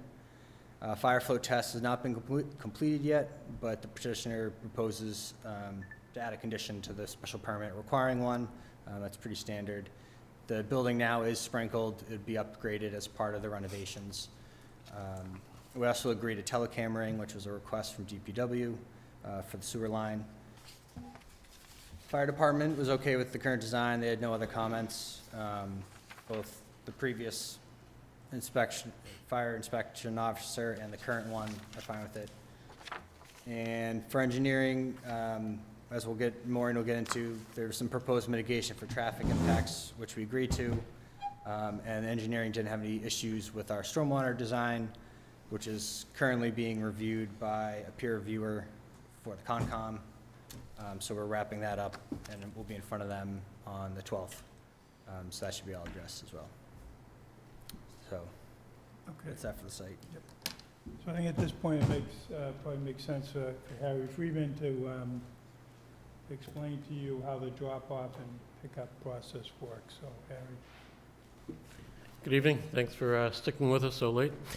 We'll try to keep this brief. More than happy to make up an answer to any question that you might have, but I'll try to keep my initial presentation relatively short. Just wanted to say little things about my background. I was a former paramedic. So all of the life safety, traffic, child safety issues really resonate very closely to my heart. I've seen what happens when people do not pay attention and do not do things right. Fortunately, I work with an organization, Bright Path. It's a little different than some of the other daycares that you might have had come before you before because it's a corporate-owned facility. One of the challenges in the daycare industry is that you have some very good operators and some not so good operators. And a lot of the, even the larger chains tend to be franchise operations. So you could get some phenomenal franchisees, and then you have some that don't necessarily follow all the regulations. We have been at the cutting edge of trying to really develop for the industry the best safety standards, curriculum, and things along that line. And towards that end, one of the things that we require is that we require every child to be escorted in, dropped off in their classroom, so that the parents, every parent comes in, drops their kids off. Same thing is reversed, so there are no children walking by themselves into parking lots, the way that the graphic that you can't see behind you would illustrate. We have sidewalks so that all the children will be walking down sidewalks to be escorted into the school, checked in, have secure entry. Only the people that should be getting into the school can get into the school, is the whole idea. We also feel strongly about the need for kids to play outside. That's why you'll see our playgrounds are a lot larger than others that I'm sure you've had come before you before, because we believe in the need for kids to be kids and to get out there and to recreate and to run around and to learn that way in cooperative play and things like that. We've developed the first U.S. entry for what's now owned by Bright Path was a chain in Connecticut, Educational Play Care. I developed a number of projects for Educational Play Care. So I've spent a lot of my time looking at what is the right site and what is the wrong site and trying to not deal with some of the issues that were discussed earlier tonight. I think a lot of those issues are not relevant for the conversation that we're having now because of the site selection that we did for this facility and the location for the facility. Also, when I look at it, it's safety of access in and out. As Tom from the developer or from the landowner knows, one of my first requirements was that we would have access through the abutting shopping center so that we would have the access for our parents who are going to be making a left turn onto Mishawam to utilize the traffic light to make sure that it's a safe entry and exit for them. That's really how we designed it, and probably delayed the project for about a year because of my requirements, but we will not sacrifice child safety. Had all kinds of other good things that I was going to tell you beforehand, but it's 4 hours later. But I would be happy to address any questions that you might have. But again, we're committed to the kids' safety. Obviously, we brought our own traffic engineer. We had a peer review. The peer review and our traffic engineer are in agreement as to the safety of the site, the appropriateness of the use for the site, and we will do it that way. What I was going to say before is that the way that when we do the drop-offs, and this is through 30 schools in Connecticut that I've been involved with, and 70 that they have, 21 schools in Connecticut, and about 70 that Bright Path now has in the U.S. Our drop-off and pickup periods are about 3 hours long. So you hear 200 kids and you say, oh my God, it's going to be a lineup of cars like you see at every elementary school now. That's not what happens in our industry because the drop-off and pickup periods are 3 hours long. Normally parents are there for about 5 or 6 minutes, dropping off their kids, walking them inside. And then, so what we've found is that routinely for centers this size, we normally have anywhere from 6 to 10 parents parked at any given time. The most that we've had at a facility like this is 12 to 15 cars. We have facilities that have 350 kids, and the most that we've seen there is about 20. And at the request of your peer reviewer for the traffic study, we actually went down and did a count at one of our full centers, about 200 kids down in Connecticut. Well-established center, it was number 2 in the educational play care chain.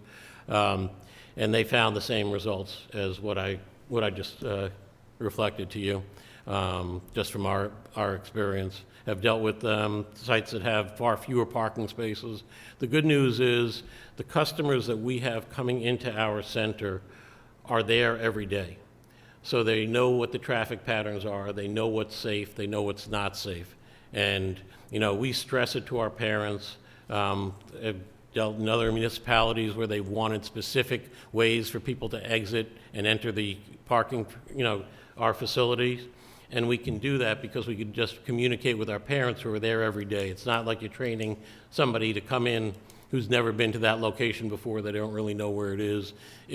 We do not want them making a left turn onto Mishawam Avenue, we will make sure that we communicate, from our parking lot onto Mishawam primarily, we will communicate to the parents that that is the case and that it's all in the safety, we're doing it for the safety of the kids. In the same way, the other people that'll be parking on our site are our employees. So we have a lot of control about how they access and leave the sites. We do have videos everywhere, video cameras everywhere. It's just the nature of the industry towards keeping it safe. So we can tell if there are people making left turns out of our driveway at a time that we don't think is appropriate, we will be having a conversation with either the parents or with the staff and to prevent that. Because again, it's all about the safety. You said before, Councilman, you know, one child gets hurt and it doesn't matter how much good you did. And that's what we're there to prevent. So we try to do things right, and we've had a lot of experience, a lot of years to learn how to do things right. And we're excited about coming in there. I was attracted to this site because I loved the pagoda and was really hoping to put a gym up inside the pagoda, and I was very disappointed when I found out that it's really a hollow shell up there. So won't be able to do that, but I think what you're going to see, it's going to be a beautiful facility serving a need. Obviously, there's a need for this type of services in your great community. We want to serve that need and really do it to the best of our abilities, and we're always open to any suggestions the council has. And we're looking forward to being active members of the business community and excited to be here. And again, more than happy to address any questions that people may have. So much for me keeping it short. Sorry. Thank you. Hold on.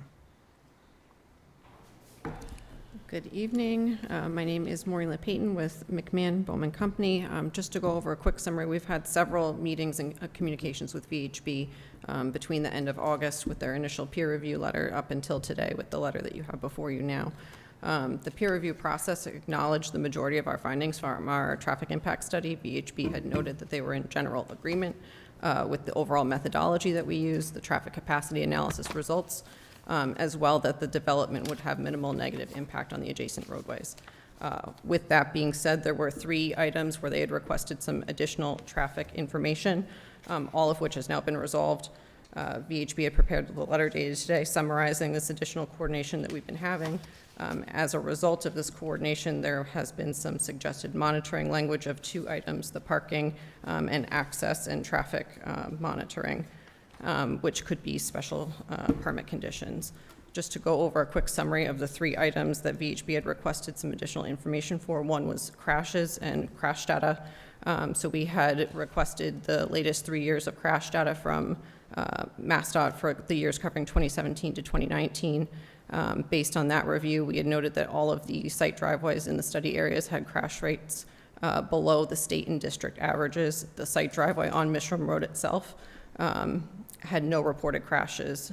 There were a couple parking lot related ones which typically are not included in our crash analysis, but no roadway-related, intersection-related crashes in the timeframe reviewed, and the timeframe reviewed from 2017 to 2019 also encompassed the time when the prior restaurant was still active, so encompassing some of the traffic that had previously been going there. The second item was left turns out of the site. There was acknowledgement that there's no sight distance issue or safety concern with there being no crashes at the driveway through VHB's letters. Typically, safety or sight distance restriction issues would be the primary reason to consider restricting access. From a level of service perspective, the level of service at the site driveway on Misham Road is expected to operate with similar delays as the unsignalized intersection at the Woburn Village driveway, with the Woburn Village driveway actually having slightly longer queues and delays. Restricting left turn access would only make that approach have slightly longer delays and longer queues if all traffic was forced to exit there. Our traffic analysis did not show that any internal site circulation issues were a result of the delays at the site driveway on Misham Road. The delays are really a function of the traffic itself on Misham Road. Any left turn out of any unsignalized site driveway on Misham Road probably operates with similar levels of service. VHB's response dated September 21st acknowledged the desire to maintain the left turn access at the site and recommended the monitoring period to coincide with the intervals of the monitoring for the parking, with the parking being the last item. So we conducted a parking utilization count at the Simsbury, Connecticut site for Bright Path. As Harry had mentioned, it's a almost completely enrolled 200 students well-established site with similar number of employees and teachers and 41 parking spaces, so very comparable to the proposed site in Woburn. We had collected data every 10 minutes during the morning and afternoon peak hours between 6 to 9 a.m. and 3 to 6 p.m. What we had found was that the maximum number of utilized parking spaces in the morning was 32, with the average being 18. During the afternoon, we did note that there were 41 maximum parking spaces used, and 32 on average. I do want to note that the 41 spaces were only for 2 of the 10-minute periods, so it was a very short amount of time, so that's 90% of the time. It's much less than the 41 maximum spaces used. And the other site in Simsbury, Connecticut, also, just kind of as a aside, what we noted is that there's a little pond at the site where parents were taking their children out to look at that and then bring them into the car. So that's not proposed at this site. It was kind of taking a little bit longer for people to get their kids back into the car. VHB's letter dated today, October 3rd, acknowledges our parking study and that there is sufficient parking on site, but just does recommend monitoring. So we've agreed to a monitoring program as well. So that's just kind of a summary of everything that's been going on to date. Thank you.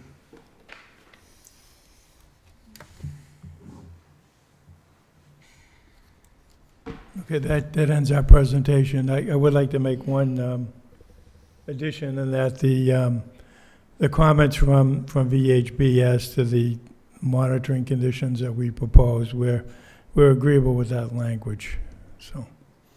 Okay, thank you. Comments, questions from the council? Council Mercer Bruin. Thank you, Attorney Tarby, and thank you, everyone. I know it's very late, and I want to thank you all for the time that you spent with me last Thursday. As I mentioned then, I'll say again now, I still have concerns with the turning movements, the left-hand turning movements. And I know, I see what these reports say. I do not think they reflect reality. I know that we're below the state averages in terms of crashes, but how many near misses? Those things aren't measured. And, you know, the one thing that I truly got from our discussion last week is that I believe that the children's safety is of the utmost concern. And I think that you guys have gotten it right when it comes to the internal workings. But I'm not satisfied that all those little people that will be leaving the site with their parents, because every single car that leaves is going to have little people in it. And that turning movement is just crazy. It's like the wild, wild west. So I know I mentioned it on Thursday. It wasn't, well received. I was very honest with you that it was still a concern. It is still a concern today. So, and I do appreciate the fact that the conditions were put together. Unfortunately, these conditions did not arrive until later on this afternoon. And some of them, I think, need some work. Some of the language needs some work, from my perspective, to tighten it up. I did mention when we met that I'd like to see, you talked about a deal that was being struck with Avalon and Edens, and that was very close, and I suggested to you that I'd like to see and know that that deal is done, and the language here doesn't say that. So that is a little problematic. Additionally, Maureen mentioned, at the other site, when people were parking, they had a pond at that other site. I know I mentioned this on Thursday. We don't have a pond, but we have a big old mall that has a lot of things that kids would be interested in participating in and going to stores and all of that, and including the parents. So there's concern about the parking spaces there. I understand you're gonna maybe do this parking monitoring, and again, I think some of that language needs to be tightened up. But, and last, but certainly not the least, is the mitigation that was proposed by City Engineer Corey. I specifically asked that our city ordinance, in terms of mitigation and the reporting requirements that are outlined in our mitigation, be sent to us in terms of a report. What he suggested here was described in the meeting to me, that this is gonna provide the city engineer with a way to see everything that's going on at that particular signal from his office. And please stop me, Attorney Tarby, if I'm wrong, because I don't wanna misrepresent anything. The way it was explained to me was that this would give the city engineer the ability to monitor that particular signal and make adjustments as needed from his office in the engineering department. Did I hear that correctly? No, that's correct, and I remember... No, it's correct, or yes, it's correct, I heard it correctly? Yeah, that's the way you heard it. Okay, right. okay. So I'm trying to understand, first of all, how our city engineer will be able to do that when, he's out on the road a lot. And two, what are we mitigating by doing that? How much is this equipment going to cost? I ask that because, again, those are all requirements that are in our mitigation ordinance when we get these memos. All I got back and all this council got was the same paragraph we got before we met. And I know Jay's busy, but so that's still an outstanding item as far as I'm concerned. So I would like to see this go to at least one committee meeting, and hopefully that'll be it. But those are my outstanding items for now. Okay, could I just... And address- generally, I think everybody on the council knows, I've supported this use from the very beginning. I think that it's a great, it's not necessarily a bad use for that area. But I'm worried about that crossing, so. No, I understand that, the VHB report came late this afternoon. But they do mention that, after receiving the additional information, they're comfortable with the 41 space parking supply can meet the demands of the facility, but acknowledge that site operations vary from location to location, and then they've recommended, parking monitoring. I saw and that. We heard you, on your position on the left turn, your concern last Thursday, but, the proposed condition, which would incorporate the VHB language, doesn't say you know, you can have the you can have left turn forever. What it says is that there are certain things that we have to do when enrollment reaches 120 after 4 weeks. Goes up to 150 and again at 180. That all gets monitored.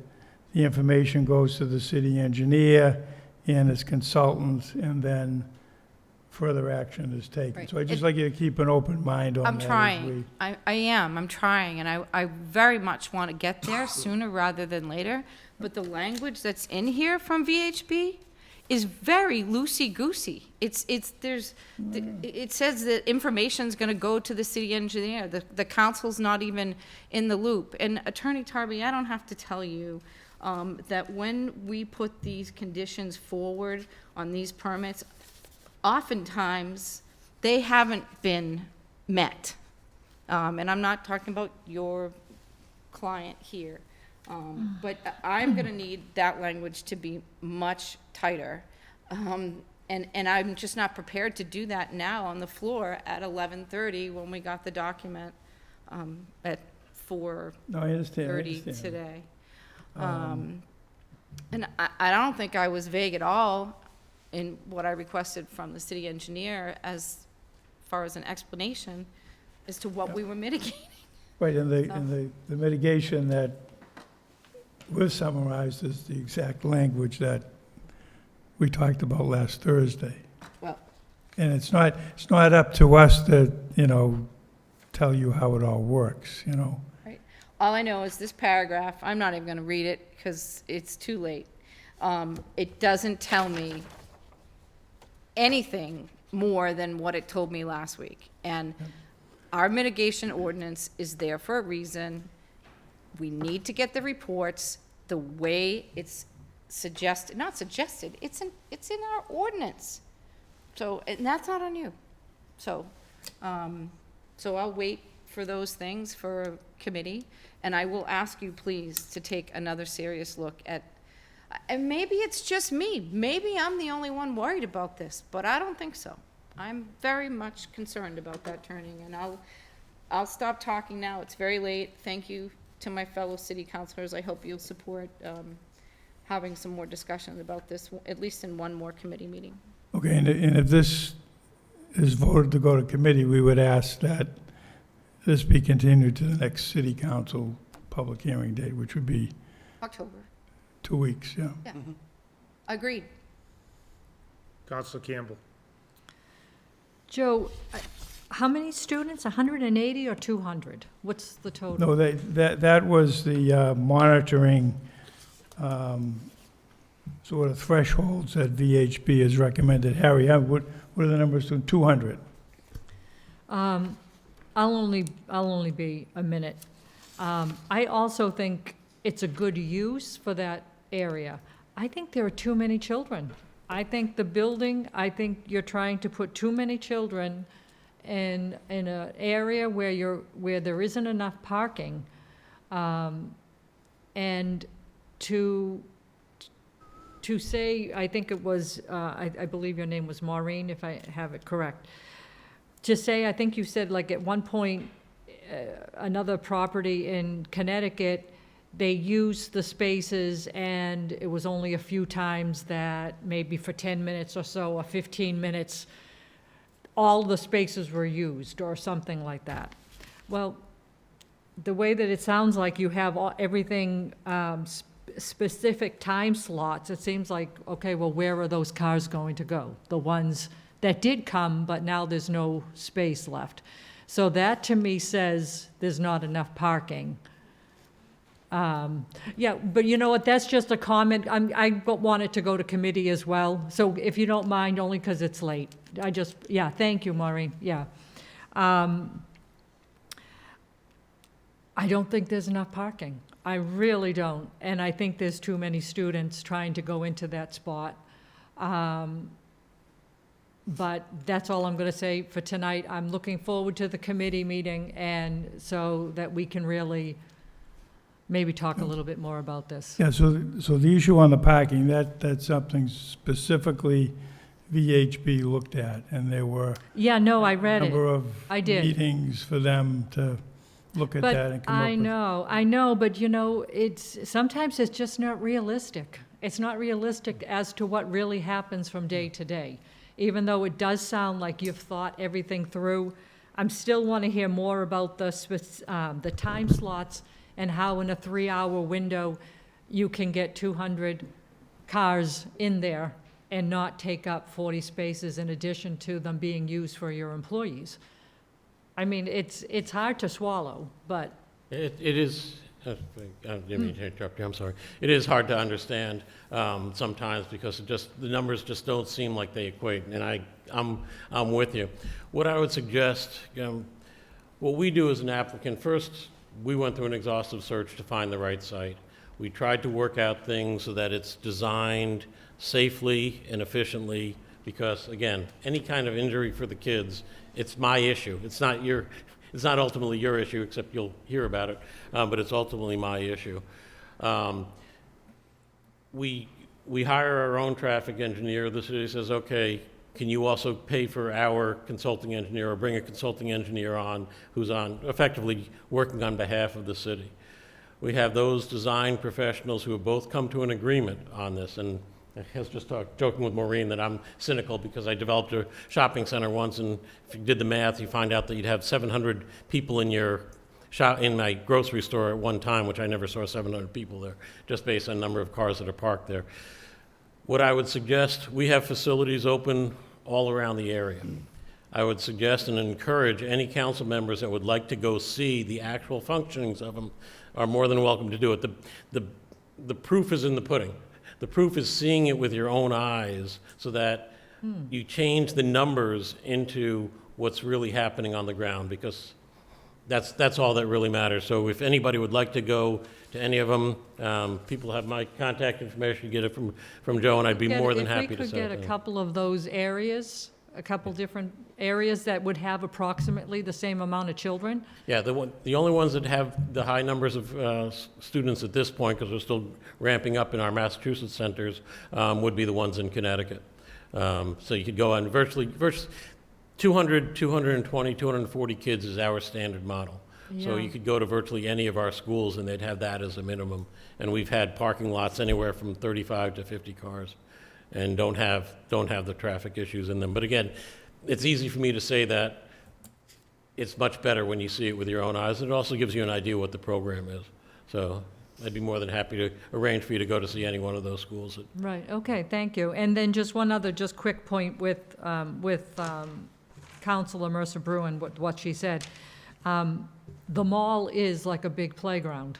So they're going to potentially want to stay in that area and potentially park in your parking lot, because right over the fence where you are going to be is a huge green space that they put in with games and everything else so that people would stay in that area and use the restaurants and the different stores. And it's right there. I mean, right where the people are parking practically. Yeah, again, I'm a practical guy. I have lived through this Yeah. enough different times. I've realized how lazy people are. Where I've seen people go to the health club and they'll fight to get the parking spot right in front of the door, as opposed to, having to walk. So the cynical side of me, the realistic side of me says that if the parents are gonna go into the mall, they're gonna get back in their car and they're gonna go try to find a spot closer. But again, the proof is in the pudding. Yeah. But I think that's the flip side of it, is that you will see a lot of people driving that way. So, Okay, yeah, thank you. but again, we're anxious to be in here. We've been at this project for close to 2 years now. Any time that this gets further delayed makes it that much challenging, because we're fighting the weather at this point. And for me, we delay it a couple of weeks and then a couple of weeks and things like that, and that prevents us from doing any work over the winter season. Oh, quickly, Opening just up. one last question. You monitor, okay, so the first monitoring will be taking place 4 weeks. And the facility would only be, at that point, 120 students. And then a little more time goes on, and then it's 150 students. What if all of a sudden at 120, which is, very 80 less than what you potentially want in that building, what if you find out that you don't have enough parking? Are you saying at that point that you're only going to have, you're going to keep it at 120?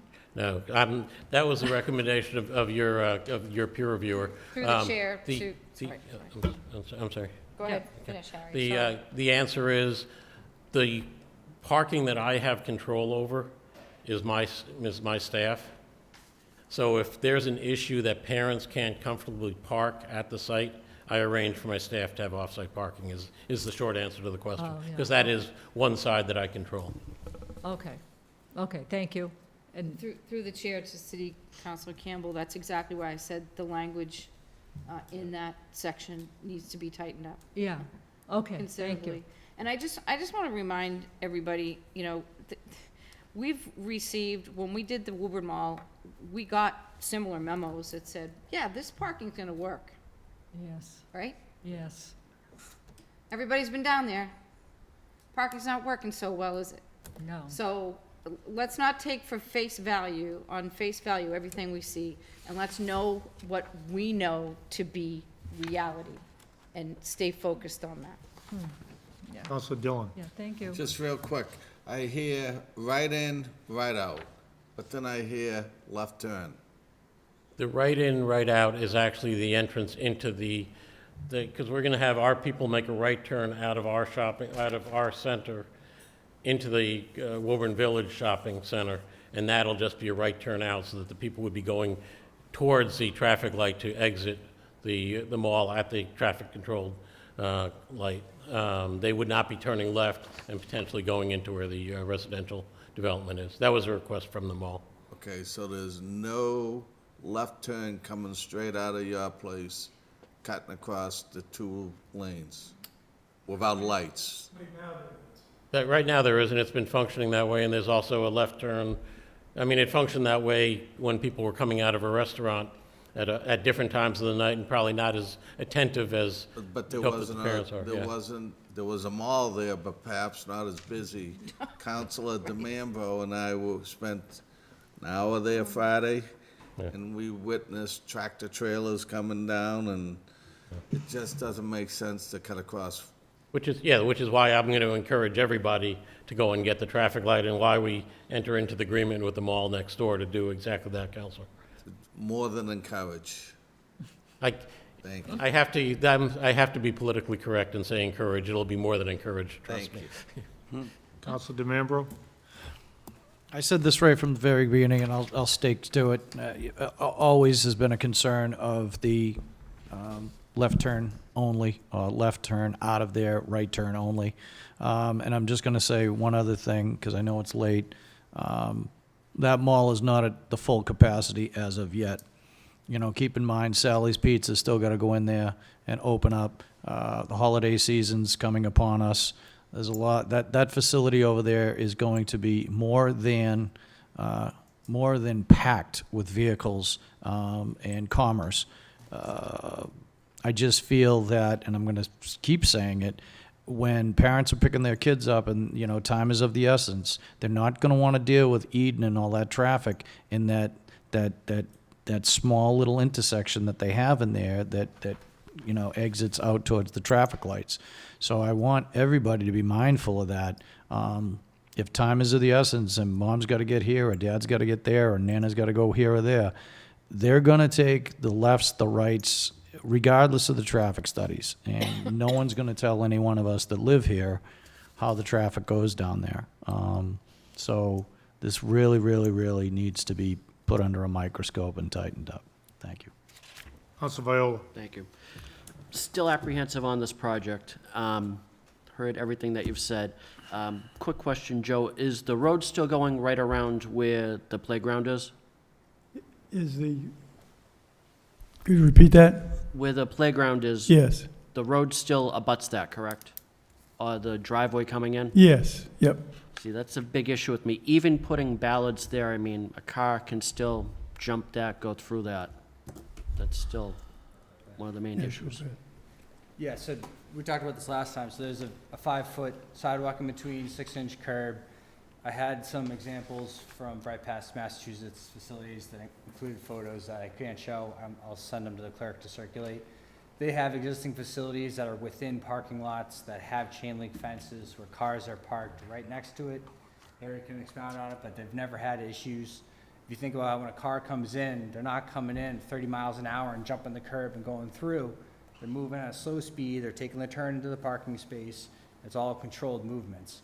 You also, if you have an elderly person that forgets what's the brake, what's the gas, takes that one split second. Sure, that's why we put the sidewalk where we did with the curbs like we did to try to anticipate and be overly cautious that way. I'll keep an open mind, but just if you could bring those photos for the committee meeting. Sure. Thank you. Anything else? Just from the chair.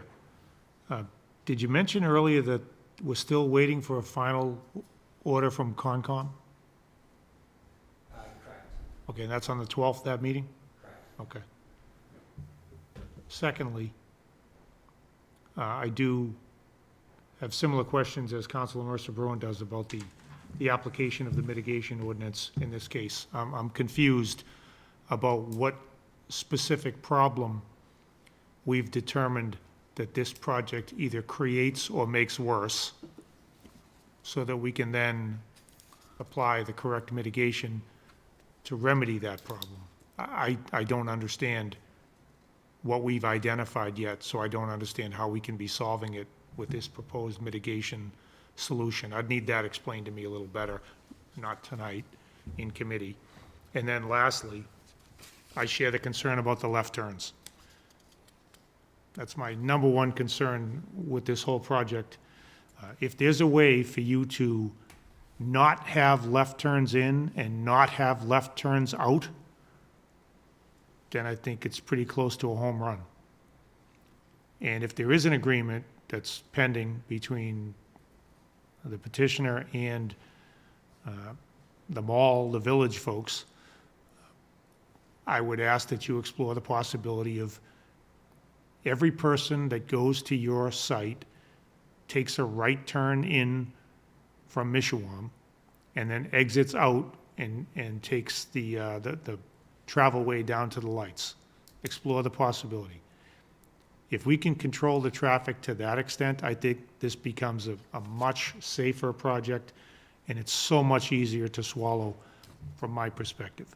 So those three things. I'm awaiting Concom. I don't think there'll be anything radical there, but I don't think we should act until we get that. The mitigation needs to be explained a little better, and the left turns it's a huge issue in my mind. That's all I have. So if Thank there's anything else from the petitioner? Not at this time. Make a Nothing motion to else? open a public hearing? Motion second to open the public hearing. All in favor? Aye. Aye. Is there anyone here tonight who would like to speak on this petition? 288 Mish RD LLC, and this is regarding 288 Mishawam Road and the proposed daycare. If you'd like to be heard, please come forward. Make a motion that we continue the public hearing till October 17th. Second. Motion second to continue this matter till our council meeting on October 17th. All in favor? Aye. Aye. Thank you. Hey, thank you. Cannon, I know Alderman Gately's not here, but I'm hoping we can meet in committee on Tuesday if possible. I think that would be the goal. Thank you.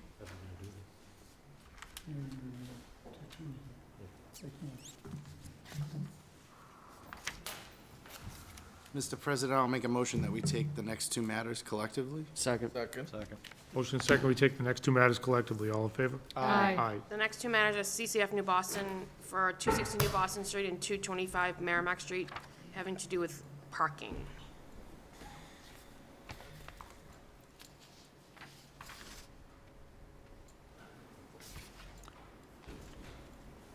Madam Clerk, am I in or out on this? These are I've been calling the second petitions, so you were fine. Appreciate that.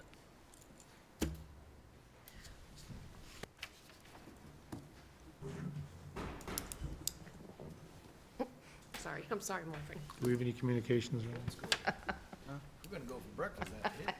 There's no communications on this. Okay. Planning has not given The magic touch, Nick.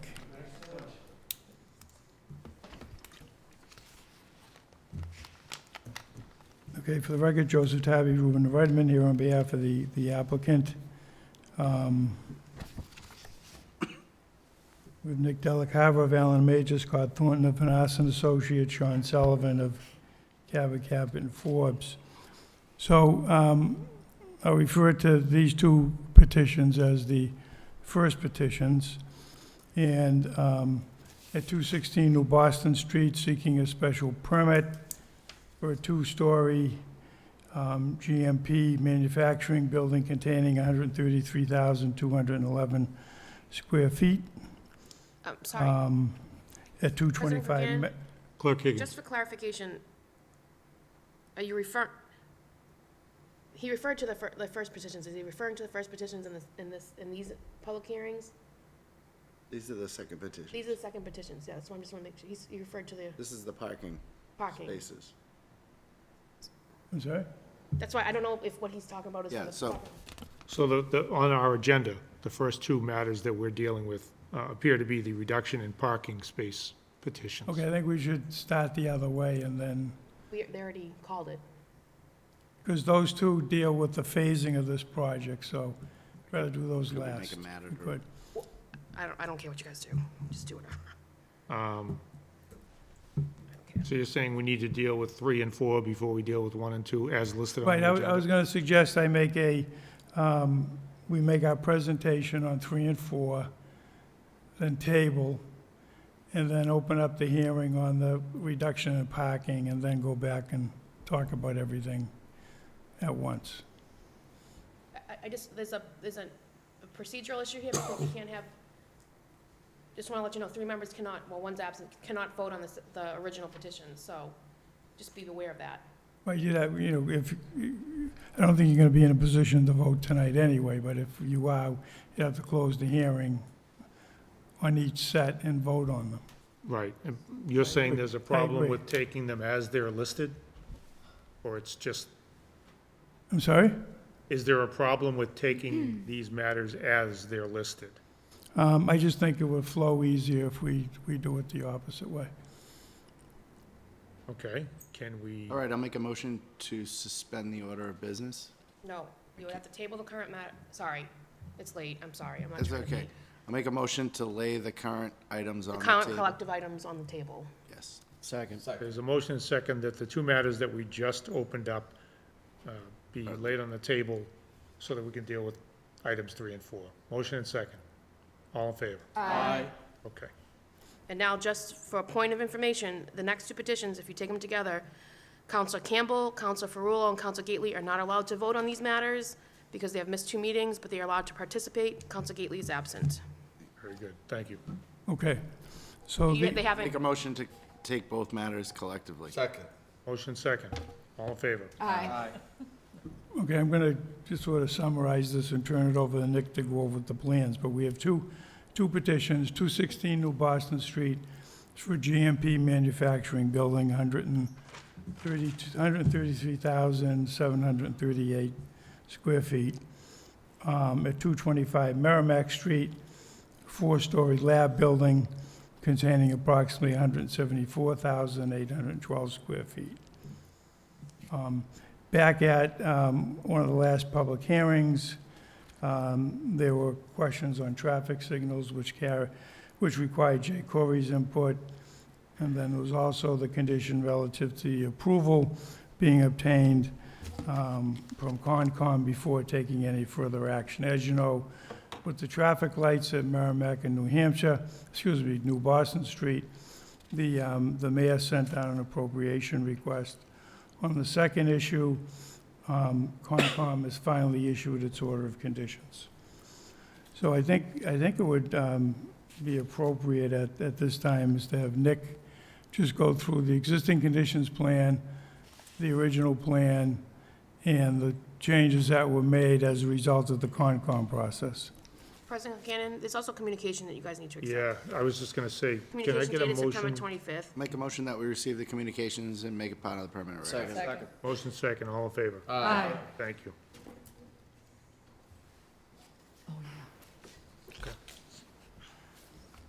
All right, thank you. Again, for the record, Nick Delacava with Allen Major Associates. So since we last met, we've been working closely with the Conservation Commission and the city's peer review consultant for the better part of a year now. public hearing was closed on September 7th, and the order of conditions was issued on September 25th.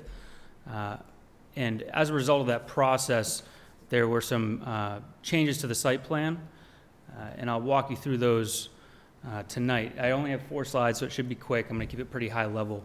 But to really understand what drove those changes, I'll start from the beginning here. There are 2 intermittent streams that surround the site. One is along New Boston Street. It runs from left to right. And the second runs right through the center of the site. It runs from the bottom of the page, from Rumford Avenue, the paper street, all the way up through where it intersects the stream at New Boston. It enters the municipal drainage system, closed 30-inch culvert, and runs away from the site. During the conservation hearings and the peer review consultant, we agreed to expand the existing condition survey out on the property to have a better understanding of the hydraulic model of how this whole stream and everything interacts throughout the site. Go to the next slide. So this is the original design. We had originally proposed to reroute this stream around the backside of Building 1. We were going to fill in the stream where it runs through the center of the site to create this continuity between Lot 1 and Lot 2 for both pedestrian and vehicle access. And as we expanded our study, like I had mentioned, we found that the stream bed and the adjacent wetlands would need to back up, 1 to 2 feet in elevation, and before it started to flow around the site as we intended. And so that caused some concern, how does that affect some of the abutting landowners upstream from our development? Obviously, we don't want to flood any properties, so this really was, the design was not feasible. And so we had to go back to the drawing board and see what other solutions we could come up with. And that's where we landed, what landed us where we are today. We've kept the intermittent stream running through the center of the site. The stream along New Boston remains. All we've done really to the design is add 2 box culvert crossings, shown here where my cursor is, and another one lower down. The stream remains in its same horizontal and vertical location. And really the site design remains largely unchanged. We've adjusted some of the building walls. They now are angled to run parallel to the stream, and we've reconfigured some of the parking to the left of Building 1 and to the right of Building 2. The parking garage remains on Lot 2. And again, both lots remain in compliance with the zoning ordinance and parking requirements. I'll go to the next slide. So as part of do you want me to get into the phasing? No, we're still under these public hearings. So I guess to be efficient here, maybe what we should do is with these 2 hearings, my understanding is they were sent out for action at one point, so they need to go back to committee and would ask for the public hearing to be continued to October, the next meeting in October, which is the 17th, and then we can go back to the other 2 hearings. So we have items 3 and 4 right now. Are there any questions at this point on 3 and 4? If not, Councilor DeMambro. I just want to know, what's the size of that parking garage? How many levels is that? 3, 4? So I believe the plans that we've submitted, they show it as a 4-level parking garage. 4 level. But with the reduced parking count that we'll get into, it'll be less than that. So you're going to drop it a deck? I believe it'll be about 2.5. So you're dropping a deck on that parking garage? That's correct. Okay. All right, thank you. Okay, so at this point, I believe we should open the public hearing. Motion to open the public hearing. Second. Motion second, all in favor? Aye. Is there anyone here tonight who would like to speak? Yeah, the 2, Councilor Frulo, you didn't vote on that. Council Campbell Ferrullo cannot vote, yeah. Very good. Is there anyone here tonight who would like to speak on either of these 2 matters, CCF New Boston, 225 Merrimack, 216 New Boston Street? Make a motion to continue the public hearing to October 17th and send off to Committee on Special Permits. Second. Motion second, all in favor? Aye. Aye, that's 6012. 6012, yep. Very good, thank you. So now, Make a motion that we take them take from the the table. matters that we from the laid table. laid on the table collectively. No, you need to take up from the table, not lay. I said take up from what we, well, yes, Yeah, okay. just take from You the get the table. language. So there's a motion, Second. a second, that we take the two matters that we had previously laid on the table and deal with them at this Regarding point. to parking, yes. These have to do with the parking reduction on the 225 Merrimack and 216 New Boston. Motion and second, all in favor? Aye. Mr. Tarby. Okay, so with these two petitions at 216 New Boston Street, and I'll explain the reasoning behind the request. We're looking to allow for reduction in the number of parking spaces from 342 to 262 for the proposed life science use, advanced manufacturing, GMP manufacturing, research and testing, lab uses, and then the parking of 34 of the 262 vehicles on the adjacent lot at 225 Merrimack.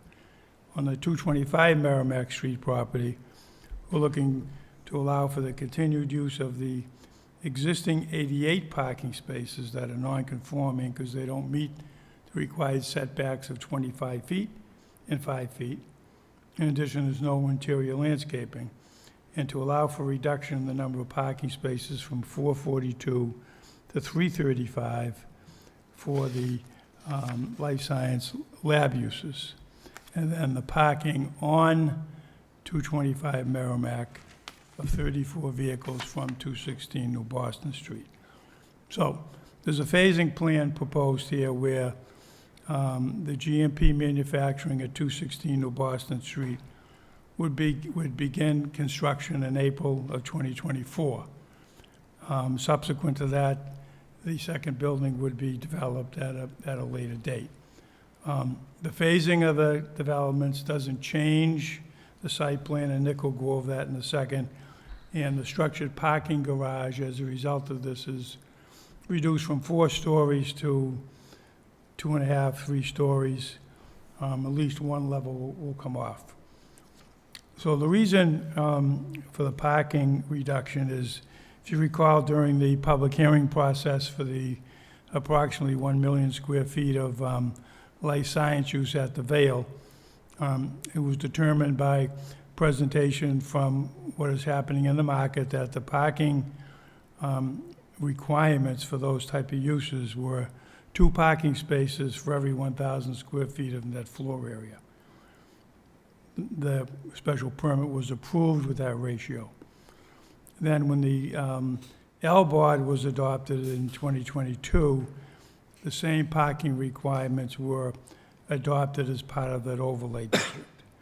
So the second special permit petitions that we've filed seek approval of 2 spaces per every 1,000 square feet of net floor area as the parking ratio for the 2 proposed uses. So I think, Nick, if you can take them through the plan and make it a little clearer. Sure. So, again, as I just described, Lot 1, Building 1 would be constructed during Phase 1. The 2 curb cuts off of New Boston Street would be constructed as originally designed. Really, the only change to this is the 2 box culverts connecting Lot 1 and Lot 2 would not be constructed during Phase 1. That would be constructed at a later date. The stream bed would remain, again, in its existing location, and the site would still provide access for fire apparatuses to circle around the building. It would provide access for loading and unloading of the large WB67 tractor trailers at the rear of the building. And Lot 2 would remain in its existing state. The 2 buildings would remain, and the surface parking and staging areas that currently exist there today would remain during Phase 1 of this development. Drainage and utilities, all of those can be handled on Lot 1. There may be an easement that needs to clip the corner of Lot 2 for sewer, but for the most part, all the utilities servicing Lot 1 can be constructed during Phase 1 of the development. Is there anything? Yes, so, yep, as part of, to meet the parking requirement, 34 vehicles would be required to be parked on Lot 2.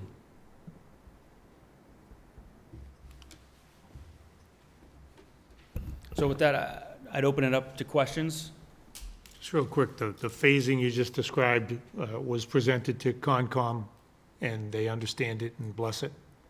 No, so the phasing, my understanding is the phasing hasn't been described to Conservation Commission at this time. Correct me if I'm wrong, Sean. I think, so what would happen, the way this, my understanding is, if we decide to build this in phases, we would notify the Conservation Commission, and they would make a determination whether, the public hearing would have to be reopened, or if we can just make an amendment to the current order of conditions. That was my question. Okay, Councilor DeMembro? On these parking spaces that you have, are those compact parking spaces, the way they're gonna be striped? Or are those for normal-sized vehicles, SUVs, pickup trucks? Or is there a percentage of each and or how does that go? Nope, so they're all 9 by 18 parking spaces. Is that considered compact parking? What's the compact parking size? I believe compact is 8 by 16. So my question to you is, would it behoove you to take, so you don't lose parking spaces, to make more compact parking spaces? To kind of add more, because I guess my problem is, or my concern, when I talked to the planning board, and I talked to Tina, her concern was, in later years, if you have a tenant that all of a sudden wants more office space, and they have a demand to put a lot of people in that building, down the road, you only have X amount of spaces and you need more, odds are the building inspector's not going to approve it because of the lack of parking. So my way of thinking is either keep a layer on that garage or have more compact, like 50-50, 50% compact, 50% average, just so you can gain more parking currently on this permit. 30%. So, yes, so compact spaces are limited to 30% of the total. That's why I'm saying, should you kick it up to like 40 or 50%? This way you won't necessarily lose spaces. I was just spitballing to see if that's something you want to consider. We're just trying to be in line with the market for life sciences. Sean Sullivan, for the record, with Cabot Forbes. I mean, the answer is really that we're just trying to, be within the market for life sciences, and that's, why we request the reduction in parking. So we think that 2 per 1,000 is sufficient for the, the development that we have here, and, that it should be the same for GMP, office, lab, not a purely office building. That's not what we're planning to do here, and, that's not the uses that we're getting approved. And again, like I said, I spoke to the planning board, and that was their concern. I'm just trying to facilitate something somewhere in the middle and split the loaf. Right, so if you have a building, if there's a change in use down the road, you have to show the building department that you have sufficient parking on site. Correct. And if you don't have sufficient parking, then you've got to, rearrange your square footage to meet the parking. And that's why I said if you can do it now up front, it might behoove you. That was all I was saying. Understood. Yeah, I hear your concern, and we would have to do something in the future to modify and meet the requirement. But, I think we're going to stay with this plan. That's fine. Okay, thank you. Other comments, questions? No? Make a motion to open the public hearing? Second. Motion second to open the public hearing. All in favor? Aye. Aye. Is there anyone here tonight who would like to speak to these two matters?